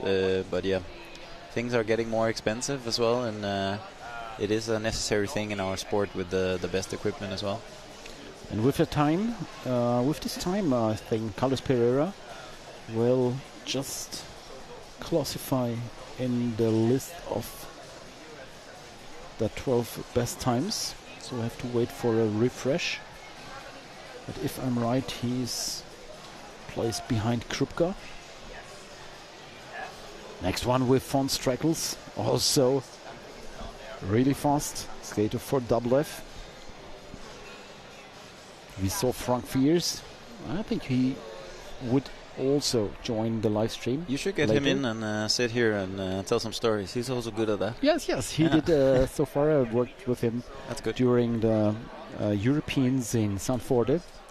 And since then, as we meet, we're talking together, and he told me, okay, I will come to the live stream later. Yep.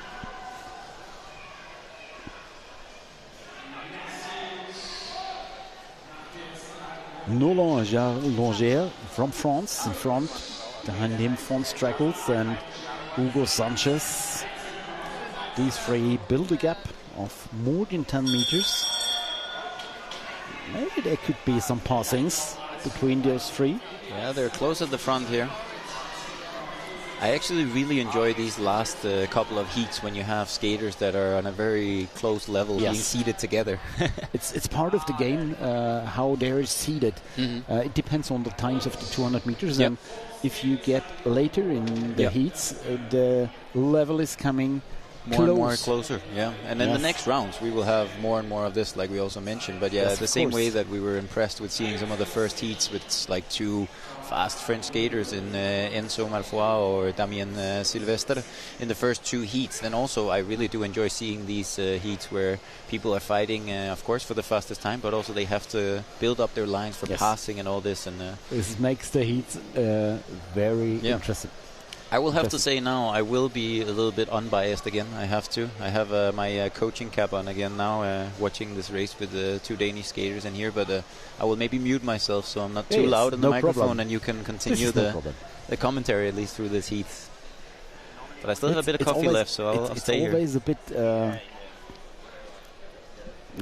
difficult to stay calm if there are races on with athletes you know or you are working with. Yep. So I remember the road races in Sulmona in Italy, where Joss White was commentating just the race of his girlfriend. Yeah. So as Larissa was on her way to make a medal, he left the commentary and said, "I have to go to the track and I have to give her the last kind of fire." Yep. Completely okay with this decision, leaving me. Yeah, and it was nice to see them after the race. So I get to see the race, I get to talk with them after, and that is good. So focus on the both Danish skaters, Noah Andersen and Thijs Rønsberg Lundstedt. You can focus on the other. It's my job to focus on those two, but you can focus on the others. But it was a close start, this one. I was not sure who was going to get the full start, actually. But, now we did get it to Thijs Lundstedt. Nice. And there's another Andersen racing. Sliv. Another siblings. Yep. The Andersen family. Yep. Storm, for the little brother for Noah. And Liv. And Liv, yeah, there's 3. That's true. Also fast. It's a trio. Yeah, she is. She stayed here last weekend. Yep. No, 2 weekends before. Yep. And she had a training session with our regional equipe. Yeah, I know. I talk a bit with the family. I know they come here, what a nice also thing to have here with us. Yeah, they enjoy also the younger ones training also here with the club, and the older ones a bit more with the team here, Arena Geisingen team.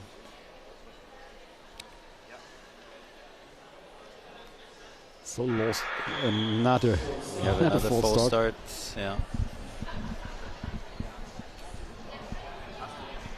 Yeah, it's taking a while for this heat to get going, and I feel like you can feel the nerves a little bit maybe on the boys. They also had them standing still for a while. It's yeah.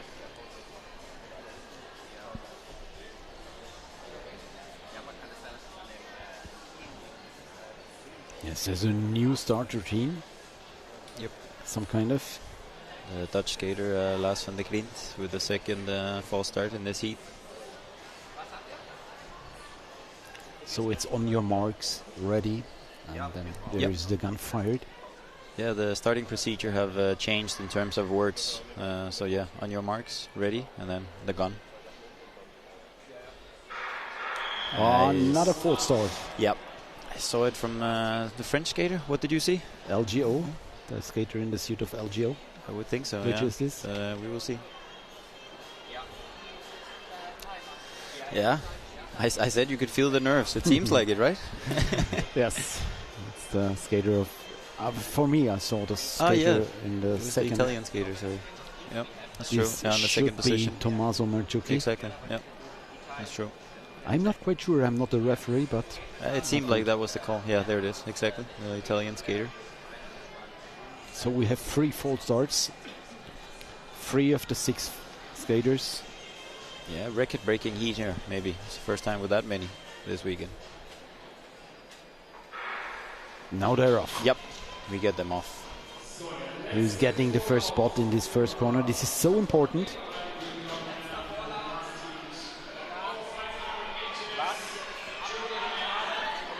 First position for Thijs Rønsberg Lundstedt.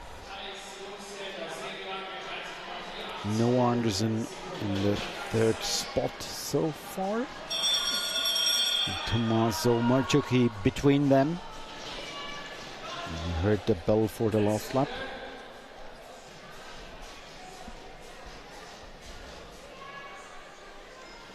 And now we're looking for the times coming in here. So we have Thijs Lundstad first in 43.895. So they have to go to the repechage. They have to go to the repechage, yeah. Is it spelled right? Thijs Lundstad? Yep. Okay. Thijs, yeah, there you had to put the O had to be Ø, we would say in Danish. You know, you have like the umlaut O in German. We have the Ø with the O with the dash through. I think the system doesn't like it so much, so it writes it with an O, but that's fine. Okay. I try to remember this. Yeah, no, it's fine. But yeah, the repechage, like you said, the good skaters here also with fast times. But again, the fast time they do now is not wasted. It goes into the best possible seating position they can get for the repechage, and then they have a better chance of qualifying through because you had that time there. So I think it's a good, fair system like this. So we're looking forward to the next races this afternoon, and we will have lunch break now. This takes us into our lunch break here on day 2 at Arena Geisingen International. The morning block has already delivered tight margins, brave moves, and more than a few skaters fighting for the Saturday dreams. Time to breath, refuel and reset, because the next chapter is going to hit hard. Enjoy your break, recharge your legs and your nerves. We'll be back shortly. Yes, thank you so much. It was a pleasure sitting here in the box. I think I'll go out and continue my coaching duties, but it was a pleasure You're always welcome to watching through some of the 500 meter rounds. I hope you get some nice people here sitting and talking with you, watching these exciting races, and continue all the good work you do with this race. And for all the skaters and others out there as well, race hard, fair, and have a great weekend. Yeah. Thanks for that. Thank you so much. Going to the lunch break. Okay. Thanks, Stefan. See you.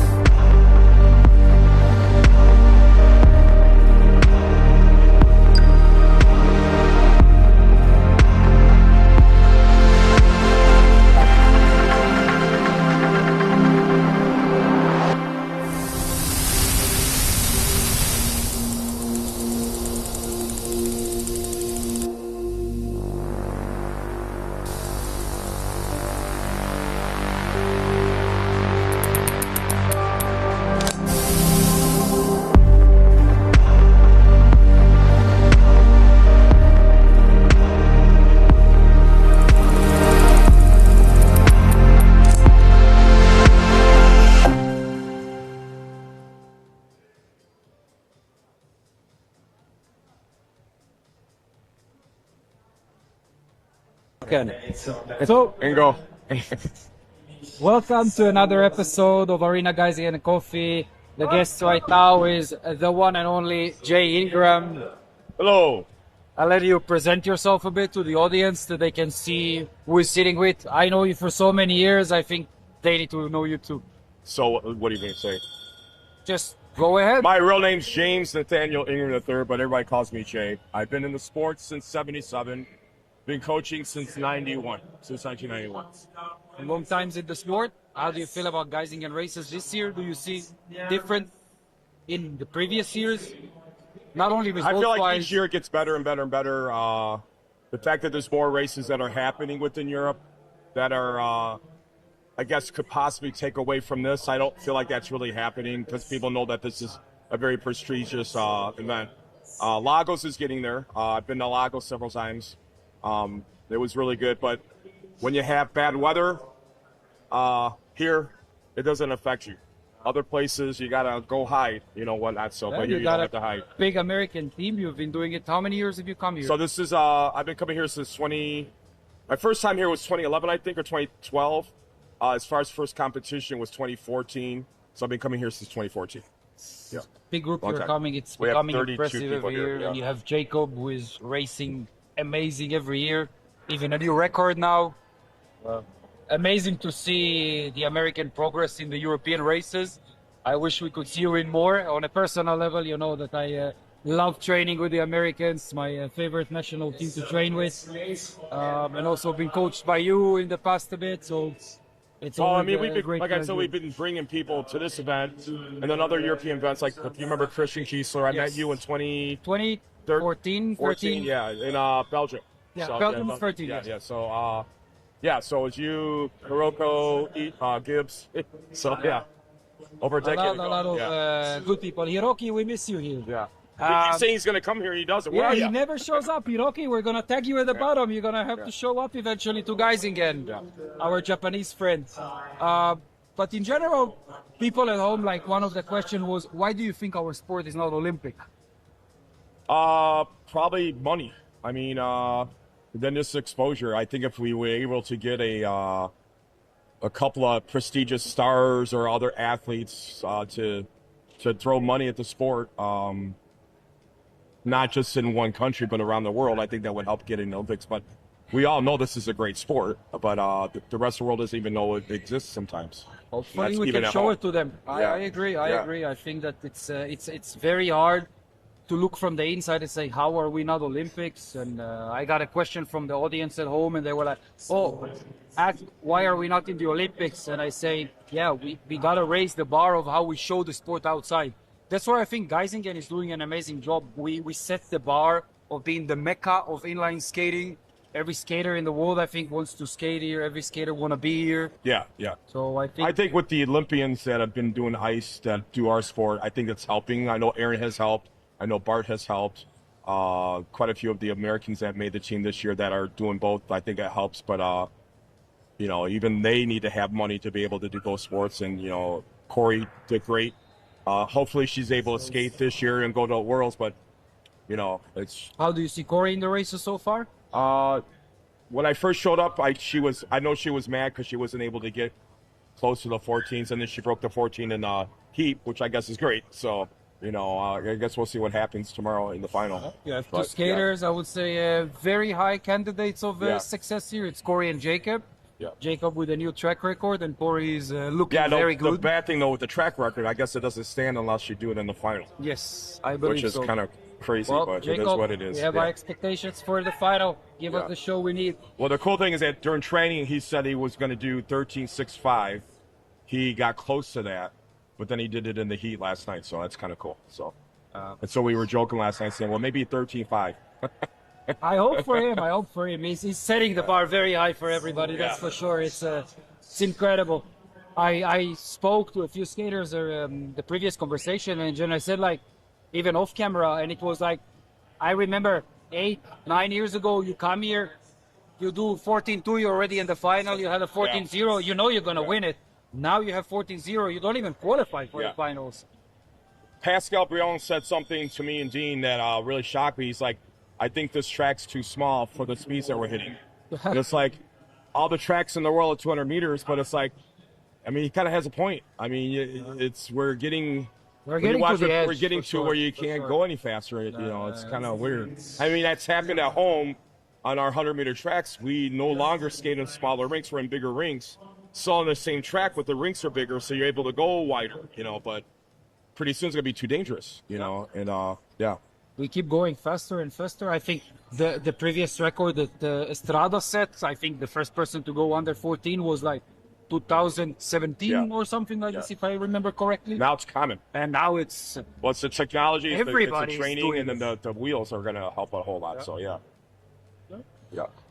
Let's hope the sport will keep pushing forward, improving, getting better, getting bigger. You used to call me always the ambassador of the sport. Yeah, I always say that TPT is the ambassador of the sport because we would go anywhere in the world and your parties help. After party in the world. The parties. Well, we'll leave that alone right now. For another discussion, after party. And I've never been. Yeah.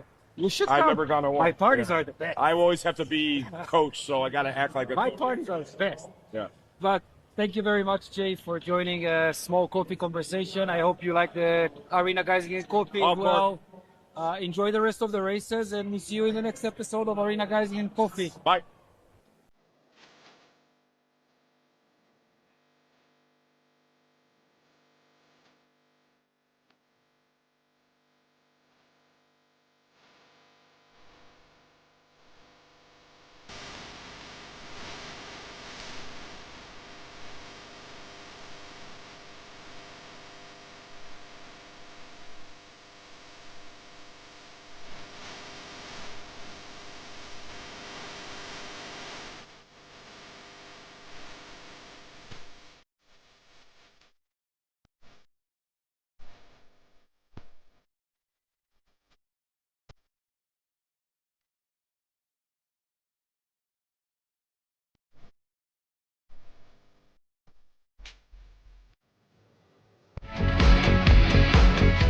So, welcome to another episode of Arena Geisingen and Coffee. We got Jacob Melton. We'll let him introduce himself. I think yesterday he made a performance. Everybody should know the name by now. Yeah, I think like EJ said, it was quite a good performance yesterday. I'm really excited for the final and tomorrow, but we must get to the rounds today for the 500. That's cool. That's cool. The concept of the coffee is just to have a conversation about life, about food, about racing, about sport, about whatever you want to. It doesn't have to be only about, okay, if you do the 13 sticks, but what do you like to eat before the races? It's funny that you say that because after Jordan Stoll's performance, I've been really He likes pizzas, eh? I like pizza, I like pasta, and steak. So whatever I can get my hands on that day. But most recently, Best food in Geisingen? Yeah, it's Which one? It's going to be pasta. You miss Rocco? Yeah. We all do. Rocco, he's the man. He's the man. Your pizza. How many times have you been in Geisingen already? Oh, since 2022, so 4 years now. Year. Yeah, 4th year. How many times have you been on the top of the podium for Dobbin Sprints? One time, and hopefully now twice this year. But like I said, we just go with the flow of everything. That's feeling good for the races? I think so, yeah. It looks good. Yeah, it feels smooth. So like I said, we hope for the best. Choice of wheels? For the Dobbin, COTF, but for 500, I will use my sponsor, Killer. Right? Yeah.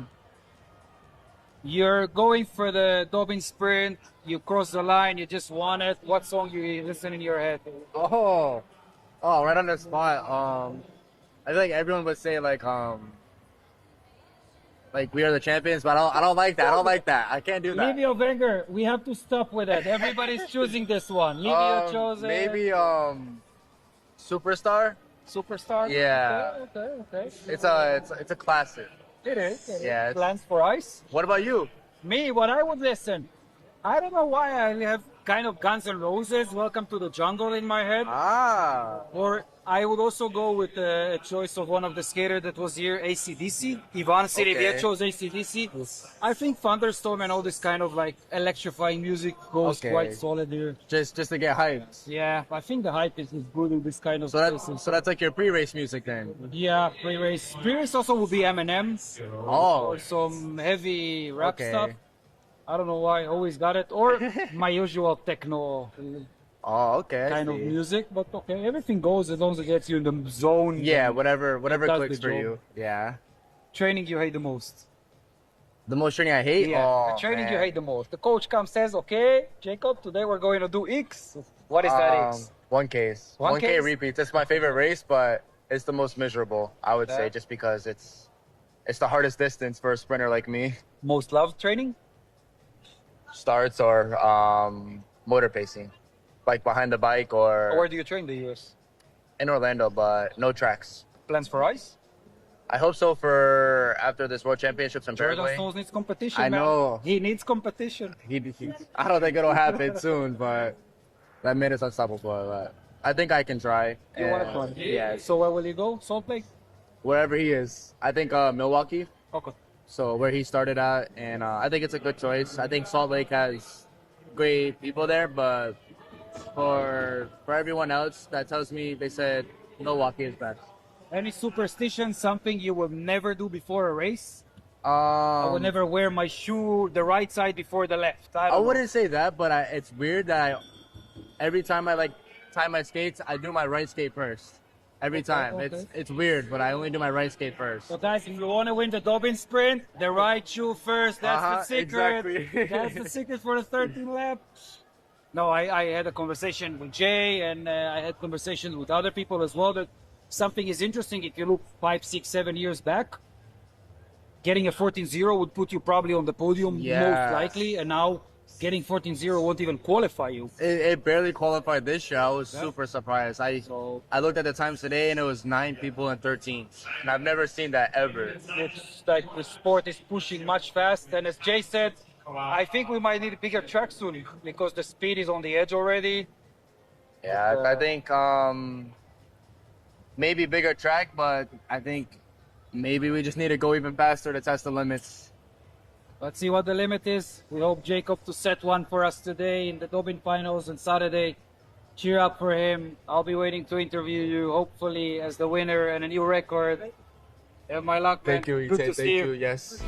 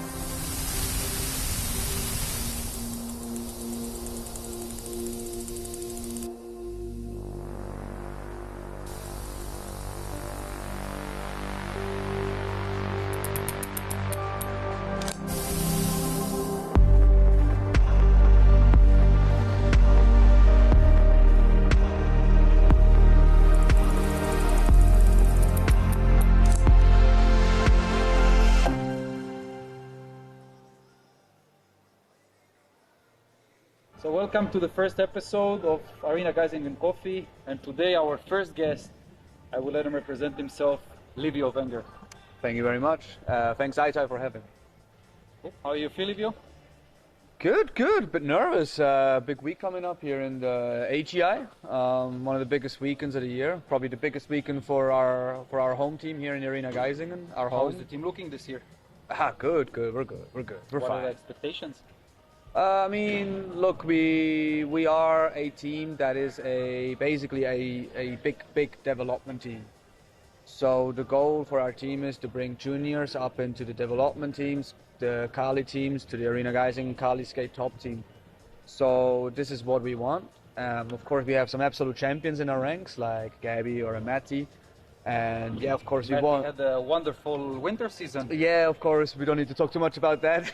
We have to talk about it. But now we're back on wheels, not on ice. So How is he feeling about the change from being an Olympic champion to go down to earth with everybody here in the inline world? Yeah, I mean, first of all, I think Matty's parents did great. They raised him really well. He's a very down-to-earth guy. And for him, it doesn't matter like if he's sleeping on a bunk bed now or in a 5-star hotel. He's here to race. He wants to prove himself against the best inliners now. He realizes he's not on ice anymore. And he also realizes he's not the favorite going into this week. And there's a certain guy called Bart Swings coming. So Big competition. We're trying to make his life a little bit harder for sure. That's good. The challenge is always good, but Of course, okay. yeah. Let's also talk about you. How do you feel about going back from winter to summer, from the ice, from the blades to the wheels? I'm actually defending champion. Oh. I won it last year, so Time to defend it. I don't know. No, I think our leader will be Matt today, for sure. I for sure will try to get some good results into him, but I also don't even know if I'll race the sprint races yet, because I had some back issues on the ice that are still not fully nurtured. But I'm ready to risk something for the AGI for sure. You should. You are one of the top skaters here. Everybody's expecting to see a show. For You sure. have to deliver. I will give it my absolute all, and I think that's the cool thing. Like, and I love this about the inline skating. We're such a big family. Doesn't matter in which team you really skate. There's so much respect around. If it's racing against a Daniel, Nero, or Bart, or whoever else is out there, it's just always fun. And yeah, we wanna give it our all and try to put a show on. If you win, what song would you hear in your head? We are the champions. Classic, a classic. Definitely a classic. Yeah. So it's a big weekend coming ahead. Your home arena, I think. Yeah. Our here in Veen, our mecca of inline skating. Absolutely. It's the best place to be in the world. The team is looking great this year from the Kali. For sure. I hope to see a lot of good races from all of you. And on a personal level, after the crash at the Olympics, back to being the strong Livio we all know. Pull yourself up, Yeah, absolutely. And it was also really important for me to get back out there. I even had thoughts of ending a career or something like that. So for me to end my ice season, I don't say career yet, but for sure my ice season, to end it like the way I did with a crash at the biggest race that I trained so hard for, was probably one of the most painful Even defeats. from the outside, like I wrote you on that day, I was Yeah. broadcasting it on TV, Yeah. and for me it was a heartbreaking moment to broadcast your Yeah, crash on for TV. sure. I was like, oh no! I was so Yeah. devastated for you, but You don't wish it's that to part of anyone, sport. yeah. It's part of sport, Exactly, yeah. and the beautiful is to see strong people coming out of it, For sure. coming back. No, absolutely. I think that's also the key, that's what sport is. Sport is brutal moments and beautiful moments, and you have to come back from defeat, and that's what sport is. And that's also why I'm here, and I want to try to give it my best. And I want to just enjoy it, racing in this amazing venue with so many great skaters here, and I just can't wait to put a show on. That's what we want everybody to see. The Arena Geisingen on its best. Livio, Thank you wish so good much. luck. Thanks, man. Enjoy the races, bro. Thanks, man.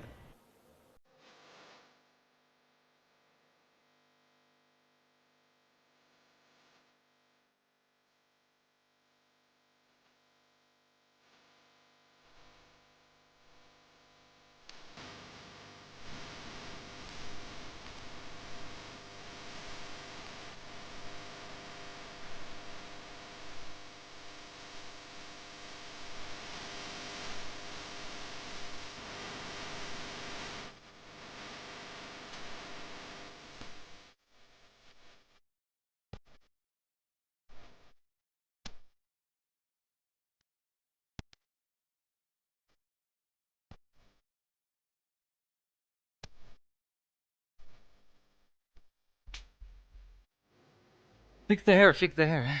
You should be fine. So, welcome. Another episode of Arena Geisingen Coffee.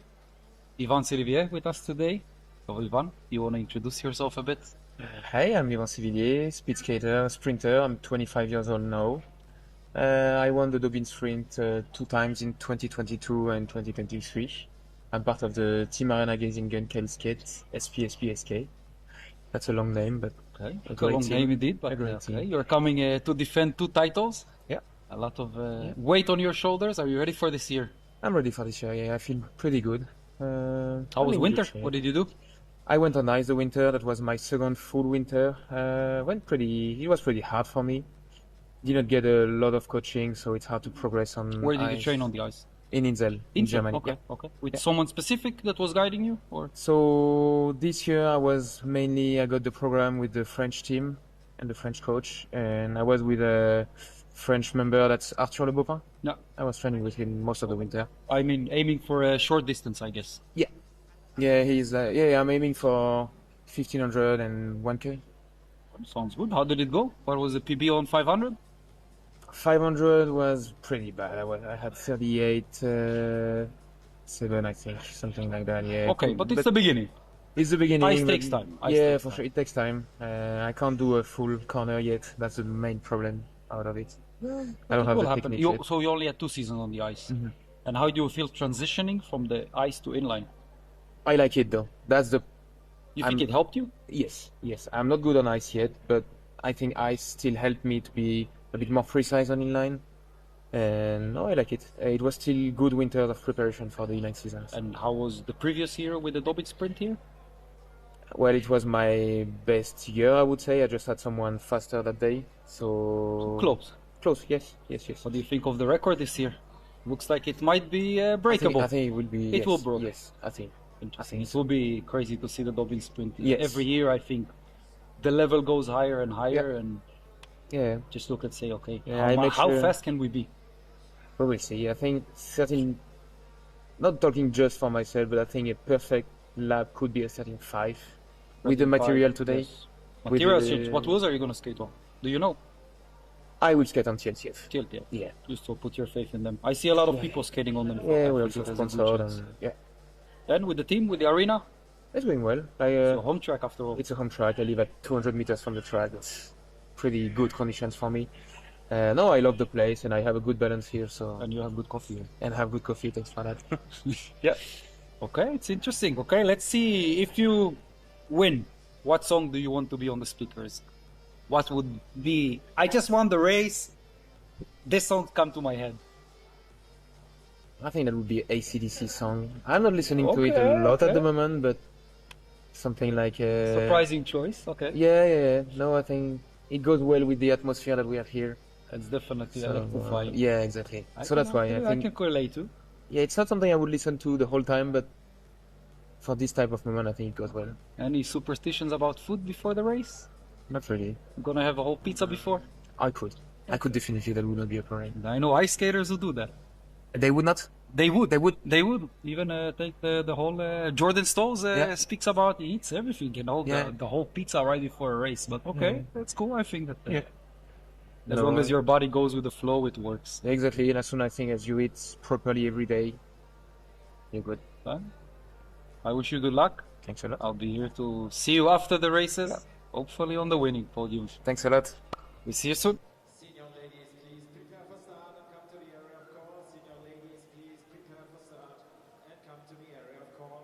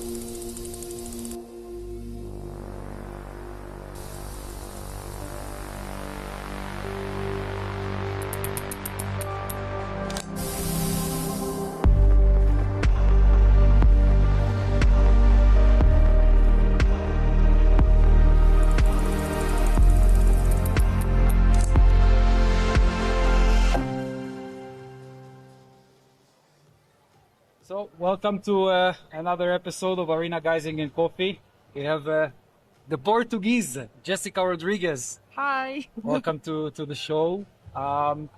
Basically, what we do is we just talk to a couple of skaters. We see how you are, how you prepare for the race. What are you going to race in the weekend? Which races?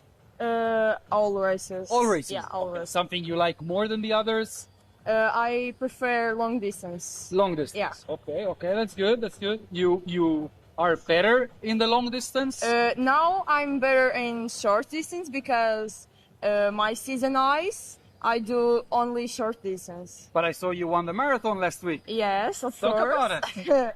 You won over my teammate Lisa. Was she a good competition? Yeah, of course, yeah. I win the marathon. I'm really happy. And I like win because it's my dream. Yeah. And I really happy. So you also dream to win the race here?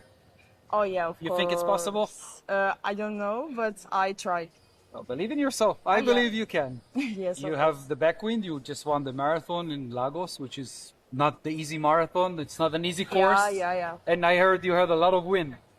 Yeah, true. So you can do it. And how was ice? You did some ice in the winter? Yeah. You tried to qualify for the Olympics? Yes, I try, but I don't know the words. But the results it's for not the qualification. close, Yeah. I don't have the time. What race necessary. did you want to do? Masters. Mustard. Yeah. Okay. But so you I need to have a good 1,500 to qualify, and then a good placement in this. But you Yeah. did the World Cups as well. Yeah, it's good. World Cups in senior. Yeah. And I do my last year in junior too. Okay. Yeah. So Youth And- Olympic Games as well. No, it's no for me. No. No. No more. Yeah. Okay. And training wise, what kind of training you like to do? On ice. On inline. On inline. I like fourth leg. The Fourth leg. fourth leg. Yeah. What kind of a training is that? What do It's you do? like 10 kilometers. No stop, and I do 1K slow and 1K, go, go, go. So 1K Yeah. easy, 1K hard. Yeah, points race, It's like a points elimination, race, yes. yeah. It's a good preparation. And if you win, what song will you listen to? What plays in your head? You just won the Geisingen race. What song will you listen to? I don't know. It's a good question. I think we are the champions. It's a classic. You are the second person who goes with that. Yeah. Okay. You have the same taste as Livio Wenger. He also wants We Are the Champions. Yeah. But okay, we're gonna wish you good luck in the races and hopefully to see you on the inside of the track. Thank you. If you win the race. And enjoy the races in Geisingen. And we'll see you in the next episode of Arena Geisingen Coffee. Thank you.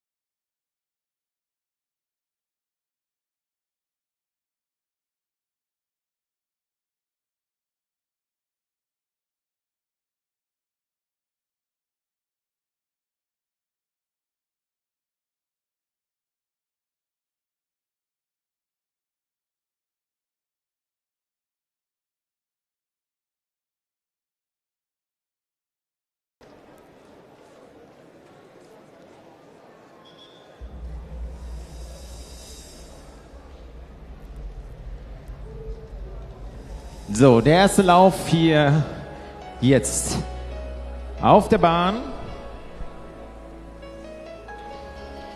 Welcome back to Arena Geisingen International. Lunch is over. Up next, the 500-meter heats of the senior category. Explosive starts, razor-sharp lines and zero forgiveness. These races decide who stays in the sprint tournaments and who's out before Saturday night even begins. If you thought the morning was intense, just watch this, and we're jumping quite into this senior ladies qualification.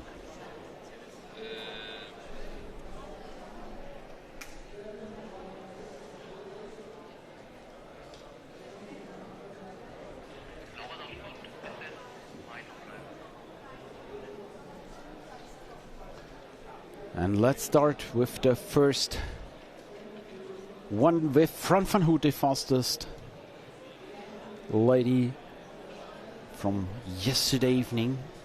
We'll start position 1. Together at the start line with Domenica Gardi, Letitia Narain, Raquel Rios and Camila Mayanes.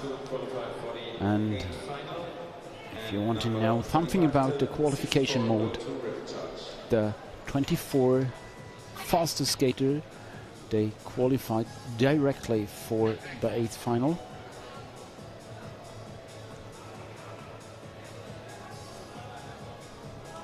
So let's see who they are.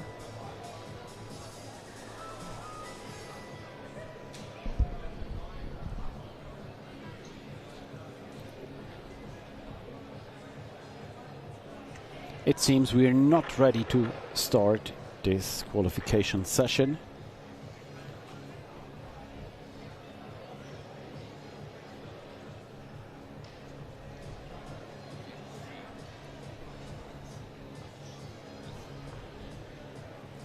So we have to wait a bit.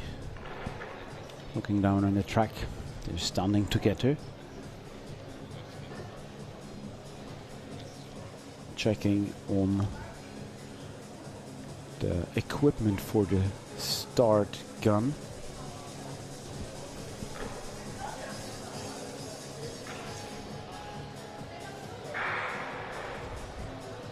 It seems to work. But the question if it's working properly.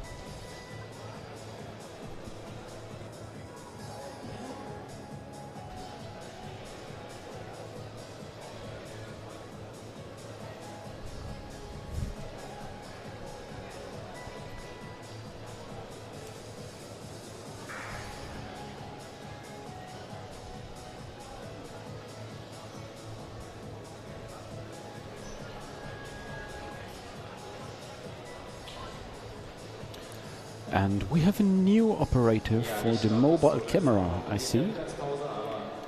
Sasha did it this morning, and now we have Carolina with the mobile camera bringing these pictures from the skaters on the track.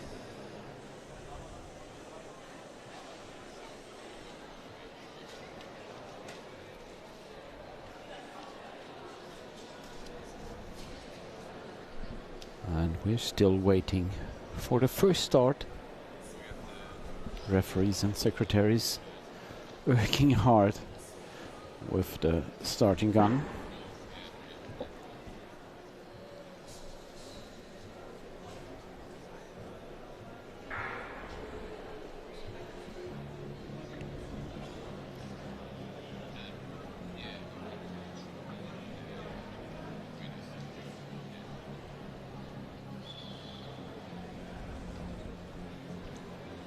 Everything seems to be okay.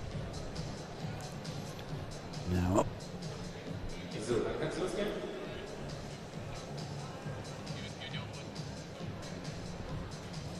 So again, Fran van Hout, Domenica Gardi, Letitia Narain, Raquel Rios, Camilo Mayanes, the athletes of this first qualification heat of the senior ladies. Off they are. On the quick start of Fran van Hout. Fran van Hout leading, followed by Domenica Gardis.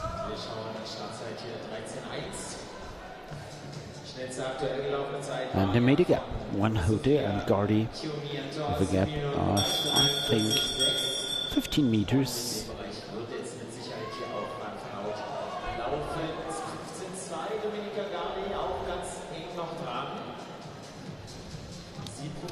And let's see the first time.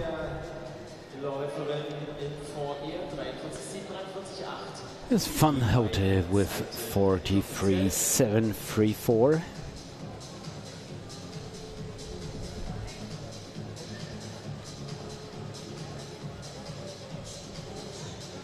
Official time 43.693 front out And the last lap was a 15.352 for Van Houte.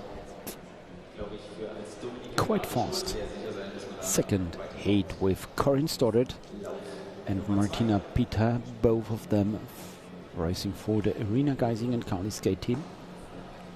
Romain Courtois from Patinagem, Franziska Petri from Team Red Devil Racer, TSG Dessau, Germany, Francesca Pussato and Giorgia Fussato, both from Italy.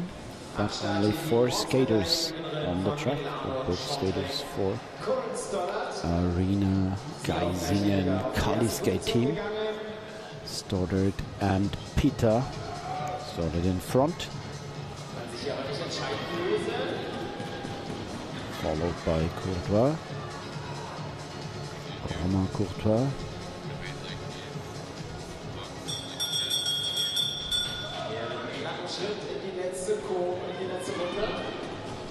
So we have now the last lap, and there is a passing of Martina Pita.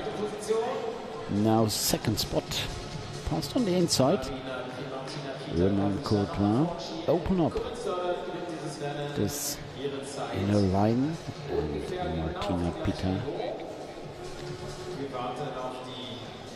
took the chance and passed the French skater. 43.727, and that's the second best time so far. Heat number 3. And with the heat number 3 we see Larissa Geiser from Swings World Team with a surprising super fast time yesterday. I think she was a bit surprised on her own. Full start. Also in this heat, Niki Nordegraf from the Netherlands, Angie Quintero from Venezuela, Francisca Hendricks, Portugal, Annabelle Pesantes from Ecuador, and Marie Dupuis from France. And this is a fourth start for Niki Nordengraf.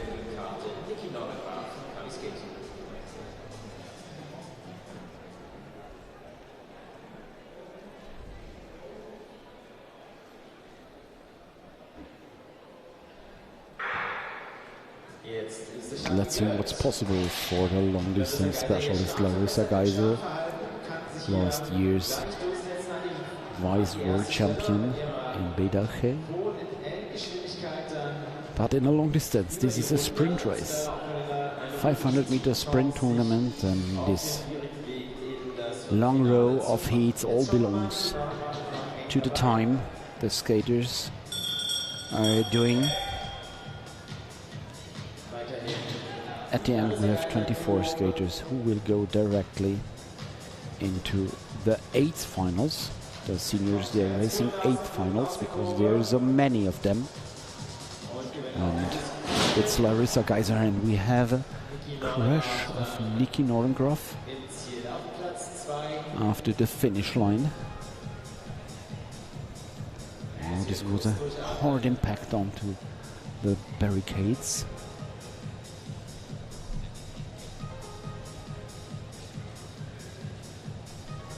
Just sitting quite behind us.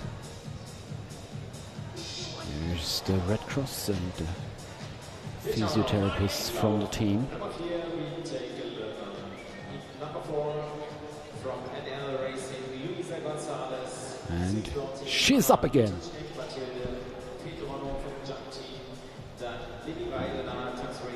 Nikki Nordengroff back on her wheels.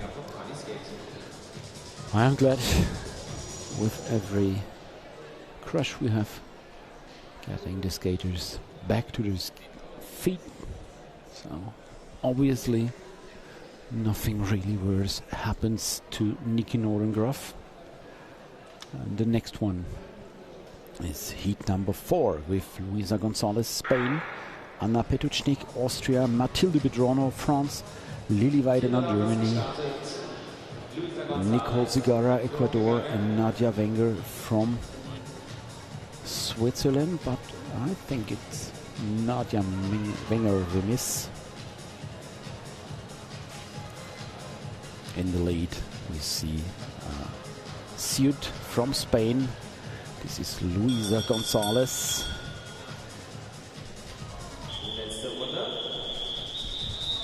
And they stopped the race. And there was the information, they have no time. This is the reason why they stopped the race. This was a long time racing on this high level for them. They have to race again. Heat number 4. Must race again.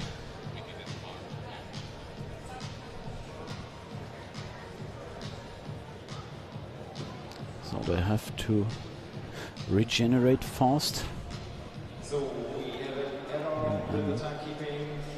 Having a look on the referees if they start again immediately,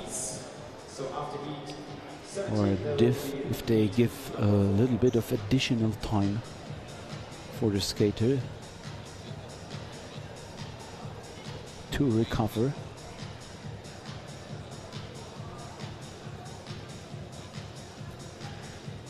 Once again, the information, heat number 4 will repeat it. So they have to leave the track, so they have additional time to recover, and we continue with heat number 5. It's with Jessica Rodriguez from Portugal, Alison Bernardi from France, Laura Files from Bayreuth, Germany, Aitana Gonzalez Artime, Isabel Baez Ergano, and Johanna Brachova. I miss Johanna. There's no sweet from Arena Geisingen development team.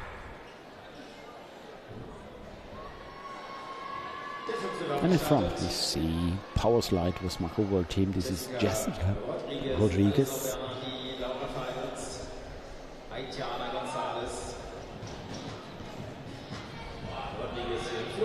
Jessica Rodriguez with a gap to Alison Bernardi, and then another gap to Baez Arango. Now Alison Bernardi closed the gap almost. Last corner.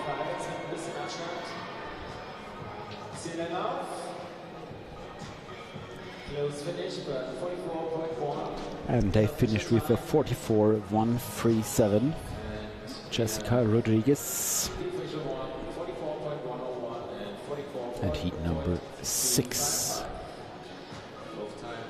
with Maiven Chulu, France, Maria Cardenas Hernandez from Colombia, Lana Meters from New Zealand, Katarina Metzkolis from Austria, Camila Son from Colombia, and Porvi Mate from India. Again, only 5 skaters at the start line.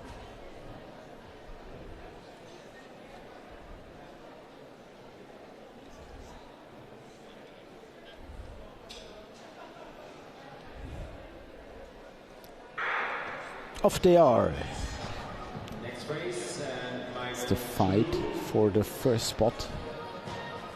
in the leading position.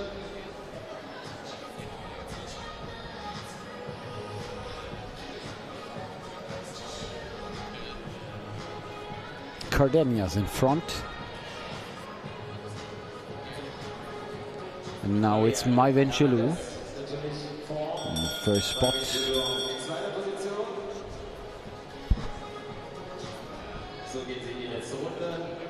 Chelou with 4 gold medals in the European Championships and 3 medals during the World Championship last year. Bronze 2 times in the 10K elimination and the 10K points, and the street dance silver in the 15K elimination. Maiwen Chelou finished with a 44.436. And the next one with Liane van Loon, power slide with Marco Wortin. From the Netherlands, Sara Cabrera. From Spain, Helen Rivera. From Guatemala, Hirel Sadhu from India. Marta Biscola from Italy, and the current world champion, the marathon, Yiswan Liu, but I think she's missing. She is not competing in the 500 meters, but she's listed.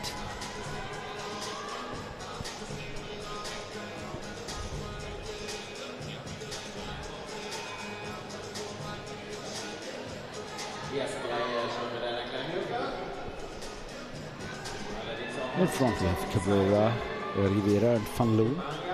These 3 are close together now, battling for the position. Van Loon from the outside, bringing much speed into this race, and this was a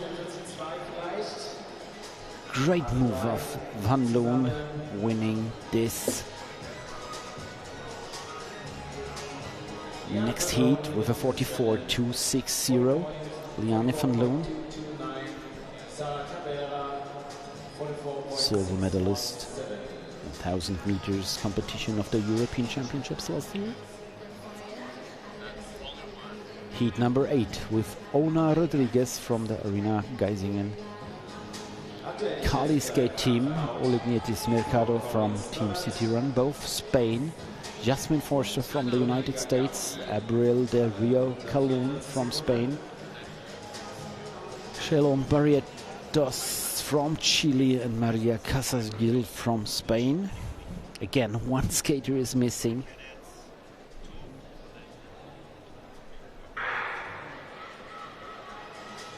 Off they are, and this is Ona Rodriguez, as expected, with an explosive start. Leading the pack in this first lap with her Olignietis Mercado. Sure, these 2 Spanish skaters know each other. Behind them, Jasmine Forster. Jasmine Forster now coming a bit closer to the 2 leading ladies, Rodriguez and Mercado. Let's see the final sprint, and it's Mercado with the skate in front, but only with 7/4 hundredths of a seconds in front.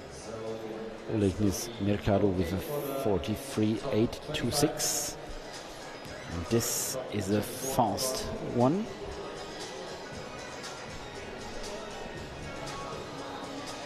We see the next. Again, we have a skater from power slide with Marco Wortin. This is Leticia Schimek. Sprinter, also Lisa van Steenkiste, double F World in 19, Belgium skater. Sara Velasco from Colombia, also Colombian. Catherine Cardona Venegas from Spain. Mia Zubrili and Agnieszka Walczak from Poland. All 6 skaters at the start line, and with a full start. And the question is, who did the full start?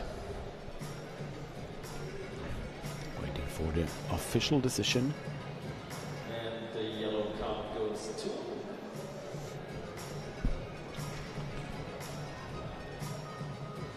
Skater on position 3. I'm not quite sure about the Number 10 should be Sara Velasco from Sports Stars Club Colombia.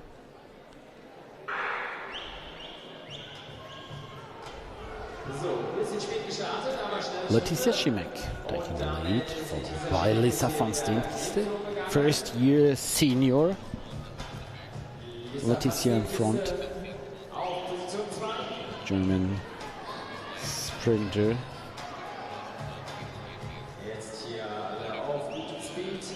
And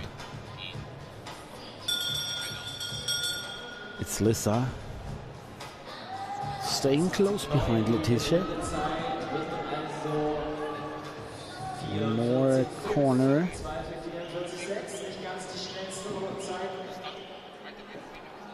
And it's Leticia. And her time is 44.522. Second Lisa, third Sarah.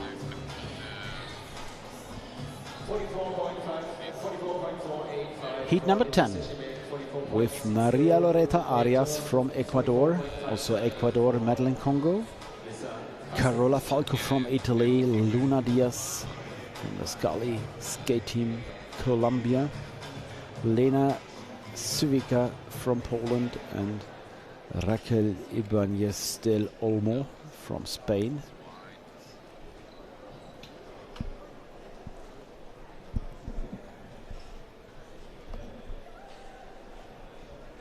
Six skaters at the start line in this heat number 6. Two skaters from Ecuador, Arias and Congo. The two skaters on position 1 and 2.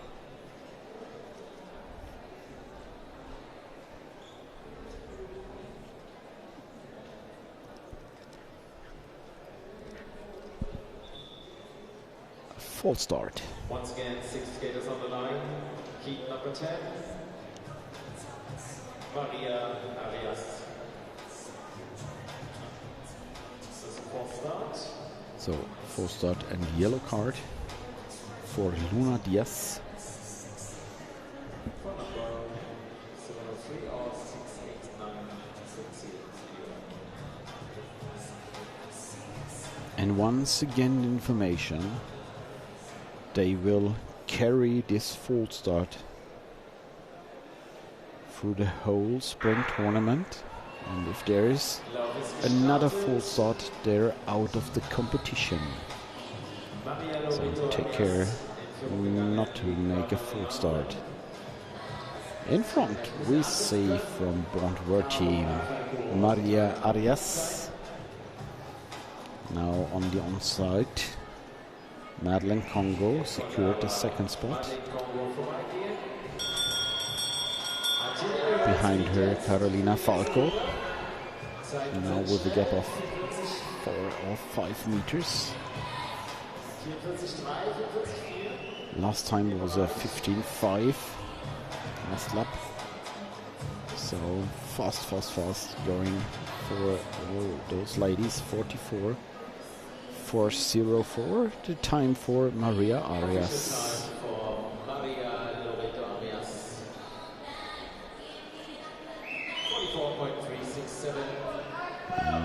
We're just jumping into heat number 11 with Manu Frabolet from France, Yvonne Noches, Martina Ramirez, Lucy Vasova, Maria Leiva Espina, and Louise Chamon, maybe? Once again, 6 skaters and Chamon. Another thing to ask. Martina Ramirez, Lucy Vasova, Maria Leiva Espina, and Louise Chamon. Heat number 11. In the first position we see Manu Frabolet, French skater.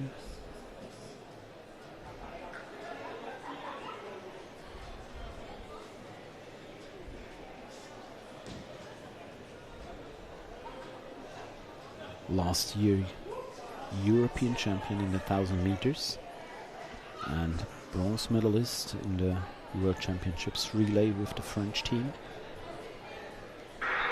And another false start. I think this was Ivan Notches.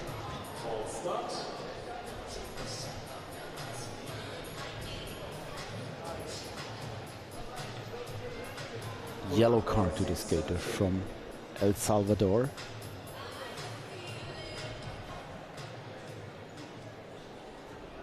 One track in El Salvador, if I'm right, in the capital city San Salvador.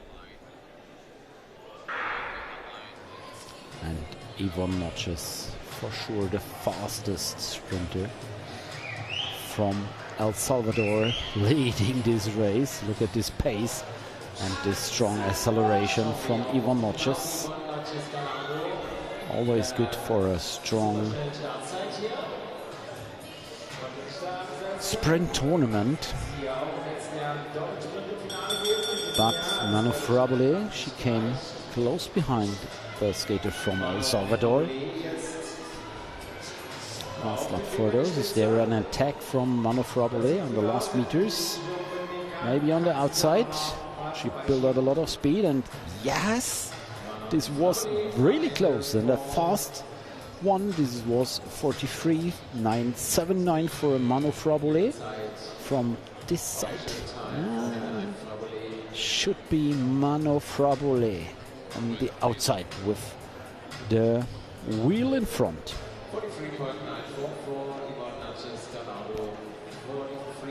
Leonie Imhoff from Germany, racing for Takino, Germany. Katarina Kainova from Arena Geisingen Kali skate team. From the Czech Republic, Shia Stokes with Alejandra Londoño from Colombia. Girley Urego Castañeda from Team City Run Spain. Cassandra Gerdin from the United States, racing for the TCC Piedmont. And last but not least, Gianda Mui Ragone from AST inline Patinagem Colonia.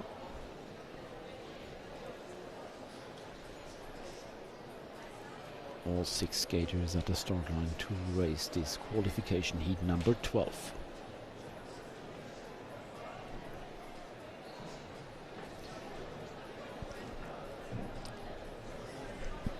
If you want to see all the results of our competition here at the Arena Geisingen International, just open the site skateresults.app in your browser, and you can see all results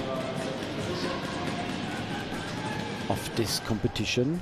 Leonie Imhoff, fast and nearly away together with Kainova.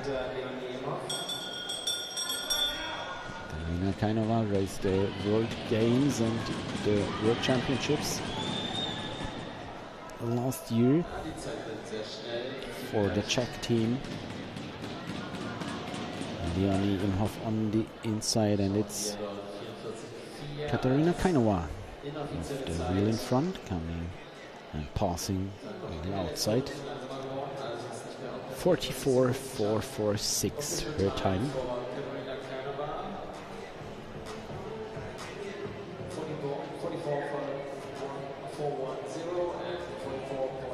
Fastest time so far, Fran van Houte from Belgium, 43.734, and you see the time to beat, 44.654.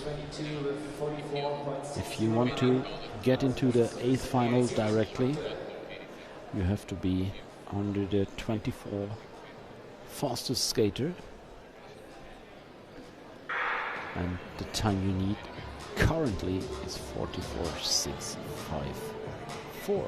Next heat with Wilmer Ritori from Venezuela, Aura Quintana from Spain, Victoria Hanselkova from the Czech Republic, Lila Sander from Hungary, Bianca van der Meer from the Netherlands, and Kelly Morlane from Belgium. Toro in front. Bell for the last lap. And Hanselkorn is skating behind Toro. Quintana behind her, and Sandor is completing this quartet.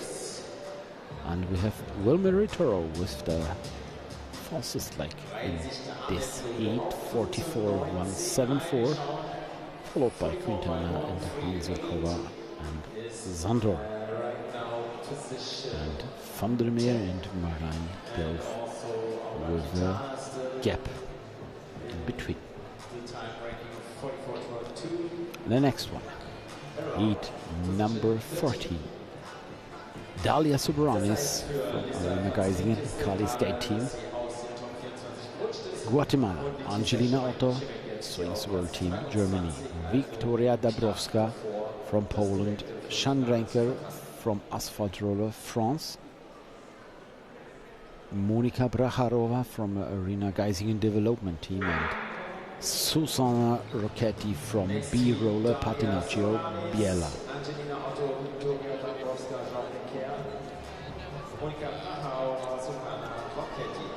The two skaters from Arena Geisingen are in front. This is Sobranis and Dabrowska.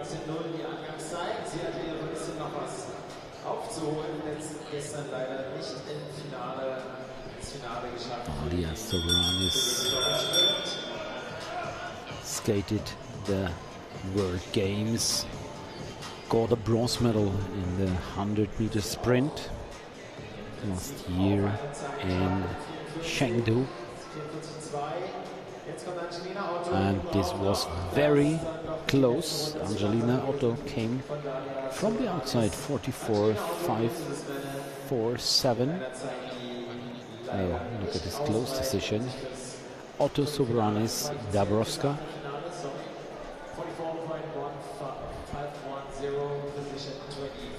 And the next one, heat number 15, with Ilaria Carrer from Italy, Gabriela Vargas from Ecuador, rising for the Arena Geisingen Kali skate team, Camila Carreño, Leonor Ladera, Iliana Chevalier from France, and also France, Camille Guénon.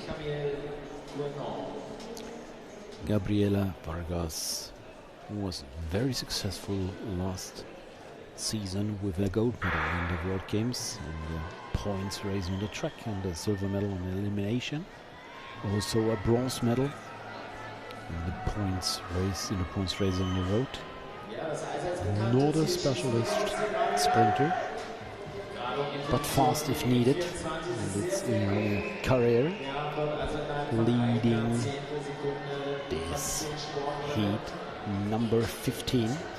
But we are close together, and there was a passing. Gabriela Vargas passed Carrer, Madeira third, and Carreño fourth. Chilean skater now on the outside. And we have 43.880, a fast one for Gabriela Vargas. Not the fastest, but I think she would be third after this run. Let's see, sixth position for Vargas, exactly the same time as Ona Rodriguez.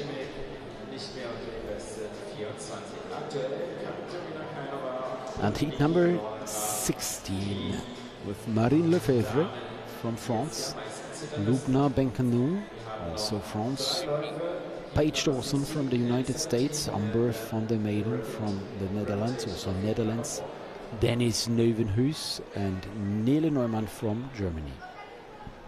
And Miss Nele, if I'm right. Yes.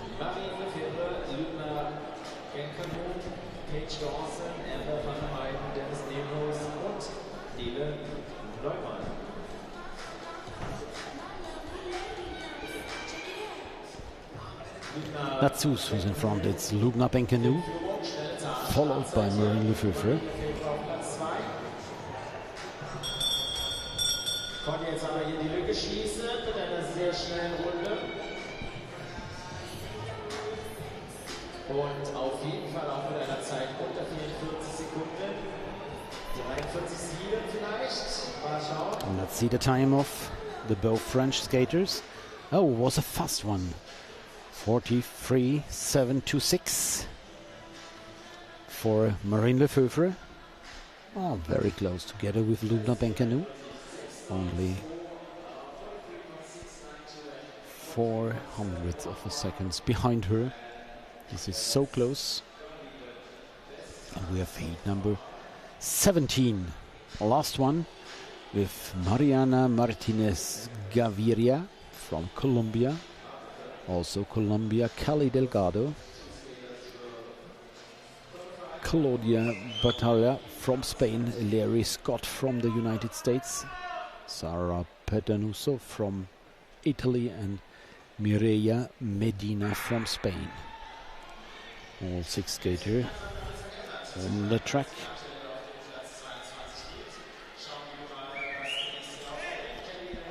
Let's see on the. Let's have a look on the first split time. 13.1 for Martinez. Seems to be fast.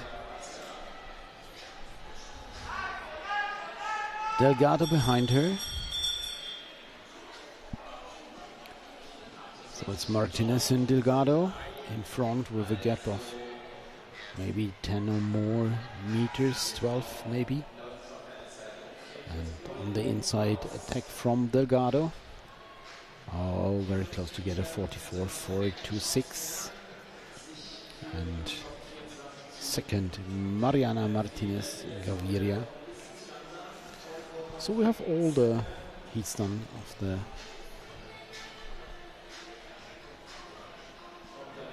ladies. Am I right? Again, ladies. Ah, this is the heat we have to repeat. Ah, I remember. Hopefully you are doing too. This is the heat with Luisa Gonzalez, Nikki Nordegraf, Angie Quintero, Francesca Henriquez, Annabelle Pisantes and Marie Dupuy. And we miss Nikki Nordegraf. No. Luisa Gonzalez, Anna Petuchnik, Matilde Bedrono, Lily Weidner, Nicole Zigara, and off they are. This is the heat we haven't got a time. And this is Luisa Gonzalez leading. Quite behind her, Pedrono and Petuchnik.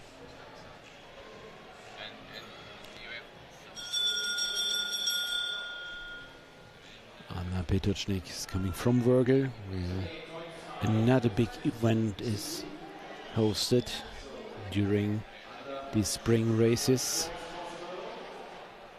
And now come from the outside.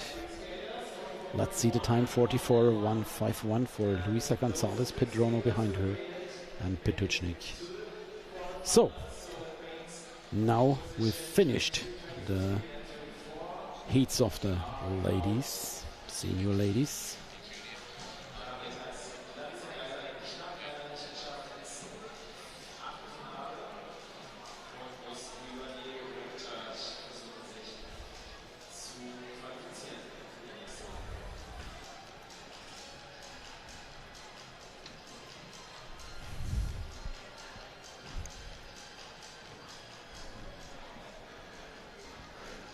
After the senior ladies, of course, we'll continue with the senior men.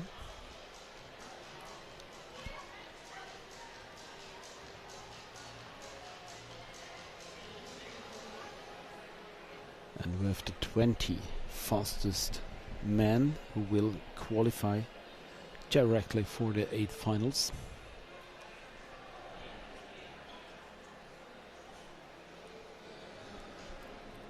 We see Jacob Melton, fastest man in the 200 meter.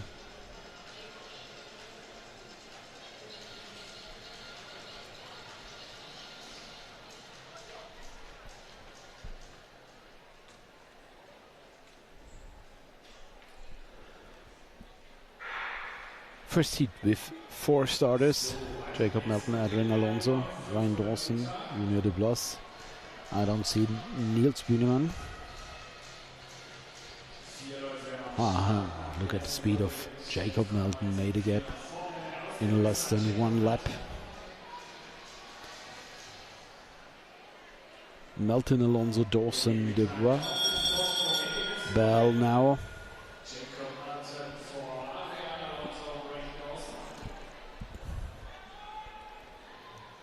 And it's Jacob Melton. There is a passing. Nice passing from Dawson against Alonso. So it's Melton, Alonso, Dawson.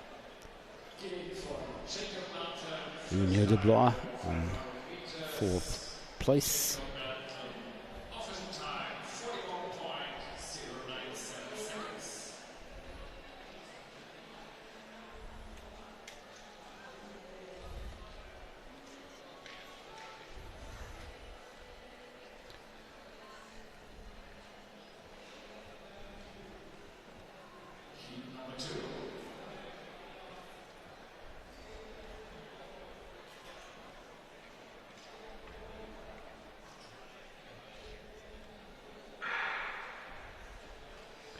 So the heat number 2 of the hour, with Jan Martimendi, second best time yesterday, skating for the Scali team, the German, together with Chase Moore, Petros White, Davide Cassoni and Stan Balen.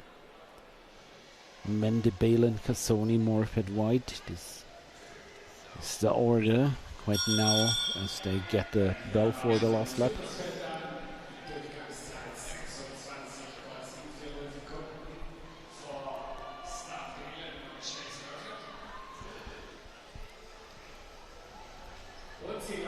And on the finish line with Martin Mende, and Martin Mende with 41.339.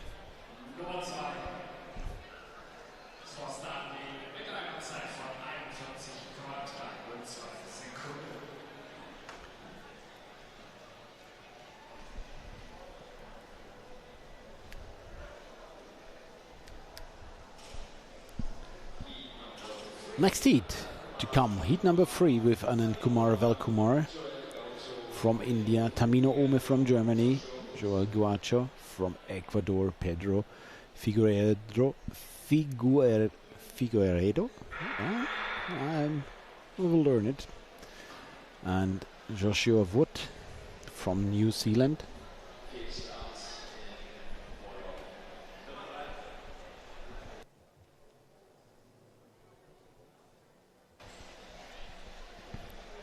And we have the yellow card. Who is it for? Is this Pedro Figueiredo? I think so. Now off they are. Anand Kumar Velkumar in front. Tamino Ome behind him. And it's Joshua Wood behind them. Now baby passings, because they took very different lines at the beginning of this corner. Anand Kumar Velkumar in front. Tamino Ome is second. And the time for Anand Kumar Velkumar, 45.92. This is more than a bit faster and 1 second behind Tamino Ome. Almost 1 more second behind Joel Guacho. Well, this was a fast one from Anand Kumar Velkumar.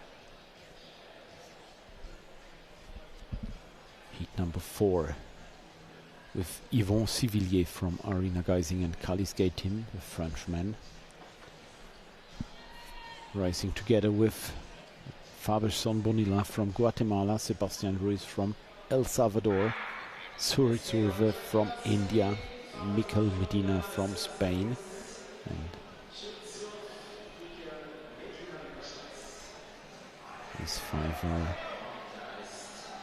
on their 2.5 laps in front. Yvon Sivillier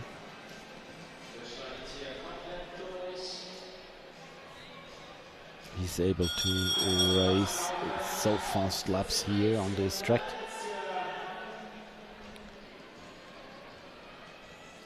And we have the last corner. Look at the line. He is Jusen, skating extremely near to the inner line, taking the corner from the inside. And another 40.388 for Yvon Sivillier, also very fast.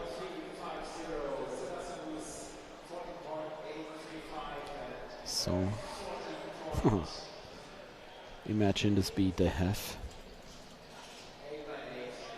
The next one, Antonio Freitas from Portugal, Eric Willi Werner from Germany, Sin C2 from Taipei, Chinese Taipei, Sebastian Kieser from Germany, Tristan Faron, and there should also be Wei Tai from Chinese Taipei. I see 5 skaters, 1 skater is missing.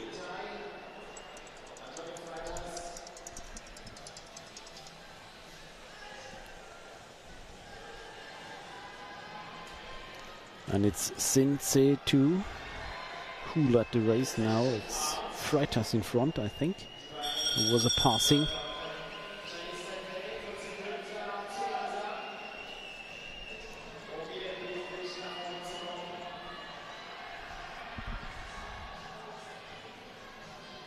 Wei Tai together with the fastest 2, Freitas and 2.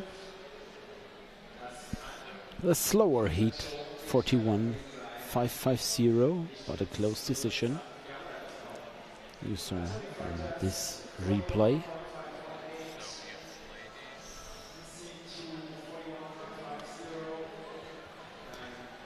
Next heat, number 6, with Spanish sprinter Nilop. Position 1, Anish Rai from India, Marek Kania from Poland, Spencer Curtis from the United States, Gret Groot from the Netherlands, and Manuel Taibo from Spain. Full start,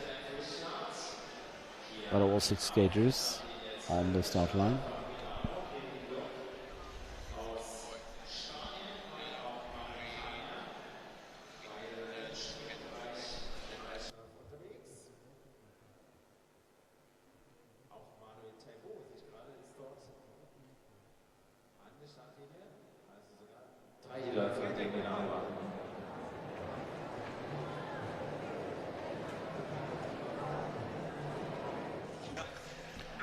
Okay, we will continue after getting some information from the data management crew.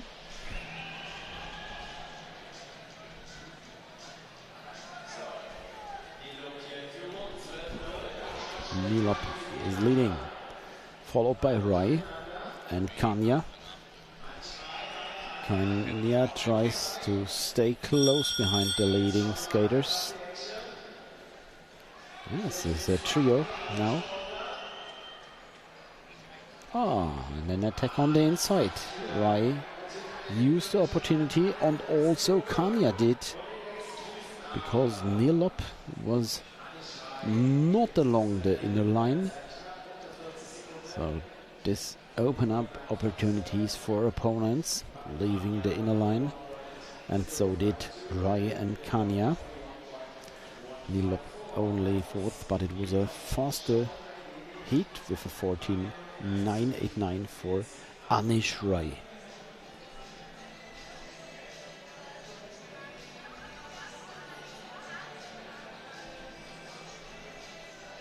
Yvon Sivillier currently with the fastest time of 40.388, followed by Valkumaru, Sponila, Melton, Mende, Belen, Alonso, Morfett, Freitas and Ome. These are the 12 fastest skaters so far, 2 also. The next one. Borja Navarro, Hayden Cruz, Mathis Roman, Timo Lenatz, Borja Martinez Corso and Sascha Kessler. Sascha Kessler with them. Yes. And they're very close together. Any more passings on the last straight? Borja Navarro with a 41.689, followed by Hayden Roofs, Timo Lehnertz, Mathis Romo and Martinez Corso.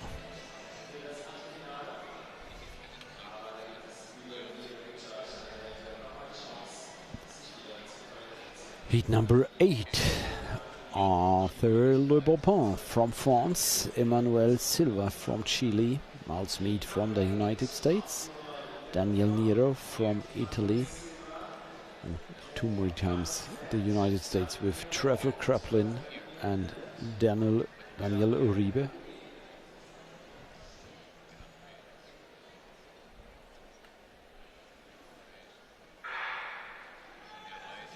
Off they are. Bond suit. This is Arthur Le Bopin in front. Behind him, Emmanuel Silva, Chilean skater, racing for the Arena Geisingen Kali skate team. And also together with the both is Miles Mead from TCC Bond USA.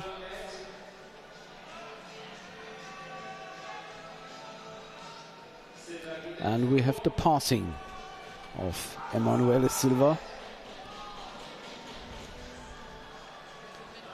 And it is Emmanuel Silva with a 41.200. Le Bopin second and Mead third.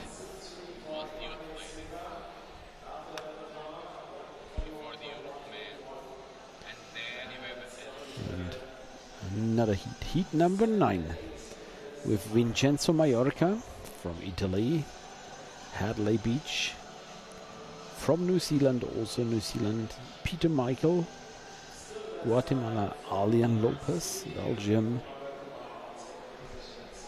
Dan Swartz, and the Netherlands plays Verbeek.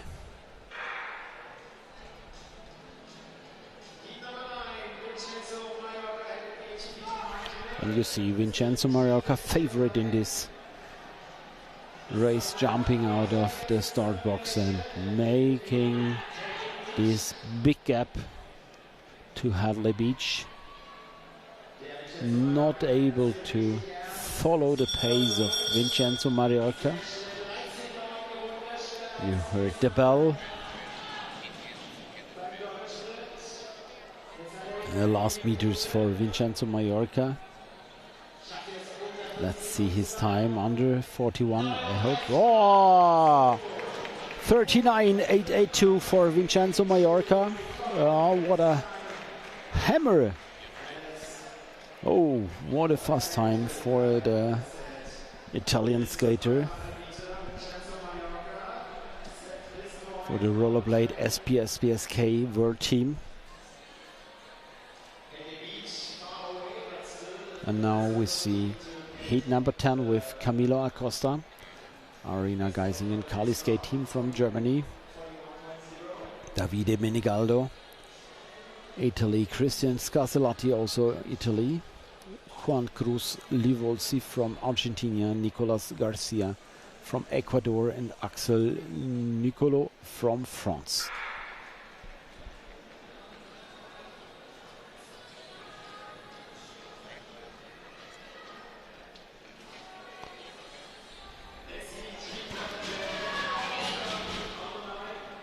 And in front we see Camilo Acosta.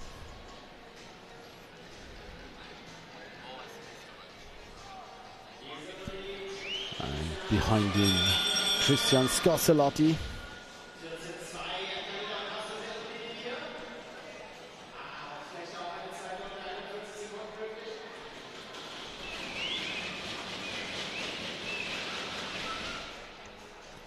And let's see the time of Camilo Acosta, 41.157. Followed by Scaselati and Menigaldo.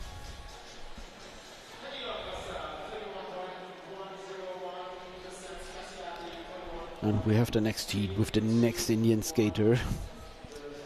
With Aryan Palguman, with Mike Pais from Mexico. Teun de Wit from the Netherlands, also Netherlands. Rick Schipper. Luca Siviglia from Italy and Niels Pennings from the Netherlands.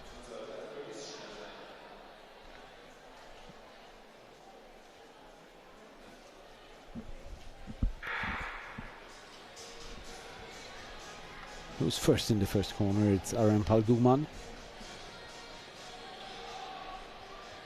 Mike Pace behind him. Mexican skater.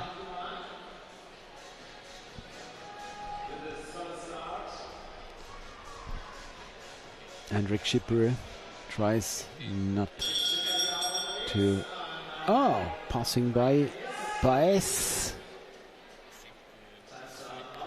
Rick Schipper tries to stay close behind, and a repass from Guman. 2 passings in the top positions in this race, and in the end it's Guman with the fastest leg or the wheel in front. 41.462. Followed by Paes, Schipper, De Wit, Siviglia and Pennings.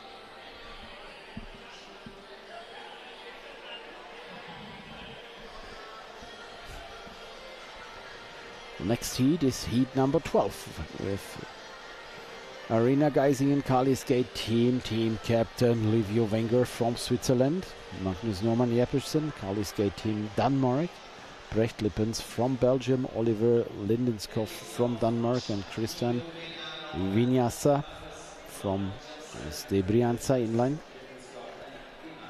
5 skaters at the start line. The inside, this is Livio Wenger, and I'm quite sure this was a full start for him.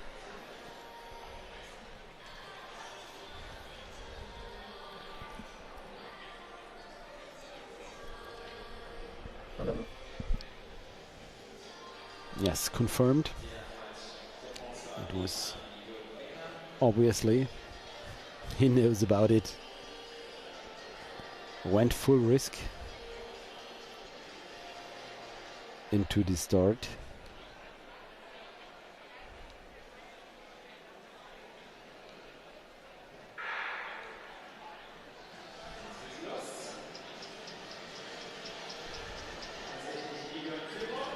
And with the restart, it's Livio Wenger leading heat number 12, followed by Brecht Lippens and Magnus Norman Jeppersen.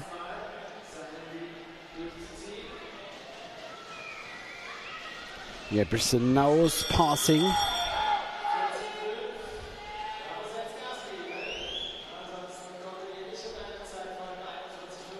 Yep.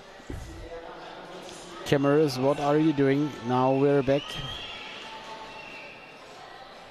It's Wenger, followed by Norman Jeppersen, Lippens, Lunskov and Ignasa. The time for Livio Wenger, 41.515.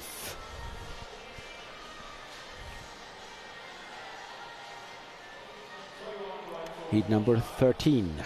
Julio Mirena from Paraguay, Vikram Inyale from India, Flavio Cross from Switzerland, 2 times Netherlands with Joyce van Dersen and Rens Nieuwenhuis, and with Malaysia with Gibran Ghazali.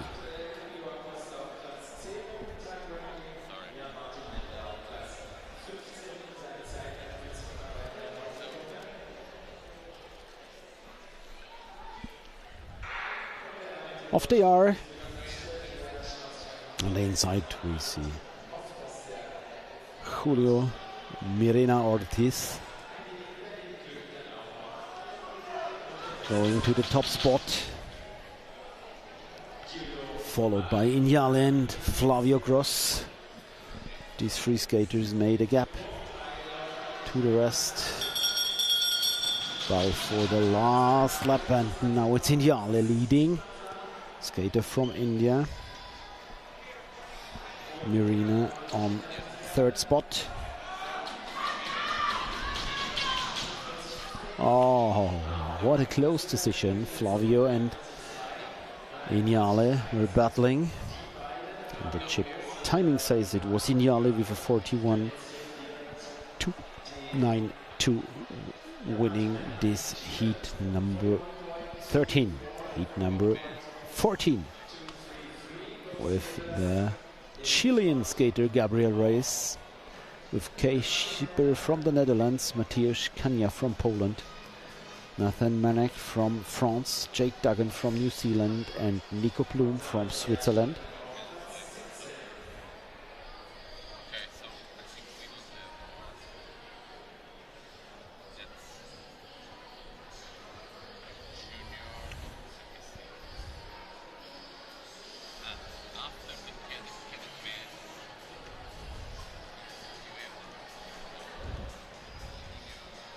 Just waiting for the start.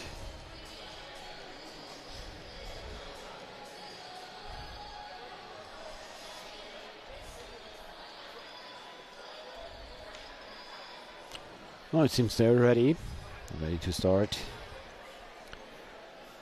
Reyes on the inside, K Schipper second position. Oh. It was a collision with Reyes, but he took the first spot. First half lap. It is Ryan, Manek, Schipper, Duggan, Kenya, and Bloom.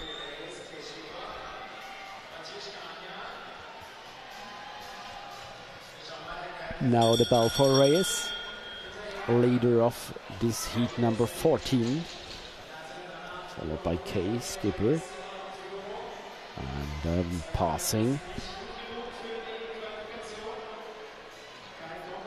Duggan passed Kanya, so it's Gabriel Reyes with a 42.006.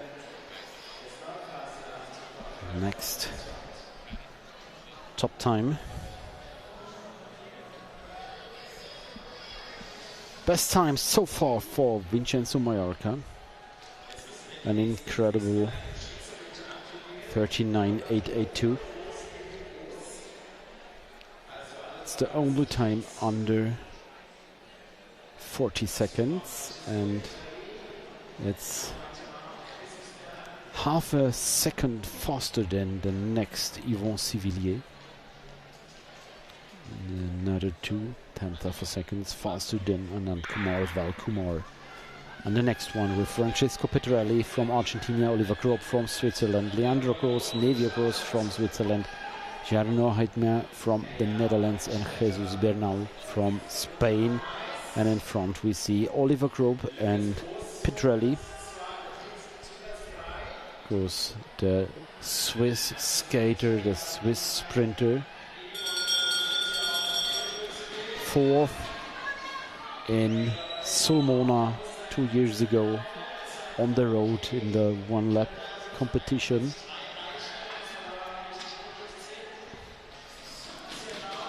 And in this qualification heat he got second after Francesco Pedrelli, his time 41.332.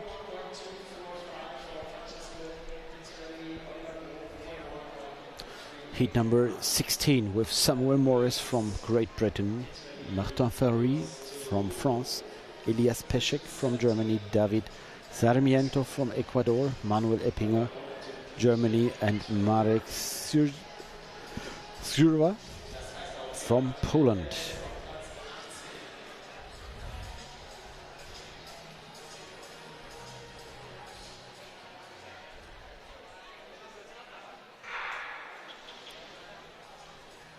Off they are, fighting for the positions in this heat number 16. Who's in front? In front we see Elias Peszek together with Samuel Morris, Martin Ferry. Close behind Sarmiento and a bit behind Eppinger and Zuzwa. And now it's Samuel Morris in the top spot. Martin Ferry passed on the outside. Now pressure from the inside and another passing from Sarmiento against Peszek. And it is Samuel Morris and Martin Ferry. Elias Peszek on third, Davide Sarmiento on fourth, Manuel Eppinger fifth, and Marek Ujva I couldn't ask him how it is spelled on 6th position.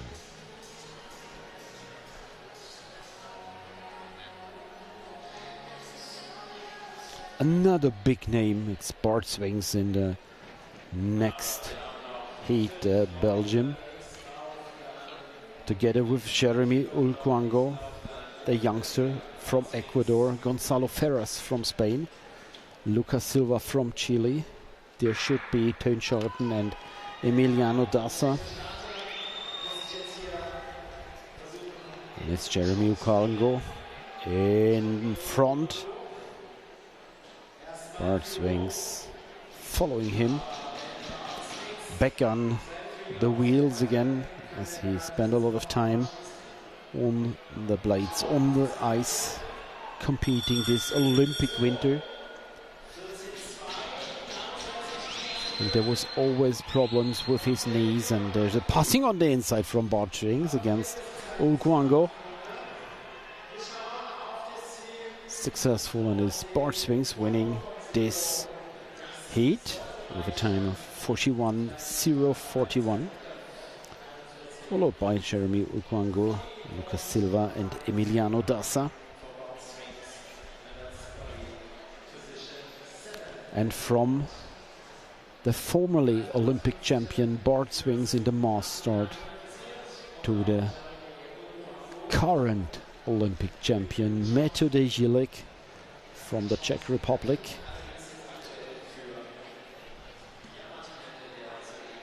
Having such a successful Olympic season with so many highlights during the winter on ice, Metode Jilek is now back on wheels again.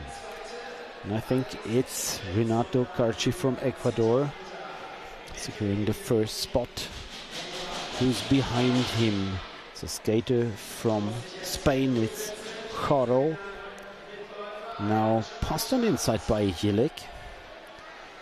Carci leading, but it's Metode Jilek who build up speed, now passing on the inside.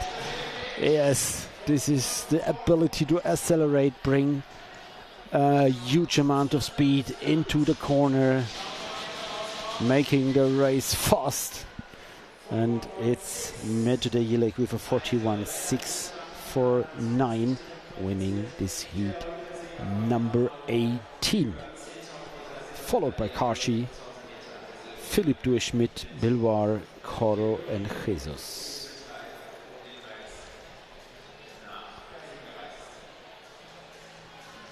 Heat number 19.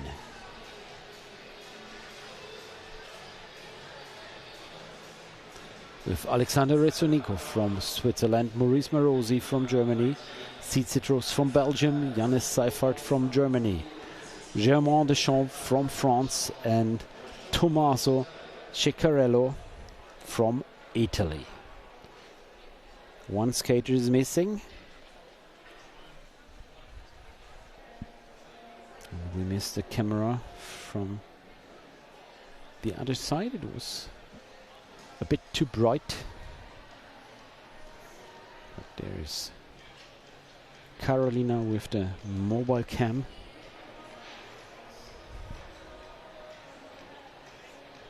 On the inside, position 1, this is Maurice Marosi with bad luck in the 200-meter contest last night.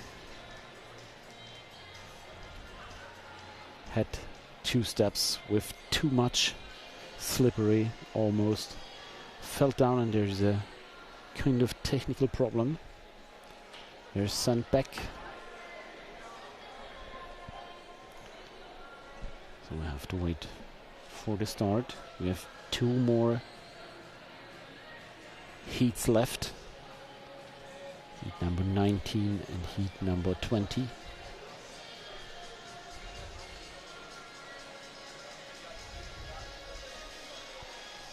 The fastest 10 times so far, Vincenzo Mallorca, Yvon Civillier, Valkumar Ruiz Bonilla, Rai Swings, Kenya, Melton and Beach.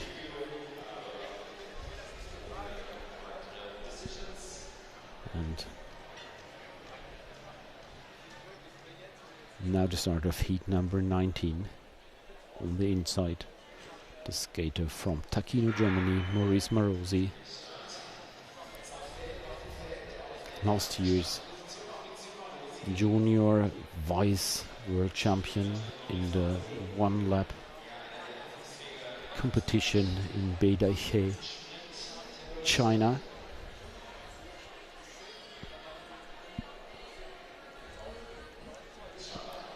We're waiting for the official decision about the false start. Who did it?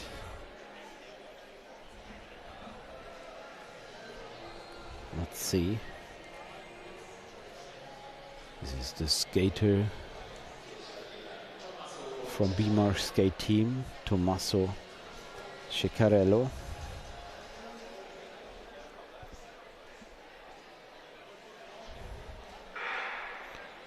This is always a game about nerves, and who has got the best start? It's Maurice Marosi leading the pack. Oh, let's race a strong 500 meter roll and run. Second corner, now third corner. 1, 2, 3, 4, 5, 6, 7, 8.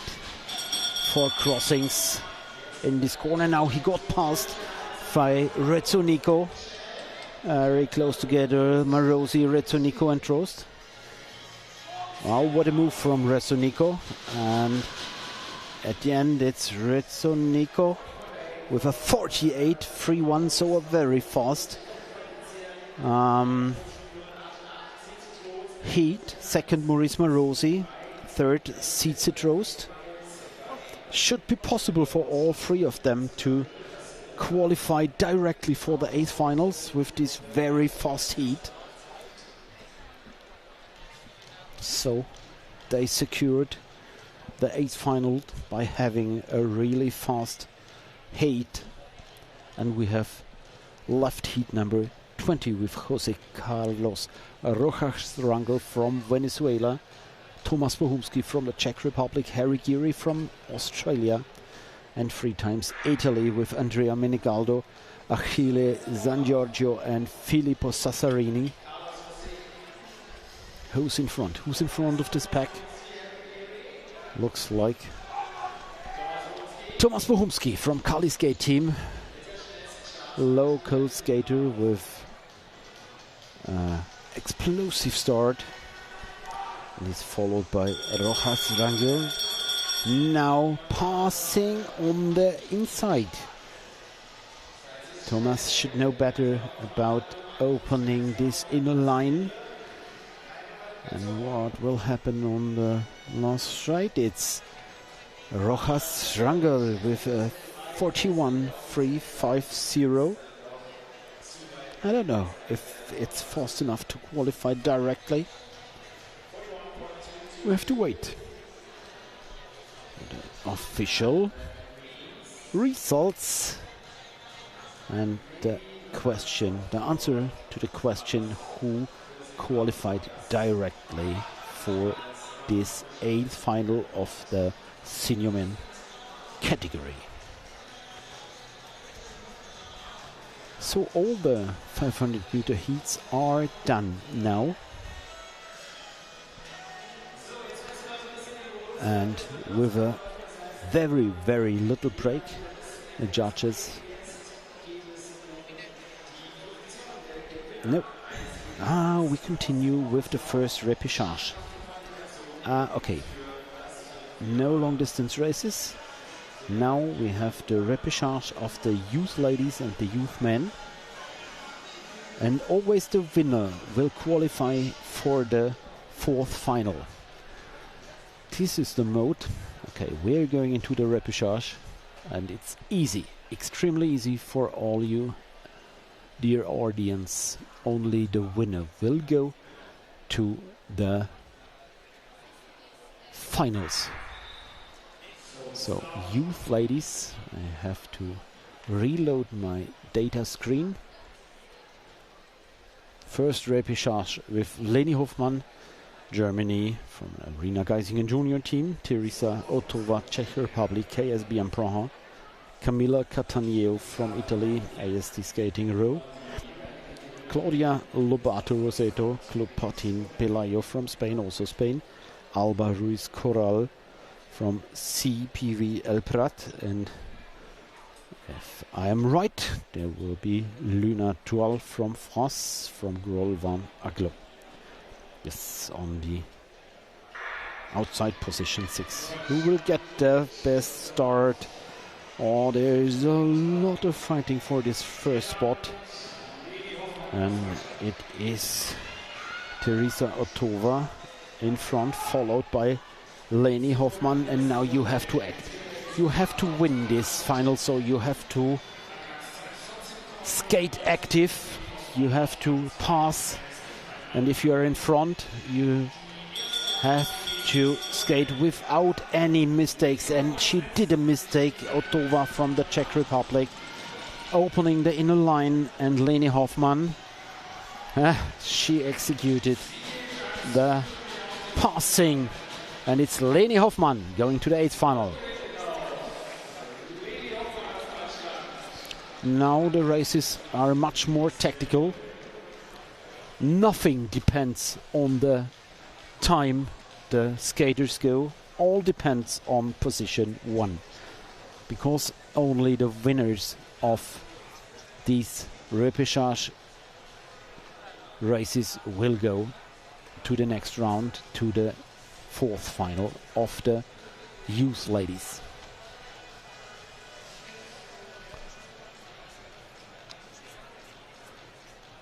And repechage number 2.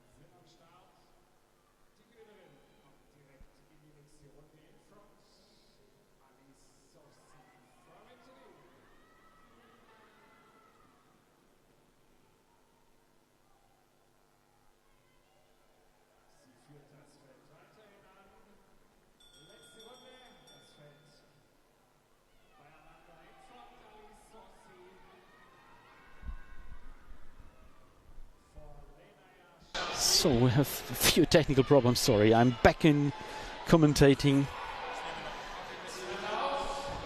And who won the second race? Oh, very close decision. Let's see the replay. And it should be Lenaya Cartier. But this is definitely worked for the photo finish team to confirm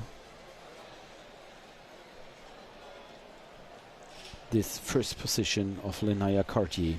And we have heat number 3.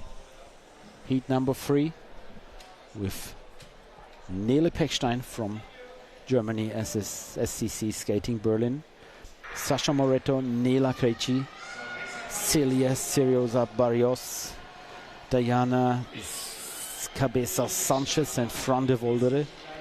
In front we see Berlin. Orange and blue and black. This is Berlin skating in front. Nele Pechstein, wow, with a gap of, I think, 7 meters. Nele Pechstein now with the bell for the last lap. Everything belongs to the first spot though. Now Krejci is coming close to Nele. And what will happen on this last straight? Close, but it is Nele Pechstein going to the 4th final. Winner of repechage number 3. And we will see repechage number 4 with Alice Beck from Italy, Rachel Yara Dolci, also Italy, Karolina Tomekova from the Czech Republic, Alexa Srets from the United States, Kyla Beveridge from New Zealand and Syria Tallarico from Italy. All 6 skaters waiting for the start. Sheeder. Off they are. And skater from Belusco taking the lead now. Passed on the outside. What happened? This is inline Vesely in front. And this is Karolina Tomikova leading. Sweats on second spot now. Now the speed is growing. Sweats from the outside. Making pressure on Karolina Tomikova. Now on the inside. It's Sweats leading into this last lap. Sweats from the United States. Followed by the Czech Karolina Tomikova. Last straight. But it's Sweats going to the 4th final.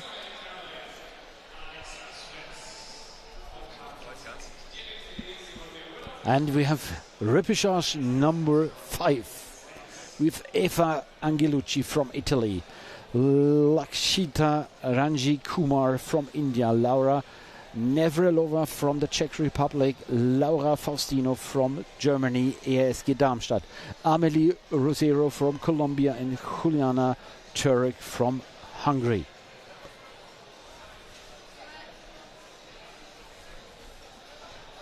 Italy, India, Czechia, Germany, Colombia, Hungary.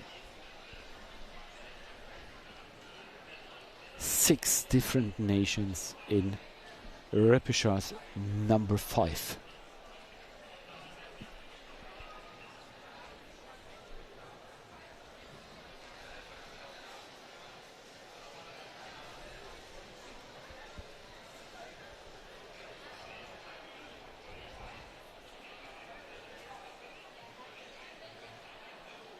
Off they are. First corner, so important. From the outside we see 2 skaters fighting for these perfect spots. But in the lead is Nevrelova from the Czech Republic, followed by Rosero, who made her way from the outside to the 2nd spot. Bell for the last lap now. And it's still Nevrelova from Sibinatki now under pressure. Oh, they're so close together coming out of this last corner. But it's the skater from Benatki. It's Laura Nevrelova going to the 4th final. There was a lot of pressure on her in this last corner, very close together the skaters were, and you see the difference between the races where all depends on a fast time and a race where all depends on position 1.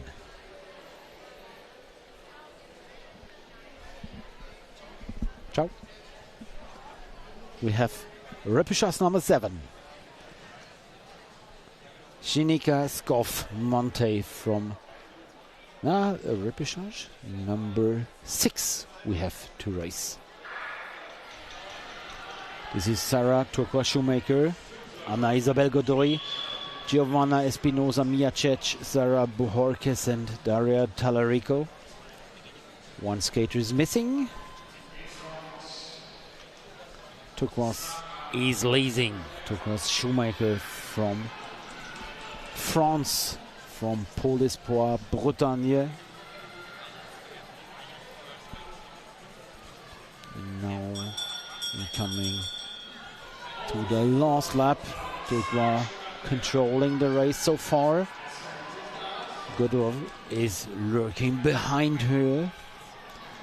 Where they're passing. This was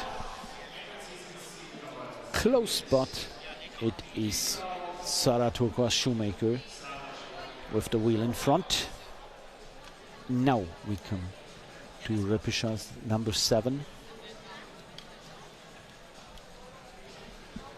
with Zinika Skov-Monte from Denmark, Madita Walter from Germany, Alice Tramontani from Italy, also Italy, Elisa Raminzoni, Veronika Syrodyukova from the Czech Republic, and Helena Unterdörfel from SCC Skating Berlin.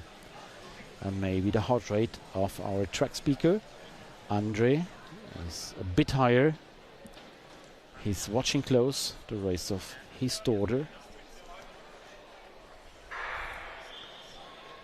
We have a full start.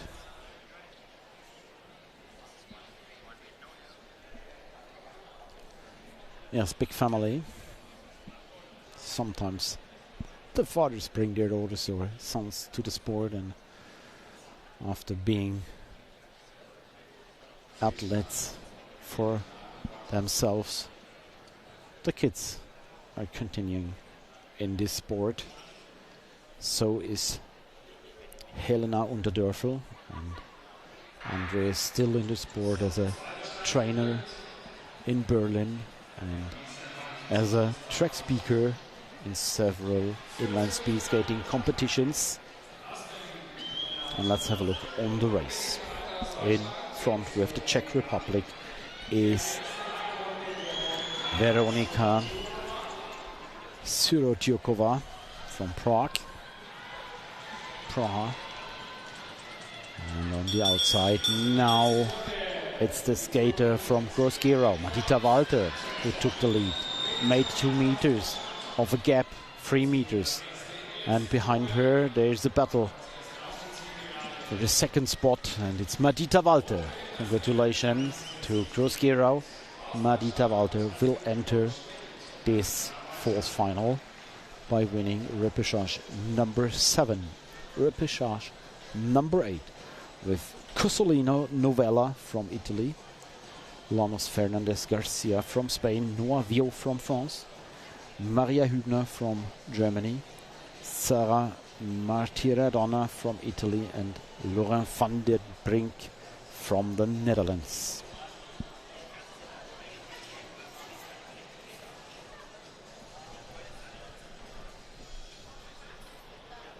All 6 skaters at the start line, and only one of them will enter the next round, the quarterfinals.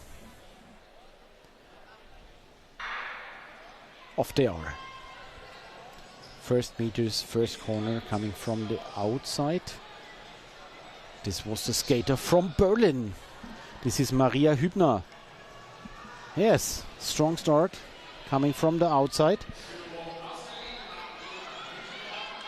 There was a short hesitation of the inner skater, and she took chance and passed on the outside. Now under pressure with 2 passings on the inside. This wasn't that clever. It's Lanos Fernandez Garcia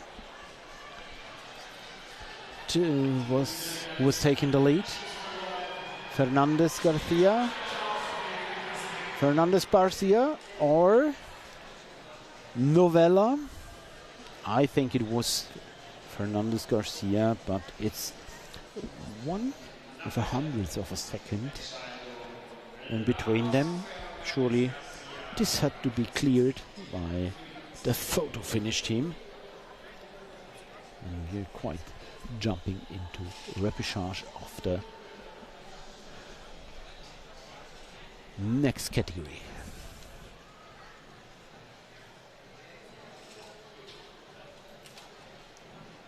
Youth men.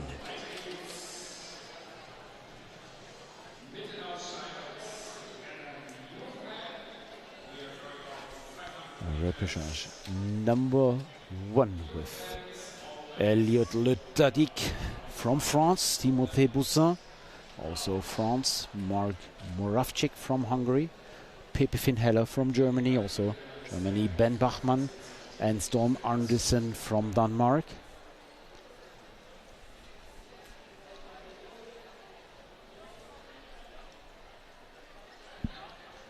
Elliot Le Tadic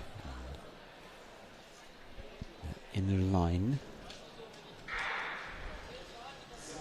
And it is Elio Letadik with the best start, reaching this first corner first.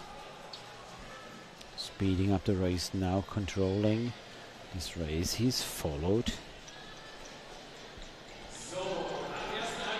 by, I think it's Timo Sebutin, but I'm not quite sure. Very similar race suits. Last lap for them. In front, Elliot Letadik from Grol van Aglo. Aglo? I don't know exactly.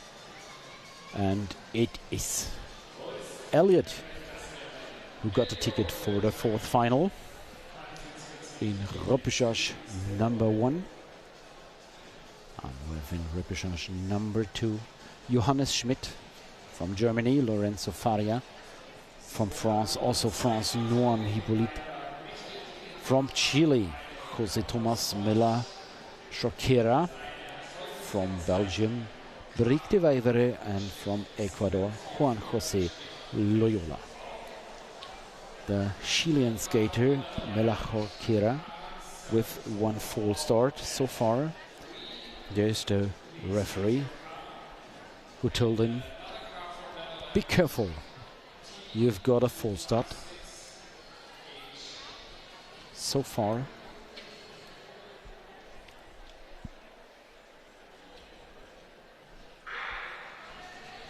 off they are. Oh, this was Lorenzo Faria. He tried to get this first spot, but in front we see Hippolyte. Noam Hippolyte. And there were several passings because there is a skater from Manau future team, Johannes Schmidt, in front. He wants to go to the fourth final. On the outside, maybe now passing by Lorenzo Faria. Take care, it's Lorenzo Faria passing on the last meters. But it was a courage race by Johannes Schmidt. And in the end, it is Lorenzo Faria qualifying in this repechage number 2 for the quarterfinals.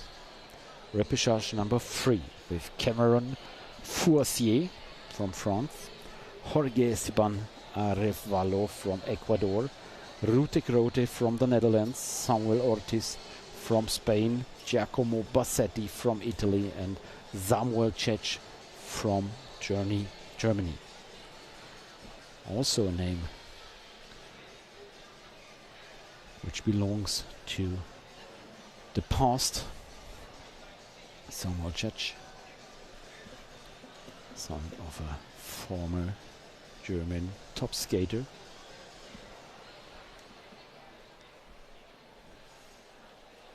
Let's see repechage number 3.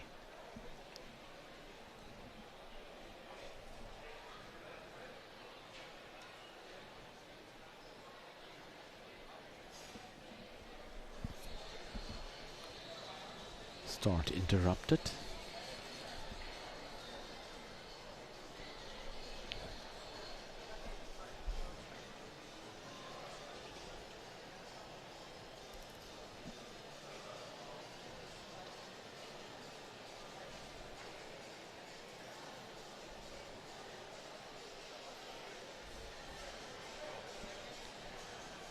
Waiting for repechage number 3.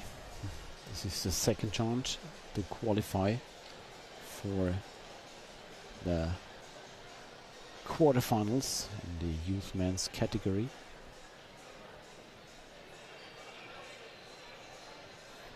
But only the winners of these repechage races will go to the quarters. So you have to race fast, you have to race smart, have a good tactic, have a full tactical repertoire to pass, repass or control the race. And this is Cameron Fourcier from Polispora, Bretagne, leading. Now attacked on the outside. There was a passing, a successful passing. And in front we have Arevalo from Ecuador. Arevalo or Fourcier's backhand. It will be Fourcier. Going to the quarterfinals. Repechage number 4. Lucien Gallard from France. Joao Mateus Rosa from Portugal. Mattia Pitatore from Italy. Floris Jacob Totenhoft from the Netherlands.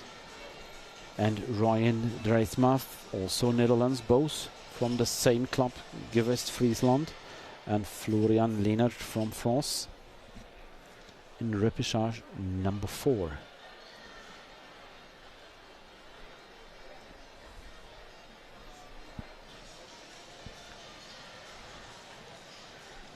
And again, Mattia Pitatore.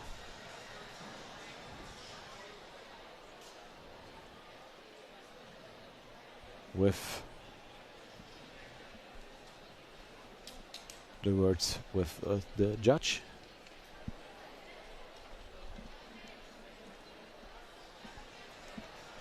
Because he's got a full start in the heat, Mattia Pitatore, he has to be careful.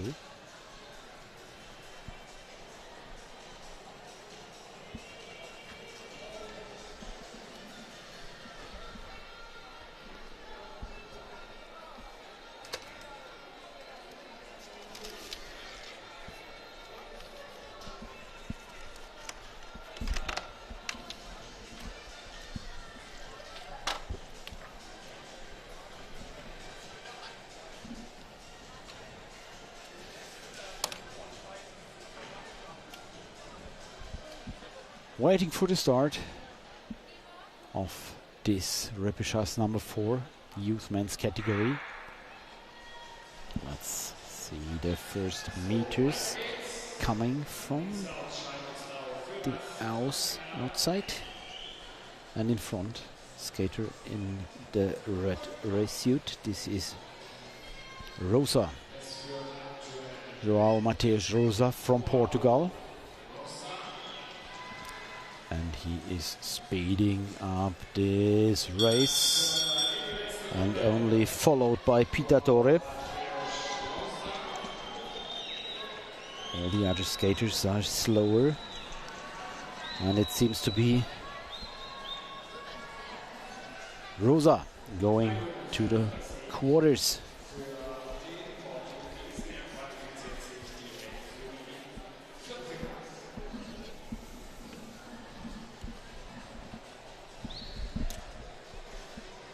So, ladies and gentlemen, I've got a new keyboard and a new mouse, so I have to change immediately.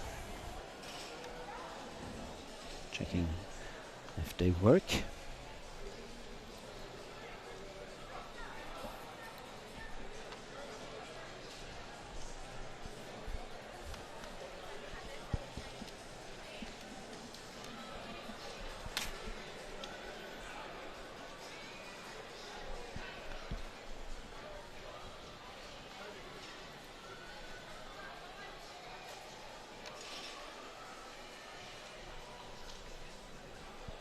And we're waiting for the next repechage. This will the repechage number 5 with Punesh Puri from India, Filip Jelek from the Czech Republic, Leander Deroyer from Belgium with a full start so far, Julien Colmanero from Spain, Ludwig Sparre Andersen from Denmark, Gabriel Moriondo from Italy. And that's the Czech skater Filip Jelek from Arena Geisingen junior team, leading this pack of 6 skaters. Now the bell for the last lap, and there's the passing. This was Leander Deroyer who passed, and now trying to attack. Wow! photo finish, and there was a fist of Philip Jelic showing, okay, I got it. He's sure, but we are sure if the video judges have done the work. It is Philip Jelic. Jelic very close in front, and Leander Desroyer only second, and he will not go to the quarter finals.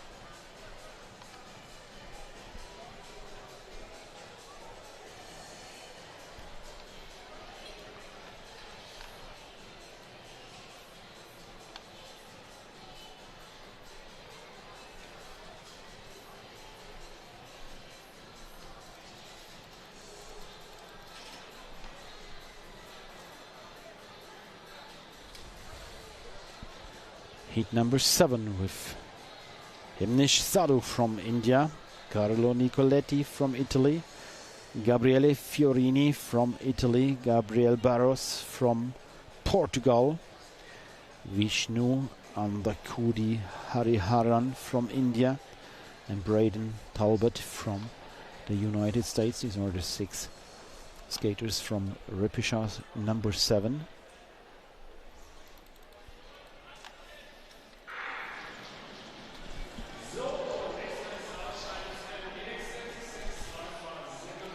Let's see who's in front.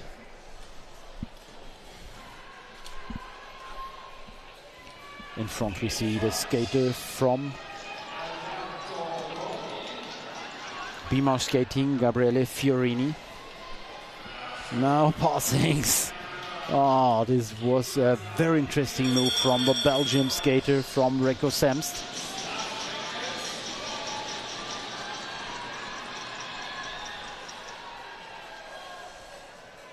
Is it Reko Semst? No, it isn't. Let's see who it is.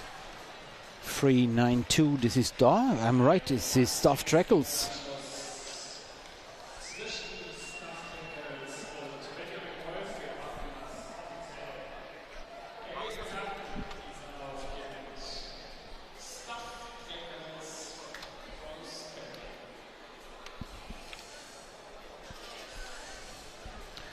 And the next one to come.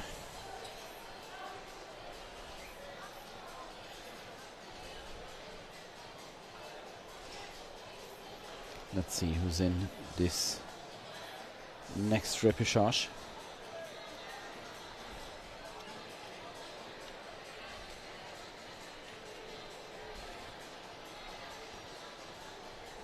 Just working on the mouse. It's Sadhu Himnish from India, Carlo Nicoletti, Gabriele Fiorni, and then Kuri Harian, Talbot and Nicoletti. It's shown. Is this right? It's Sadhu in front, Nicoletti second, Fiorni third. Races. Oh, quite a spectacular move from Fiorini. Now taking the lead. Now it's Fiorini in the lead, past the Indian skater, and I think it's nearly no chance for the other. Oh, and what a crash. Fiorini, winner of this repechage number 7, going to the quarters.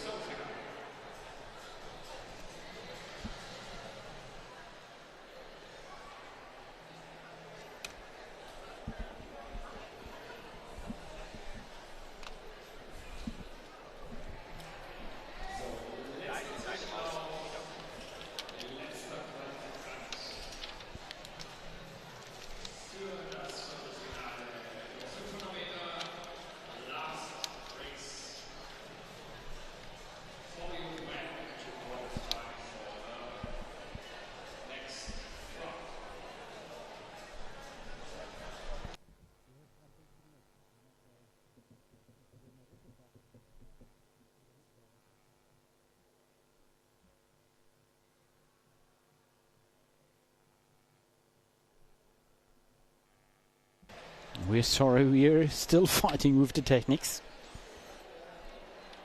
So without data support, I try to get you the right information. Full start for the skater from Blau-Gelb Groß-Gerau.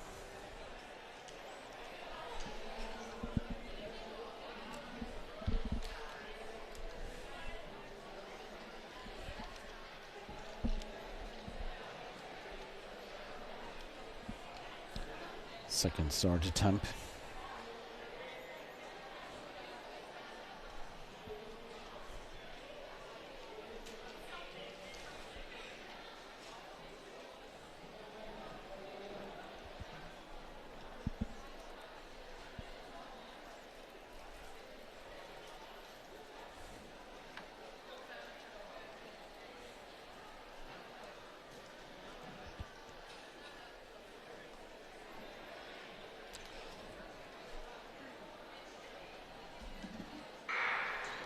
Off they are. On the inside, skater with the blue and white suit. Let's see who it is. This is Carreras from Spain, followed by Massetti from France.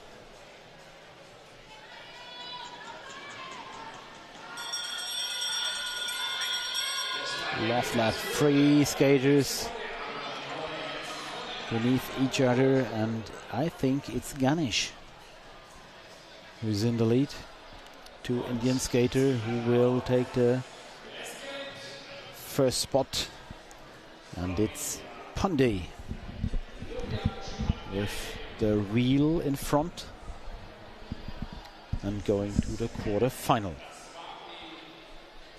So my technique is rebooting.